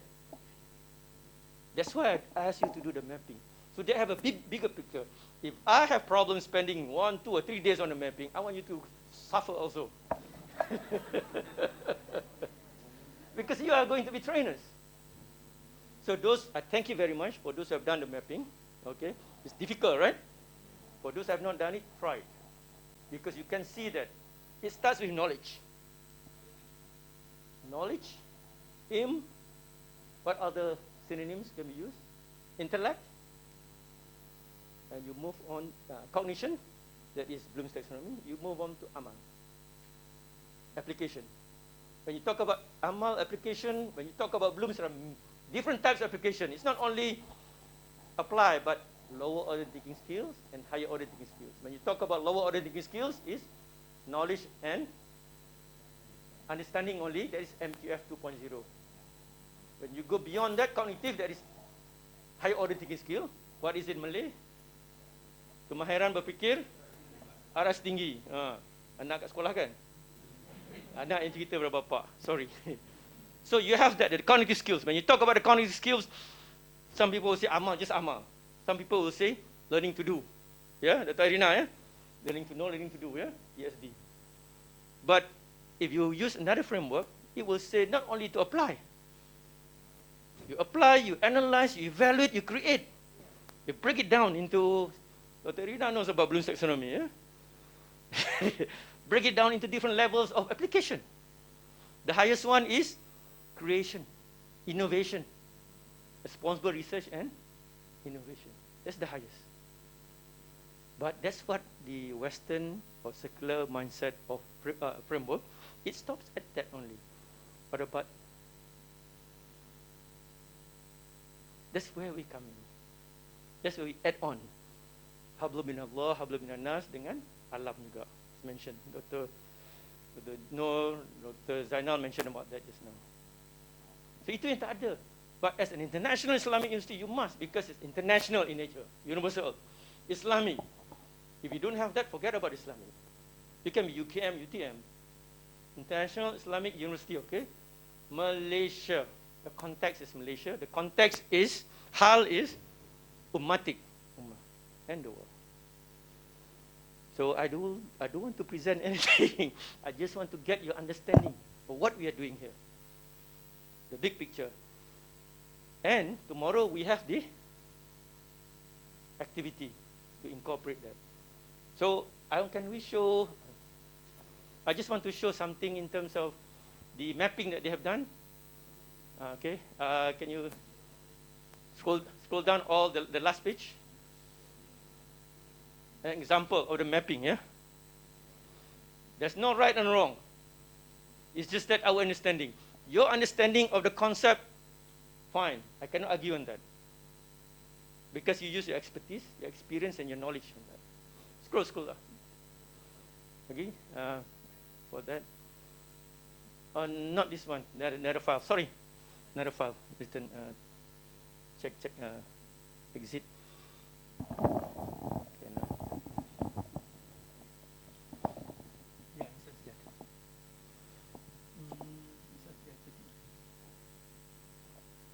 No.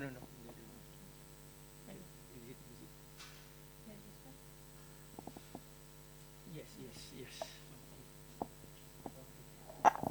Last one.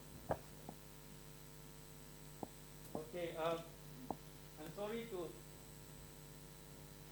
ask you to view my video for 5 hours. The first part is important because that's the background information to the formation of Insan Sejahtera and IUM. Should be 2 parts. The second part is on Insan Sejahtera. So that's why it's long. Can you go scroll down all the way to, here. Oops, sorry. So this is basically what we have when we combine all the framework. If you have the opportunity to look at it again, because I asked you to come up with your own framework. It can be mind mapping. It can be table mapping. It's okay. But it's your understanding of it. If you look at the whole thing, it starts with, I said, the bottom one, knowledge, intellect, cognition, and etc. I hope you had managed to get the information, managed to go through the whole thing. Can we look at the next one? The one that you have given. Next slide. This is an example of, you cannot see it from there, but this is an example of mapping, table mapping. Some of you did this. I cannot say anything because I don't think you can see it from back there. All right. Next one. This is another mapping that you do. This is a good job from you, because I want to know, if you train the people, you need to know all these frameworks, how they just the old word, how they integrate. Yeah. And the next one. One more. Oh, no, it's okay before that. It's a table also. I have another one. Can you show me the last one in terms of the PDF? Scroll. Okay, so this is why we are here, because we want to produce holistics and balanced graduates. And how do we go about doing it? It's through Insan Sejahtera. If you understand Insan Sejahtera, inshallah, you can do SAF. The additional information about SAF is a Morabi. In order to be a Morabi, you have attended the webinar, you have to have the content knowledge, your subject matter. You're an expert in Islamic economics. You're an expert in UNJS courses. Okay, expert in general studies. Okay, you're an expert in physiology. All right. So you're an expert on all this. So that's content knowledge. Second one is pedagogical knowledge, Morabi. How to teach those courses, those content. I can be an expert in Islamic economics, but do I know how to teach Islamic economics? You must know the pedagogy. I teach curriculum design and program evaluation, as far as language is concerned. My students have to know what are the methods used, what are the syllabuses used, before they go there and talk about English, for example. We used to have that. Yeah? The diploma in education, the pedagogy. Hopefully we can ask CPD to work on that.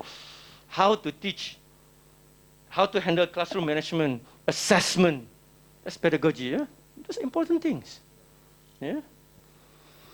Third one in terms of Morabi? Technology, technological knowledge. Right now, I mentioned this many times. Before the pandemic, what was the percentage of staff who use hybrid learning, face-to-face and also online? Before. Our target was apa, Dr. Mira? 30%, yeah? Our target. We managed to get about 12-15% only before COVID-19. Now, 100% technology. Even you are better than some of those in technology, yeah? You cannot run away from it. And third one is, fourth one, culture, context, how. Because the way you teach here is different than the way you teach in Vietnam, in Gua Musang. The context is different. Hal is different. UKM is different. Your international Islamic students from IUM is different than students from UKM. That's the how. The way you approach that. Yeah. Culture. In my field is contextualization. How you contextualize it. And when you talk about context, when you talk about culture, of course, Islamization cannot run away from the values. If you have content knowledge, technological knowledge, pedagogical knowledge, there's no values in there. You don't teach values, what happened? Number one. Number two, you've been talking about, Dr. Zainal, 2030, 2050, Vision 2050. But what's the vision, dunya and akhirah? It's confirmed already. It's a matter of time. Are we preparing our students and stuff for that, the values there? Where is that? Ada kan? So we are talking about that also. And finally, some people will say that the preaching and practice. There's a quotation on preaching and practice. Do what I do as I say, but don't do as I do. Is it true? Why are you laughing?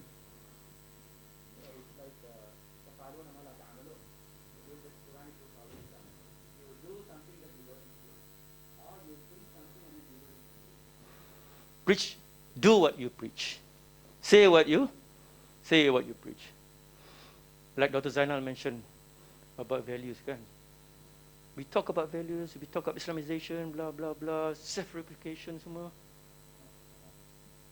That's just the ilmu, the knowledge, amal. Ask yourself, your neighbors, how close are you with your neighbors?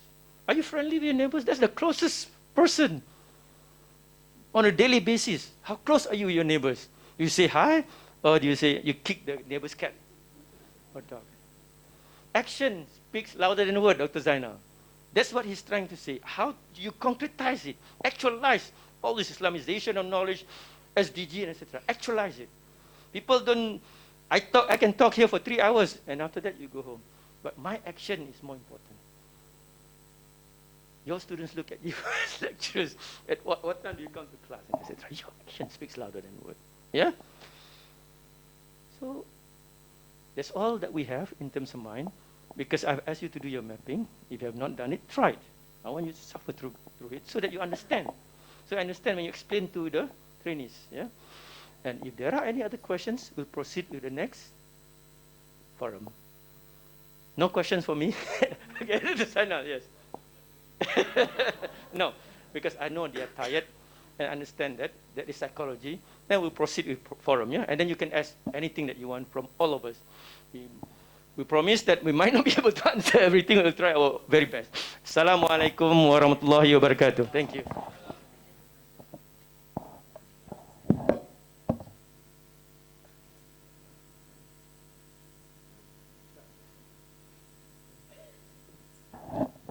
So we are going to start the forum right away.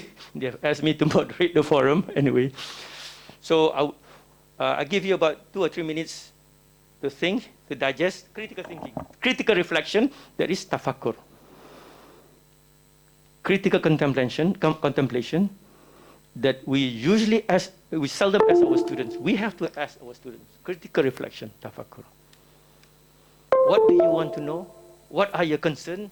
What are your problems concerning what we've been doing since this morning? You can discuss together. I'll leave it to you. It's a free country. I'll give you about 2 minutes to think about it. Then you can ask any question, because when you discuss, she might have other questions. Yeah. All right. 5 minutes. Yeah. All right. Will that be okay, Zainal? Thank you very much.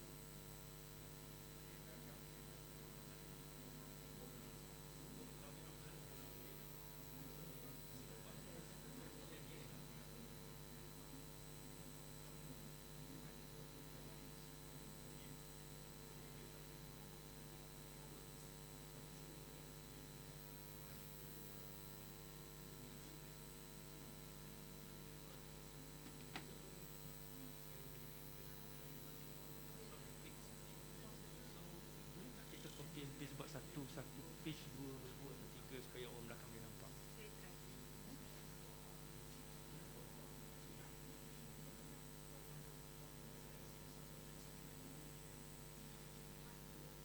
Ya, ambil saya punya slide.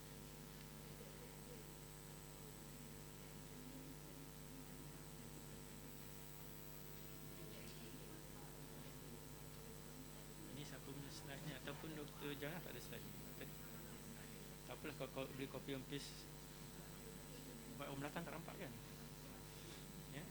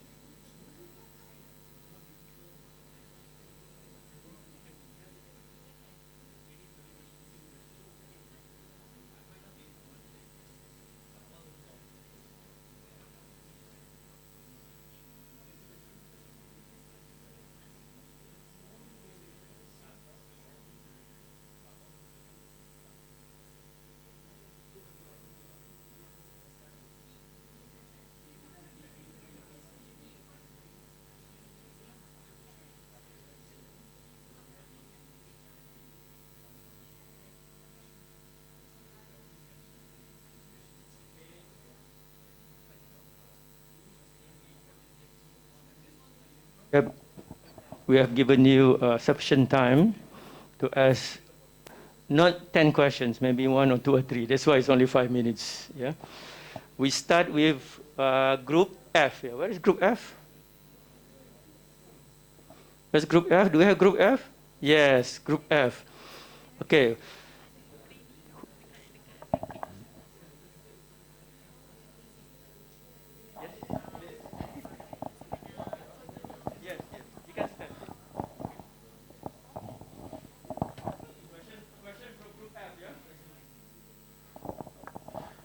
Assalamu alaikum wa rahmatullahi wa barakatuh. Actually, we were discussing on the activity done by the staff to in the mapping, especially related to the subcomponents.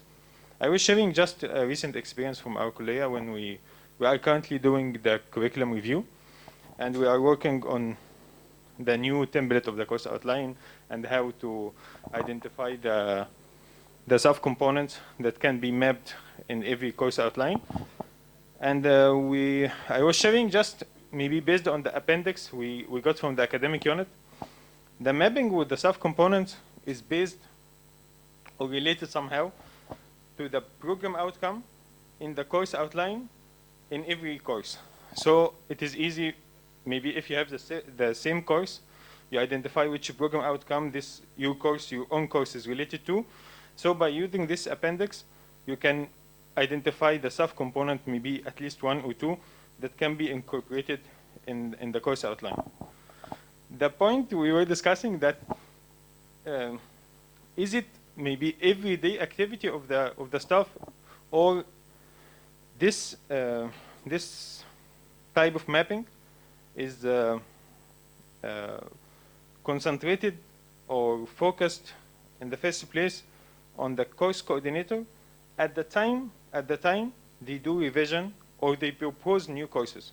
It is not actually, I don't see it maybe as a continuous daily maybe activity. I see it maybe at certain level of the course coordinator, and at certain times, if we have the curriculum review exercise or something like this. I think this may be briefly the discussion going on in our group. It's not actually a question. Yeah, comment.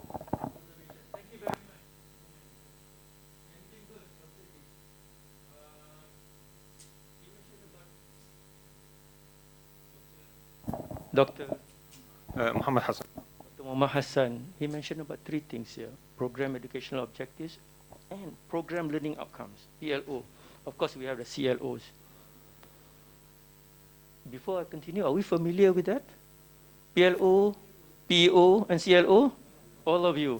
Alhamdulillah. Zainal, can I have a chocolate?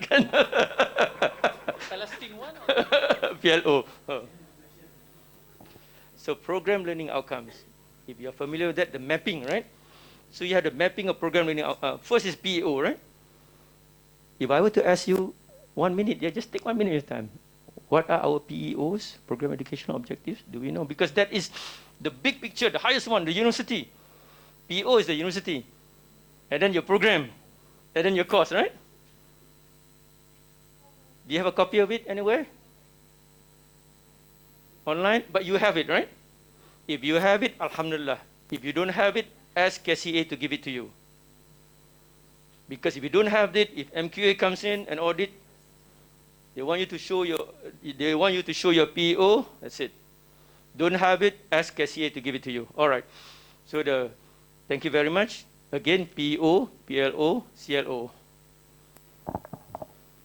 We are not talking about Insan Sejahtera yet, but PLO is MQF 2.0. That's PLO, the mapping. Yeah? All right. DE, group E.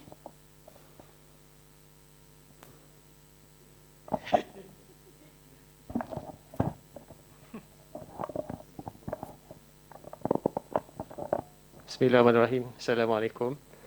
I think most of us are basically IOSK coordinator for the kuliah. So I think one of the tasks is actually for us to provide or to construct a program, Islamization program, pertaining to our community in the kuliah. So my question, I think it's my personal question. So my question is that we would like to deliver the message about Insan Sejahtera to our community in Kulia in a capacity for us to accommodate the program not only to the undergraduate but also postgraduate and also to our community in our Kulia, including staff. I do believe that all the curriculums have already been written, submitted. So at what level actually we as IOHK coordinator can help in terms of the improvement of the curriculum so that it will be fulfill the mission and vision in cooperation with Insan Sejahtera. Thank you.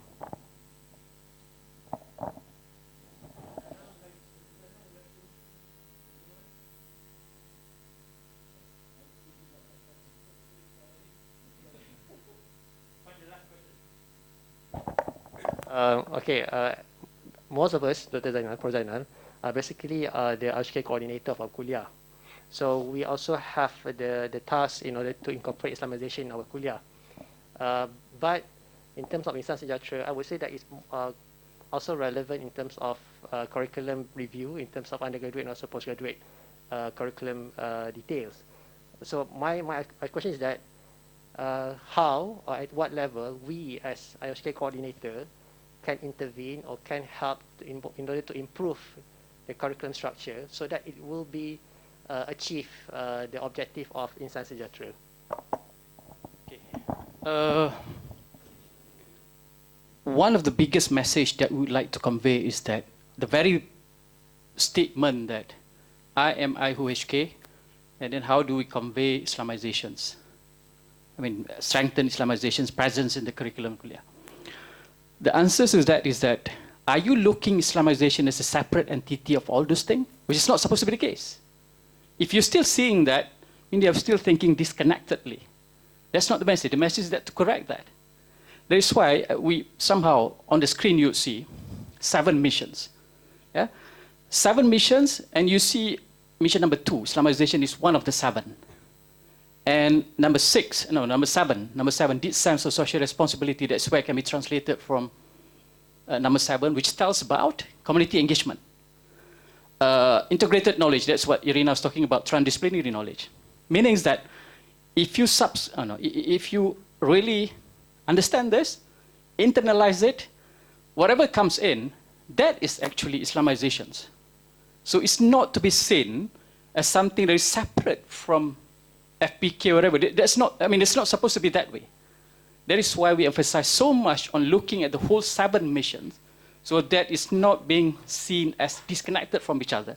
Meaning that if you fully implement what Islamization is supposed to do, then you are fulfilling the requirement of community engagement, requirements of transdisciplinary knowledge. So I hope that answers. Means that that's the kind of big understanding that needs to be understood there. I reinstated that it should not be seen as disconnected, and see the 7 missions, that's where everything is there. Transdisciplinary, community engagement, FPK, humanity, whatever it is. And then obviously, number 2 of the missions is exactly sustainable development. So meaning that if you look at the whole missions and vision, all the things that we talk about is clearly, explicitly put in the 7 missions. So I hope that answers everything. Or still there is a question that this is the time. This is really the time that we really have to trash it out. Otherwise, you go back malam tak tidur or whatever. So orang lain boleh jangan jawab. Thank you very much. Thank you very much, Prof, for the explanation. I do understand and do believe that Islamization consists of all these things. We cannot separate from our teachings and also from our daily life. Everything is have a component of Islamization. But I would like to know about when we have this knowledge, when we're returning back to our kuliah, because one of the tasks is that for us to review and to improve our curriculum structure. So my question is that at what level we can help to improve the curriculum structure when it's already been written and already been submitted and will be reviewed by the senior and so on. So is it we can actually incorporate together with our academic unit something like that. I was asking about the practicality after this. Thank you. I think let me finish. I was a bit excited about the conceptual part. So, and the bigger question is the operational part. Yeah, since last year, all kuliah has been given CRD, critical review D. I don't know what does it stand for. Right? And from that CRD, then it's supposed to be translated into the course outline, the changes that need to be done. Maybe we've gone that stage, but we still need to do that. And now at the Senate meeting, each kuliah will be reporting the subject that has undergone the corrective review process, and then come out with the mapping, Professor Ji, the mapping, the ticking box, just the ticker, yeah, of a new course outline that is supposed to be reflecting higher 7 missions. You know that, yeah? I think maybe someone can show that. I mean, maybe, I don't know, Prof, whether it should be, tomorrow, yeah, tomorrow. But that's what's happening now, at this stage now. The university, this is what's happening now. The critical review translated, a new course outline, then you have to put up. I think, Zahid, we have to do this now. Dekat mana in the CLO, yang mana satu yang fulfill higher.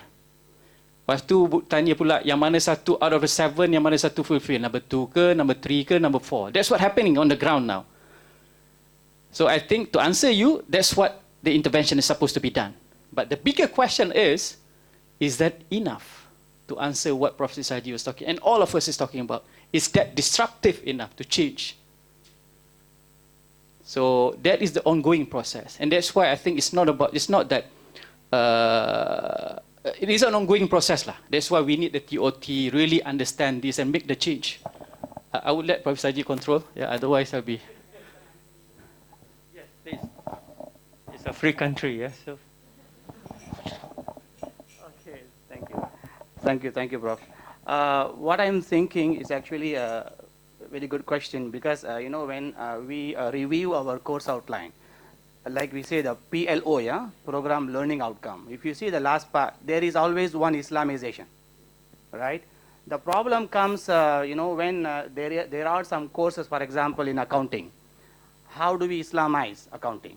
So because I'm coming from Kuliah of Economics and Management Sciences. But as you see, I'm not an economist. I'm a Sharia scholar working in Kuliah of Economics. After working 2 years, after learning so many things in economics and management sciences, I was able to help to get that Islamization. So what I suggest to the management, the board, that I would suggest that every Kuliah should have someone who actually comes from Islamic studies, Torah and heritage, work together. I know it's under the UNGS, you have a general studies, you call it FITS, FIDS. Rather than that, I think the Kuliah of Science, I think in Kuantan you have some, I also have my colleagues working in Kuantan. They are, mashallah, doing it. You know, working together with medicines and pharmacy and science. Similarly, I think someone mentioned Prof. Abdi. Who was it? Professor Abdi. Someone mentioned, yes. Professor Abdi was working in engineering. Am I right? He is actually a Sharia scholar. Working in engineering, and he was able to get that thing. So I think that would be a suggestion for me. That your Kuliah can consent to hire someone, work in your Kuliah, and then close with your studies and all. Then come up with some sort of Islamization in your course. Every course outline can be Islamized. That's how I think, yes. Yeah, if I can respond. Dr. Noor, 1 minute, yeah? Can I invite Dr. Noor to respond to that? Yeah. Bismillahirrahmanirrahim. Sorry, there are too many things here. I'm stepping on things. In response to what you said, I think each Kuliah has, right? For example, in Kuliah of Architecture, there's one. In Kuliah of Economics, you are. In Kuliah of Medicine, I'm sure there's Prof. Hashi is in which Kuliah? Science. In Kuliah of Medicine, do you have anyone? Who's from medicine? Prof. Hassan Kasuli. Previously. Oh, he has retired? Oh, all right. So perhaps some of the Kuliahs have. I'm not sure if every Kuliah has. We have to find out about that. But that's a very pertinent situation that you are mentioning. And if I remember correctly, I know certain figures have been assigned to For example, my friend from Africa, what's his name? Very tall, always giving ceramah, Dr. Associate Professor, Dr. He's from Africa, very tall. From education?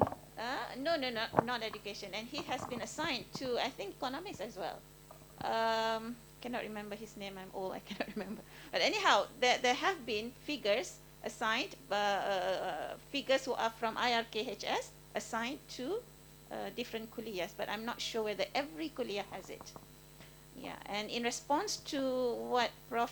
Zainal, Dr. Zainal mentioned just now, yes, I 100% agree with you, Dr. Zainal, that the 7 mission statements, if we are, able to do all of that holistically, that's Islamization, right? And as well as when we talk about SAF, also SAF is not another component. I think I did mention that in my presentation, the half an hour thing that I gave you asynchronously, that SAF is how we put together all the existing components so that they work in synergy in a cohesive way, right? Similarly, what you have mentioned, Dr. Zainal. Another thing that I would like to also touch is that what you mentioned, Doctor, about the program and curriculum for which you would have to improve it in line with Insan Sejahtera, right? So perhaps this can be our part of our activity tomorrow, because this is still ongoing, right? It's not finalized yet, the outcome of the curriculum review, isn't it?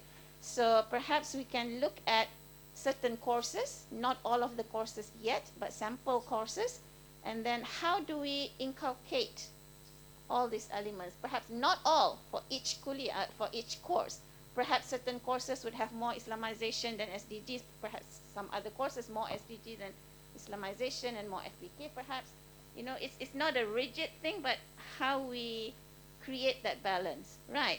And it's not every course would have every element. Then what is the core material that we want to teach in that course, right? So those are my... Dr. Noor, whatever you have, not every course, whatever framework that you have, not every course has to have everything.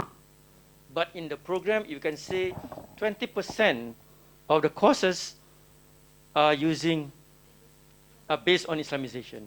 We just want to find out what's the percentage. If you have 40 courses, right? What's the percentage of how many courses incorporate Islamization? If you have 5, then let us know. Yeah.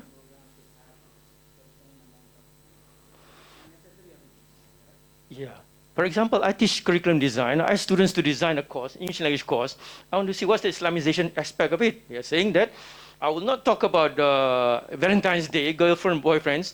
If I talk about Valentine's Day, I have to know about from the perspective of Islam. If not, they will say it's haram, sir. I cannot do that. Those kind of things.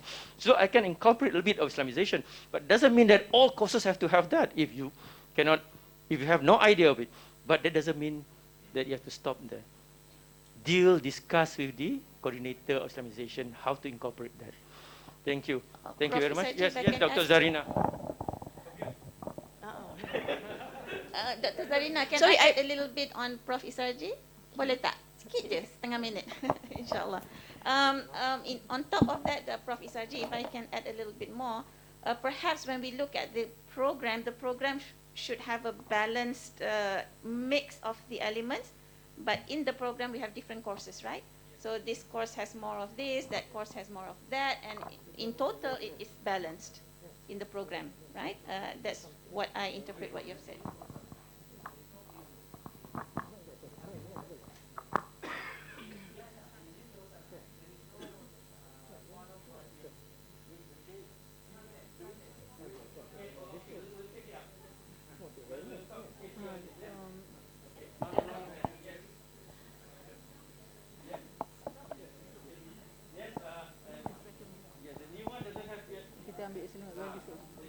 Sorry, Prof. Can I just get it out from my head, because I'm quite confused here. Because to me, there's no such thing when we are in IIUM. There's no such thing as 20%, 30%, or whatever percent that is Islamization. For me, 100% and on top of everything is because everything, all the ilham is from Allah Ta'ala. So E equals MC square is from Allah Ta'ala. It's not from for whatever reason. I don't know, the gravity and all that. That is all from Allah Ta'ala. So, and that is why the term Islamization came up. I believe what Prof. Kamal mentioned, whatever that is good and conform to the Maqasid Syariah is Islamic. So I'm sorry, but as I'm a bit confused here when we are talking about 20%, 30%. Very true. La, la, la, la, It's just la. technicality. Thank you. It's just like SDG 17, 17 goals. 17 SDG goals. Do we have spirituality there? That's what we are going to, Dr. Zainal and Dr. Irina. We plan to incorporate spirituality as SDG number 18, yeah? So even though it's a separate one, but each of the 17 goals must be from the Islamic perspective also. Sorry. Am I right? I understand. Yeah. Okay, but when it comes to that 18, the spirituality part, but because that is when we want to bring that globally, but locally here in IIUM, I believe we have the same values and we understand the same concept of Islamization. So that's why I don't see any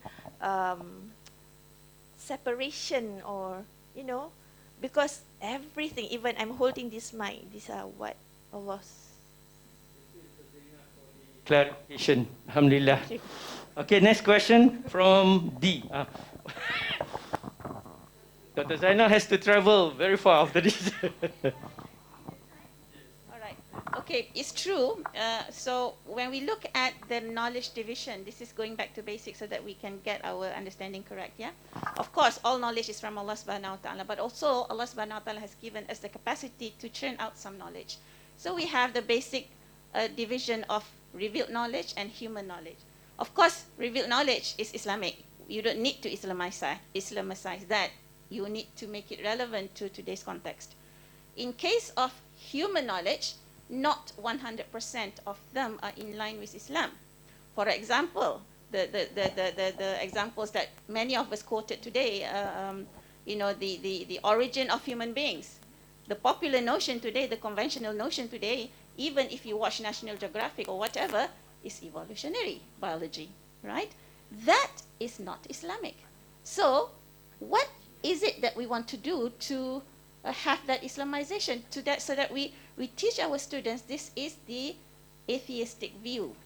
Now the Islamic view is this. Now that is Islamization. Yes, correct. Of course, microphone here, this is neutral actually.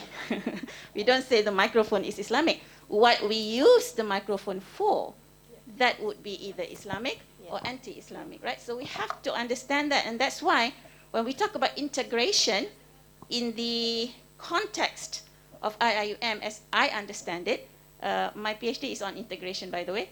We have many different integrations. We can even have integration of fasad, munkar, with hasanat, which doesn't make sense.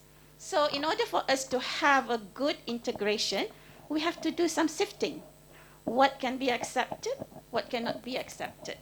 So there has to be some mechanism of sifting. Not everything in a bowl, and we have that roja.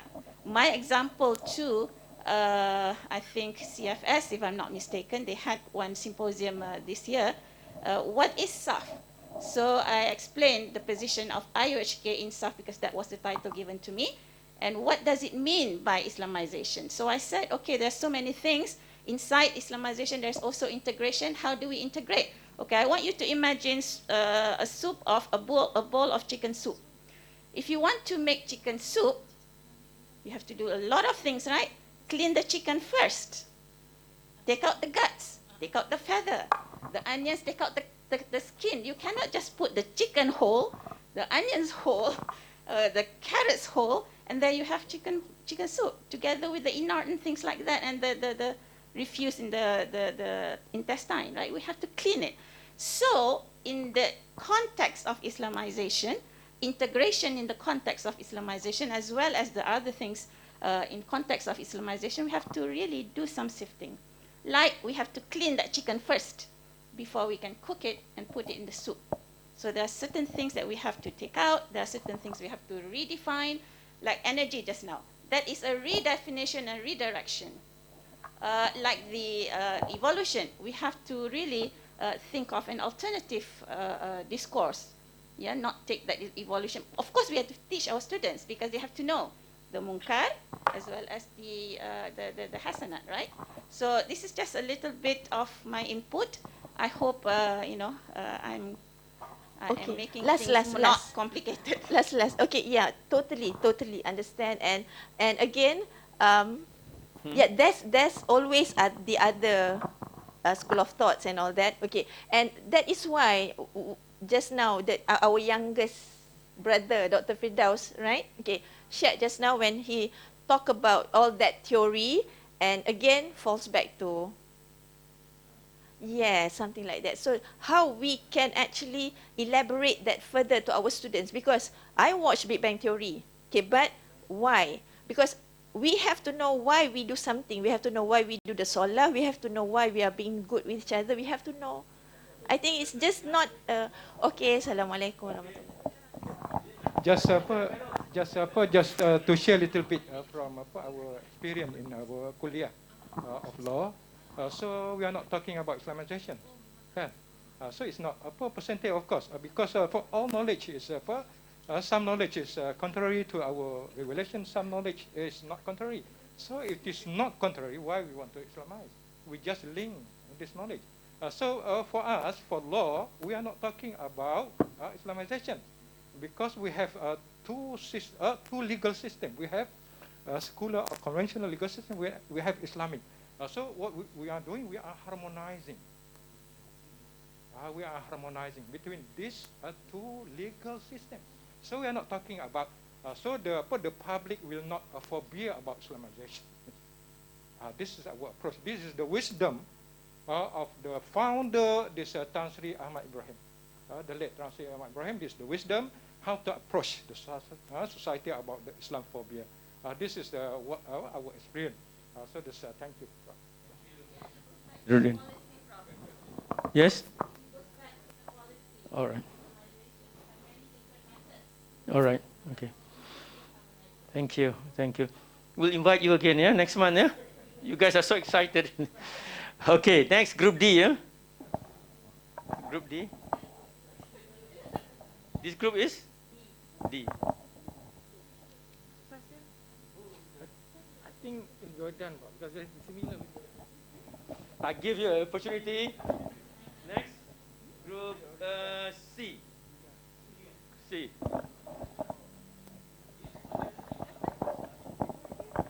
Sorry, Assalamualaikum. So basically, Group C has so many questions. I'm going to start first. Yeah. Okay. So I would like to share that we had like strategic meeting yesterday. So I am like unfortunately, is the coordinator of Sejahtera. Okay.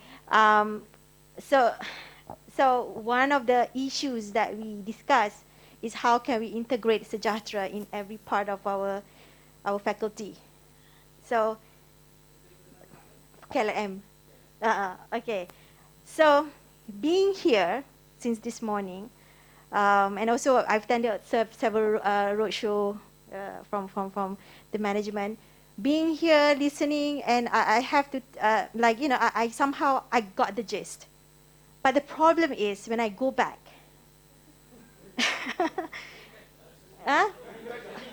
Okay, that's the problem. Okay, the issue here is, I don't know, maybe I'm a noob, I'm a bit thick, I don't know. There are so many terms. You talk about Islamization, you talk about Jerihaz, you talk about FPK, that I understand because I'm from a teaching background.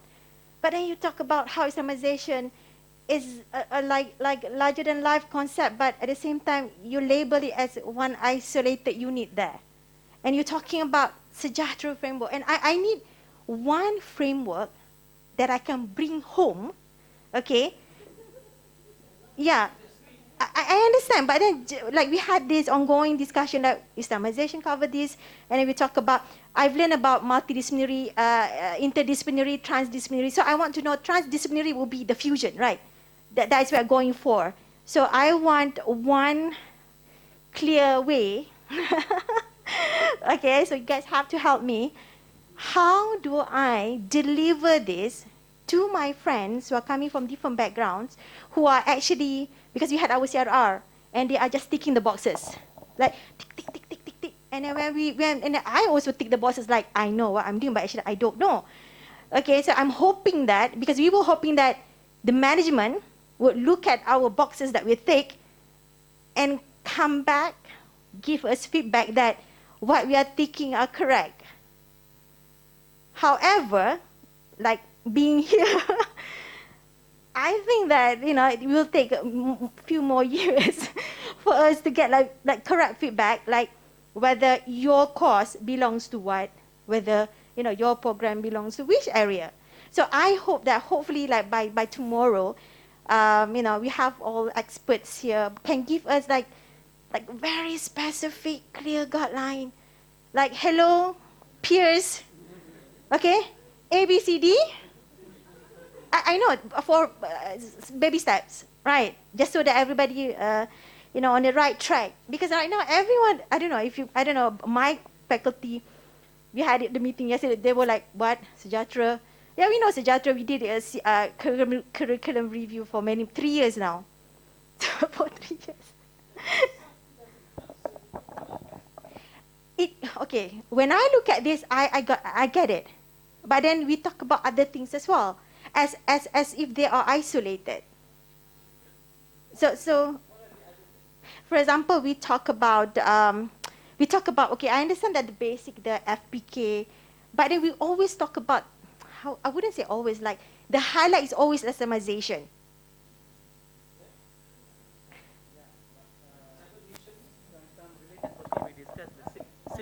Similar question actually, what I wanted to ask to Dr. Nurjanna after her presentation. Actually, when you were discussing about Islamization, you know that we have 30 to 40 years of history talking about Islamization. And suddenly the Islamization comes somewhere under Insan Sejahtera. So my personal question to you, do you feel marginalized? In economic terms. So that's a similar question, I think. If I may respond to that, or shall we? Okay, sure.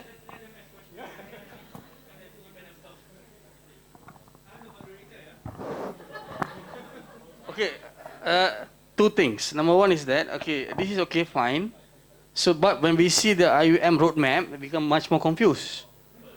Right, we can see like, you know, I'm not sure whether you can see, it become like a...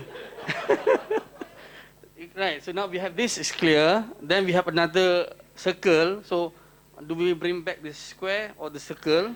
That's number one. Number two is that, something that actually coming from Sister Azrin, while talking about Sejahtera, we also need to talk about what is not Sejahtera, in terms of students, in terms of staff, academic staff, non-academic staff, and something that really, I think, easy for me to digest is the one of the slides by Dr. Nurjanna. We're talking about Islamization, about self, academic and non-academic. Very simple to understand. Can be applied to all. But when it comes here, okay, here I can see all of them is matched here, plus the difficulties of making the map. But now, when I refer back to roadmap, you can see in the roadmap, suddenly South is there. And then you have the humanizing education in the middle. Then you have Sejahtera society at the back. Then at the up, you have balanced graduate. So, I'm confused. So, basic answer is that, what should we bring back? And second, the importance of knowing what is not Sejahtera according to the each part. Thank you very much. Assalamualaikum, Prof. I think I think it's related to the questions from that table. When we come up with because I was thinking because as we're speaking right now in our kuliah during we have our ibadah camp, and during this ibadah camp right now they are having this discussion on the course plan actually, and they are trying to integrate at the moment. So what's my question is, if we come up with a certain boxes to tick and everything, I was worried that what happens if each of the lecturers, they look at their course outline and say, I think I can tick all the boxes. And because Islamization can be, they can interpret anything under Islamization actually, and then they can interpret anything under the FPK as well. So is there any way that we can actually come up with a system where we know that we can actually put a line that, okay, this is no longer under the umbrella of Islamization. This is more towards another, like probably under MQS or something like that. Questions from this group? Anyone else? This is group D, yeah? B. Group A? Yes.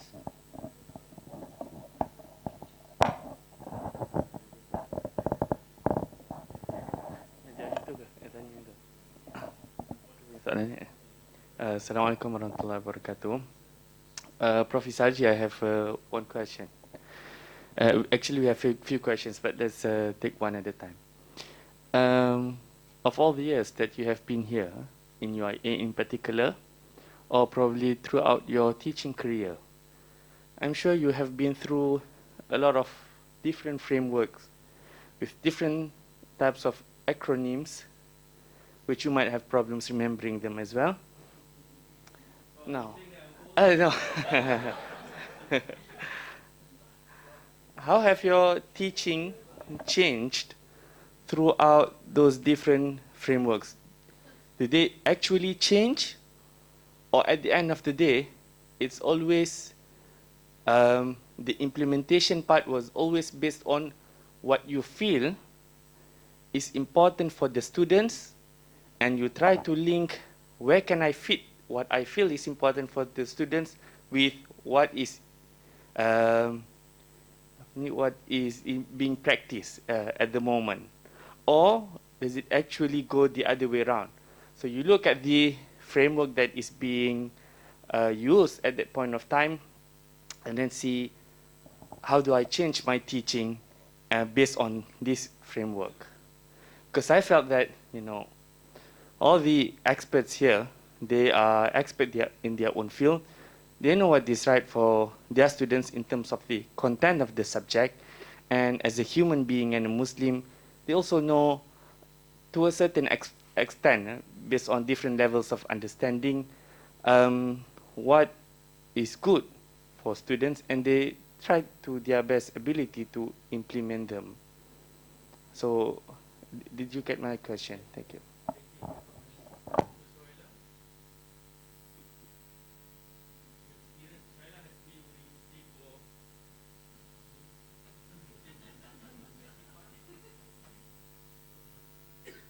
Right. Very difficult question to answer. If I were to explain, I would say that again it depends on where you're coming from, your tradition basically, right? Some of us are experts in our area, right? And I think the way we are expert in area is also different. Our education background is also different. For instance, Dr. Jannah, she has her own orientation, right? Compared to Dr. Aslam, for instance. So we all have our own ways of doing things, but the most important thing is you have to understand the concepts. How you do it, I suppose when you say which one is the framework, the problem is that there's no one method. There's no method. There's no one method of knowing. There's no one method of understanding. There's no one method of learning, right? If I were to say that there's only one method, then we only have this one knowledge that all of us will have as the same, which is objective, which is not. So the most important thing is when you understand the concept and how you bring it and ground it in your area is very important. And that's why there's a need of this professional community that you have to work together and have a discourse. That's how you develop knowledge and make sure that you are on the right track, that's what you want to call it. So if you say, is there any one framework, it's very difficult for me to answer. But what you know, like you say, that like you mentioned, over time, perhaps as your knowledge grows, you may have a change of understanding and you may have new concept, you may expand that concept. And I think that's how, previously we were much in focus on IOK, right? Then we talk about IOHK, so many, then you talk about integration, right? Now yeah. So again, that's how we grow. But one thing is we have to understand what is the focus and where we're going to.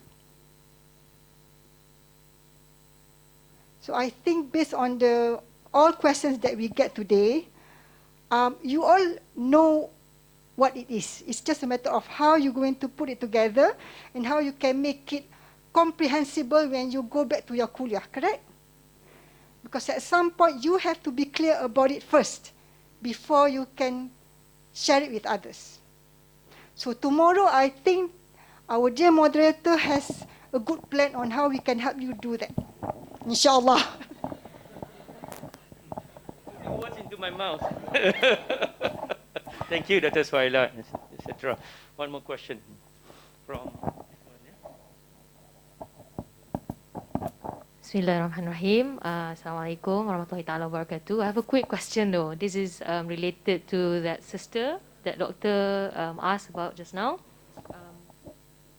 I'm a bit confused with all the terminologies, with all the terms. I must say overwhelmed in a certain way.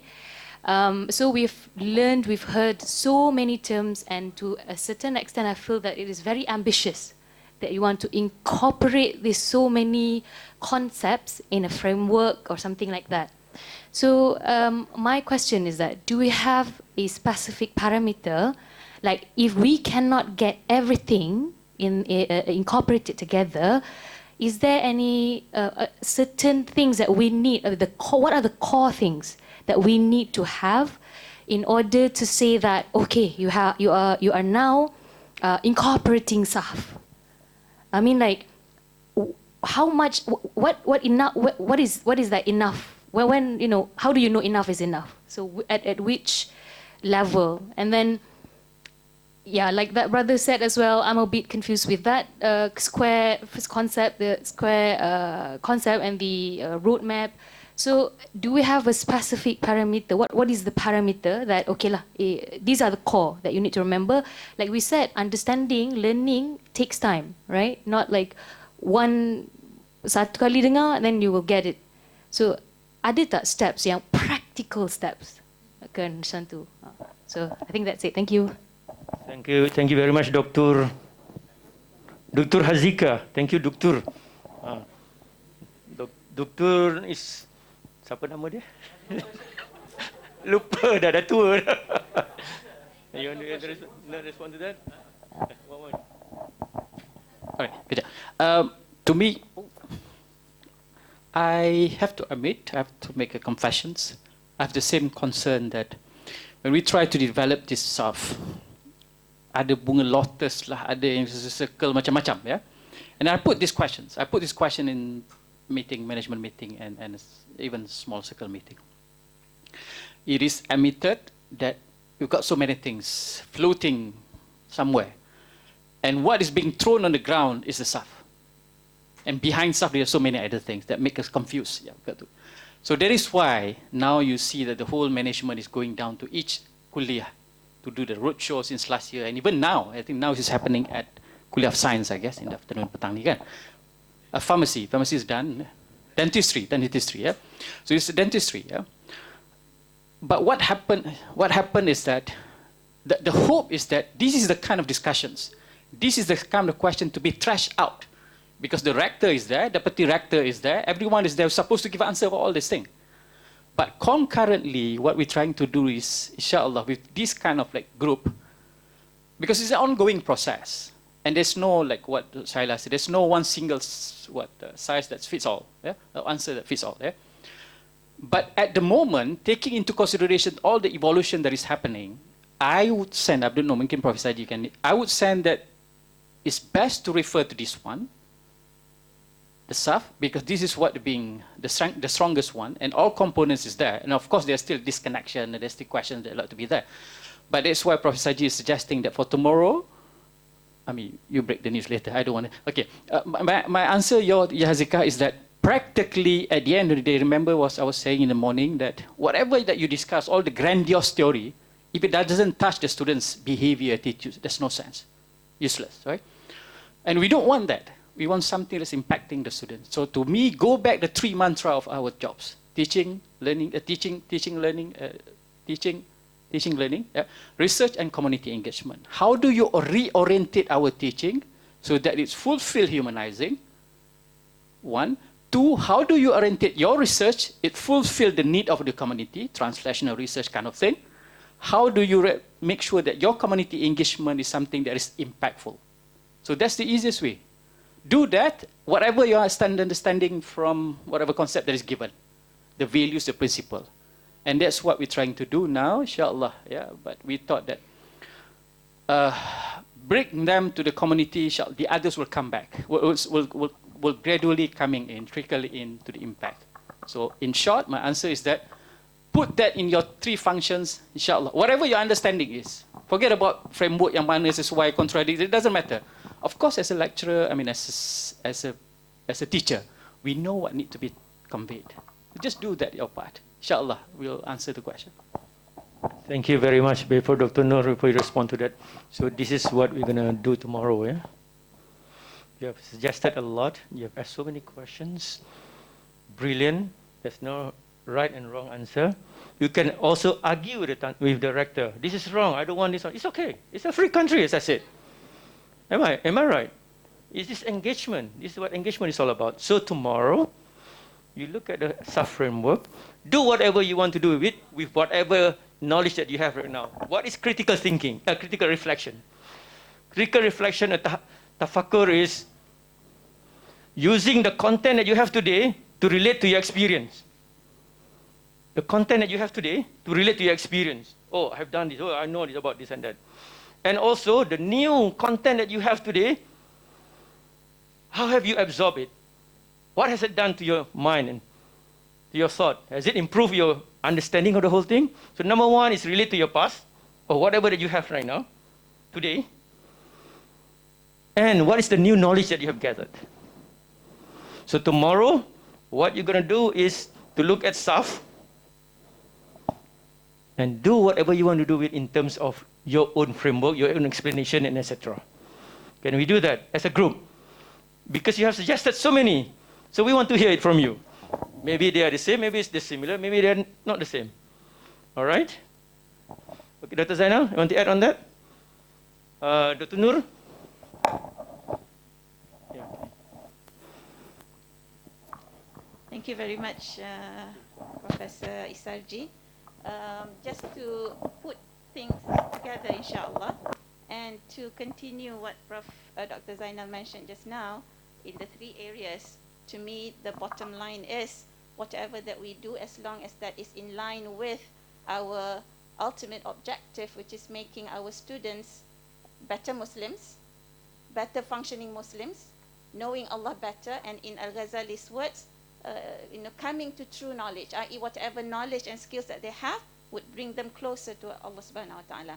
In terms of our teaching, in terms of our research, in terms of our community engagement, whatever that bring everybody closer to Allah subhanahu wa ta'ala. And I think that in the long run, in the appendix, we can conclude these all, no matter what we do, fall under Islamization. Yeah? Be it harmonization, be it integration, be it community engagement. As long as we don't promote them to worship idols, then I think to make them better functioning societies, that would be, can be included in Islamization. If we have any doubt, please go back to the document, policies and guidelines on Islamization, and you can see the plethora of activities that we can do, including community engagements that can fall under Islamization. Now, just to wrap up things, if I may, Prof. One of us just now mentioned that we need to have like a recipe, yeah, to bring back, and this is 1, 2, 3, 4, 5 that we need to be doing. Now, what we can give would be the guidelines. If we were to give you the recipes, then we are undermining your expertise, because we may be coming from different disciplines. Yeah, we can give outlines and guidelines and 1, 2, 3, 4, 5 for our discipline. For example, my background is science. I used to be teaching science, and we have produced together with Prof. Kamal Hassan a book, 3-volume book, as well as several papers talking about the guidelines on how to Islamize the teaching and learning of science, natural science in schools. We have done that. But we cannot do that with economics, for example. You would be angry with me because I don't know anything about economics. I cannot do that with language, for example. I am not a linguist, right? So we give the policies and the guidelines. It is up to the owner of the discipline, the experts of the discipline, to chart down 1, 2, 3, 4, 5, the recipe for your expertise, area of expertise, because we are not qualified to do that. All right? I hope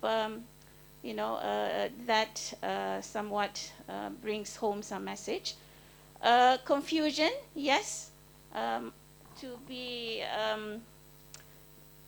sharing with you frankly, I am also, confused. But then we go back to basics. We go back to basics, yeah? What I said just now, in conclusion to what Dr. Zainal Abidin said, yeah?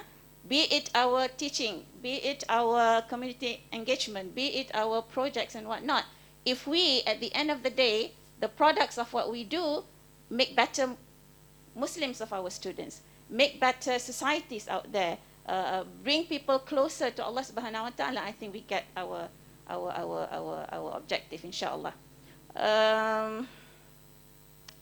One thing for sure is that when we don't know, like for example, you mentioned, Doctor, when we tick boxes, we may end up ticking all of the boxes. That shows overlappings of what we are doing, meaning to say they are not separate. Islamization is not separate from this, not separate from that, but there are overlappings, right? Some things would have more of this element than others, but for sure they are overlapping. For example, if I were to talk about the elements of worldview, there is theology, there is eschatology, there is axiology, there is teleology. I cannot talk about any of these logies, separate from the rest, because one is related to another. So if I were to take, for example, what I'm talking about right now, could it be, teleology? Could it be axiology? Could it be eschatology? I may be ticking many of the boxes, right? So that just shows the overlapping. To me, it's not a problem, inshallah. Of course, it creates some confusion, but inshallah, after tafakkur, we will be able to find our ways. As I mentioned just now, there's no one particular recipe. Focus on the direction, inshallah. At the end, we want to reach mardatillah. We want to reach ma'rifatullah. That's all, Prof. Thank you. Thank you very much, Dr. Noor. We have come to the end of the program for today. Thank you very much, all of you, for your thoughts, for your sharing of ideas and knowledge and experience. Yeah. Don't forget to come back tomorrow. Yeah? And again, your task tomorrow is to look at South, because that's why we talk about Insan Sejahtera, so that you understand the big concept. For you to look at South and try to present to us your understanding of South. Can we do that tomorrow? We'll give it to you. Thank you very much. Billahi taufiq wal hidayah. Wassalamu alaikum warahmatullahi wabarakatuh. Okay, thank you very much. We have come to the end of the first day sessions. Looking forward to see you tomorrow at the same venue. We have some refreshment at the back of this hall, and then bus will come at 4:30. So thank you again, and we will end our session today with Surah Al-As and Tasbih Kafarah. Salam.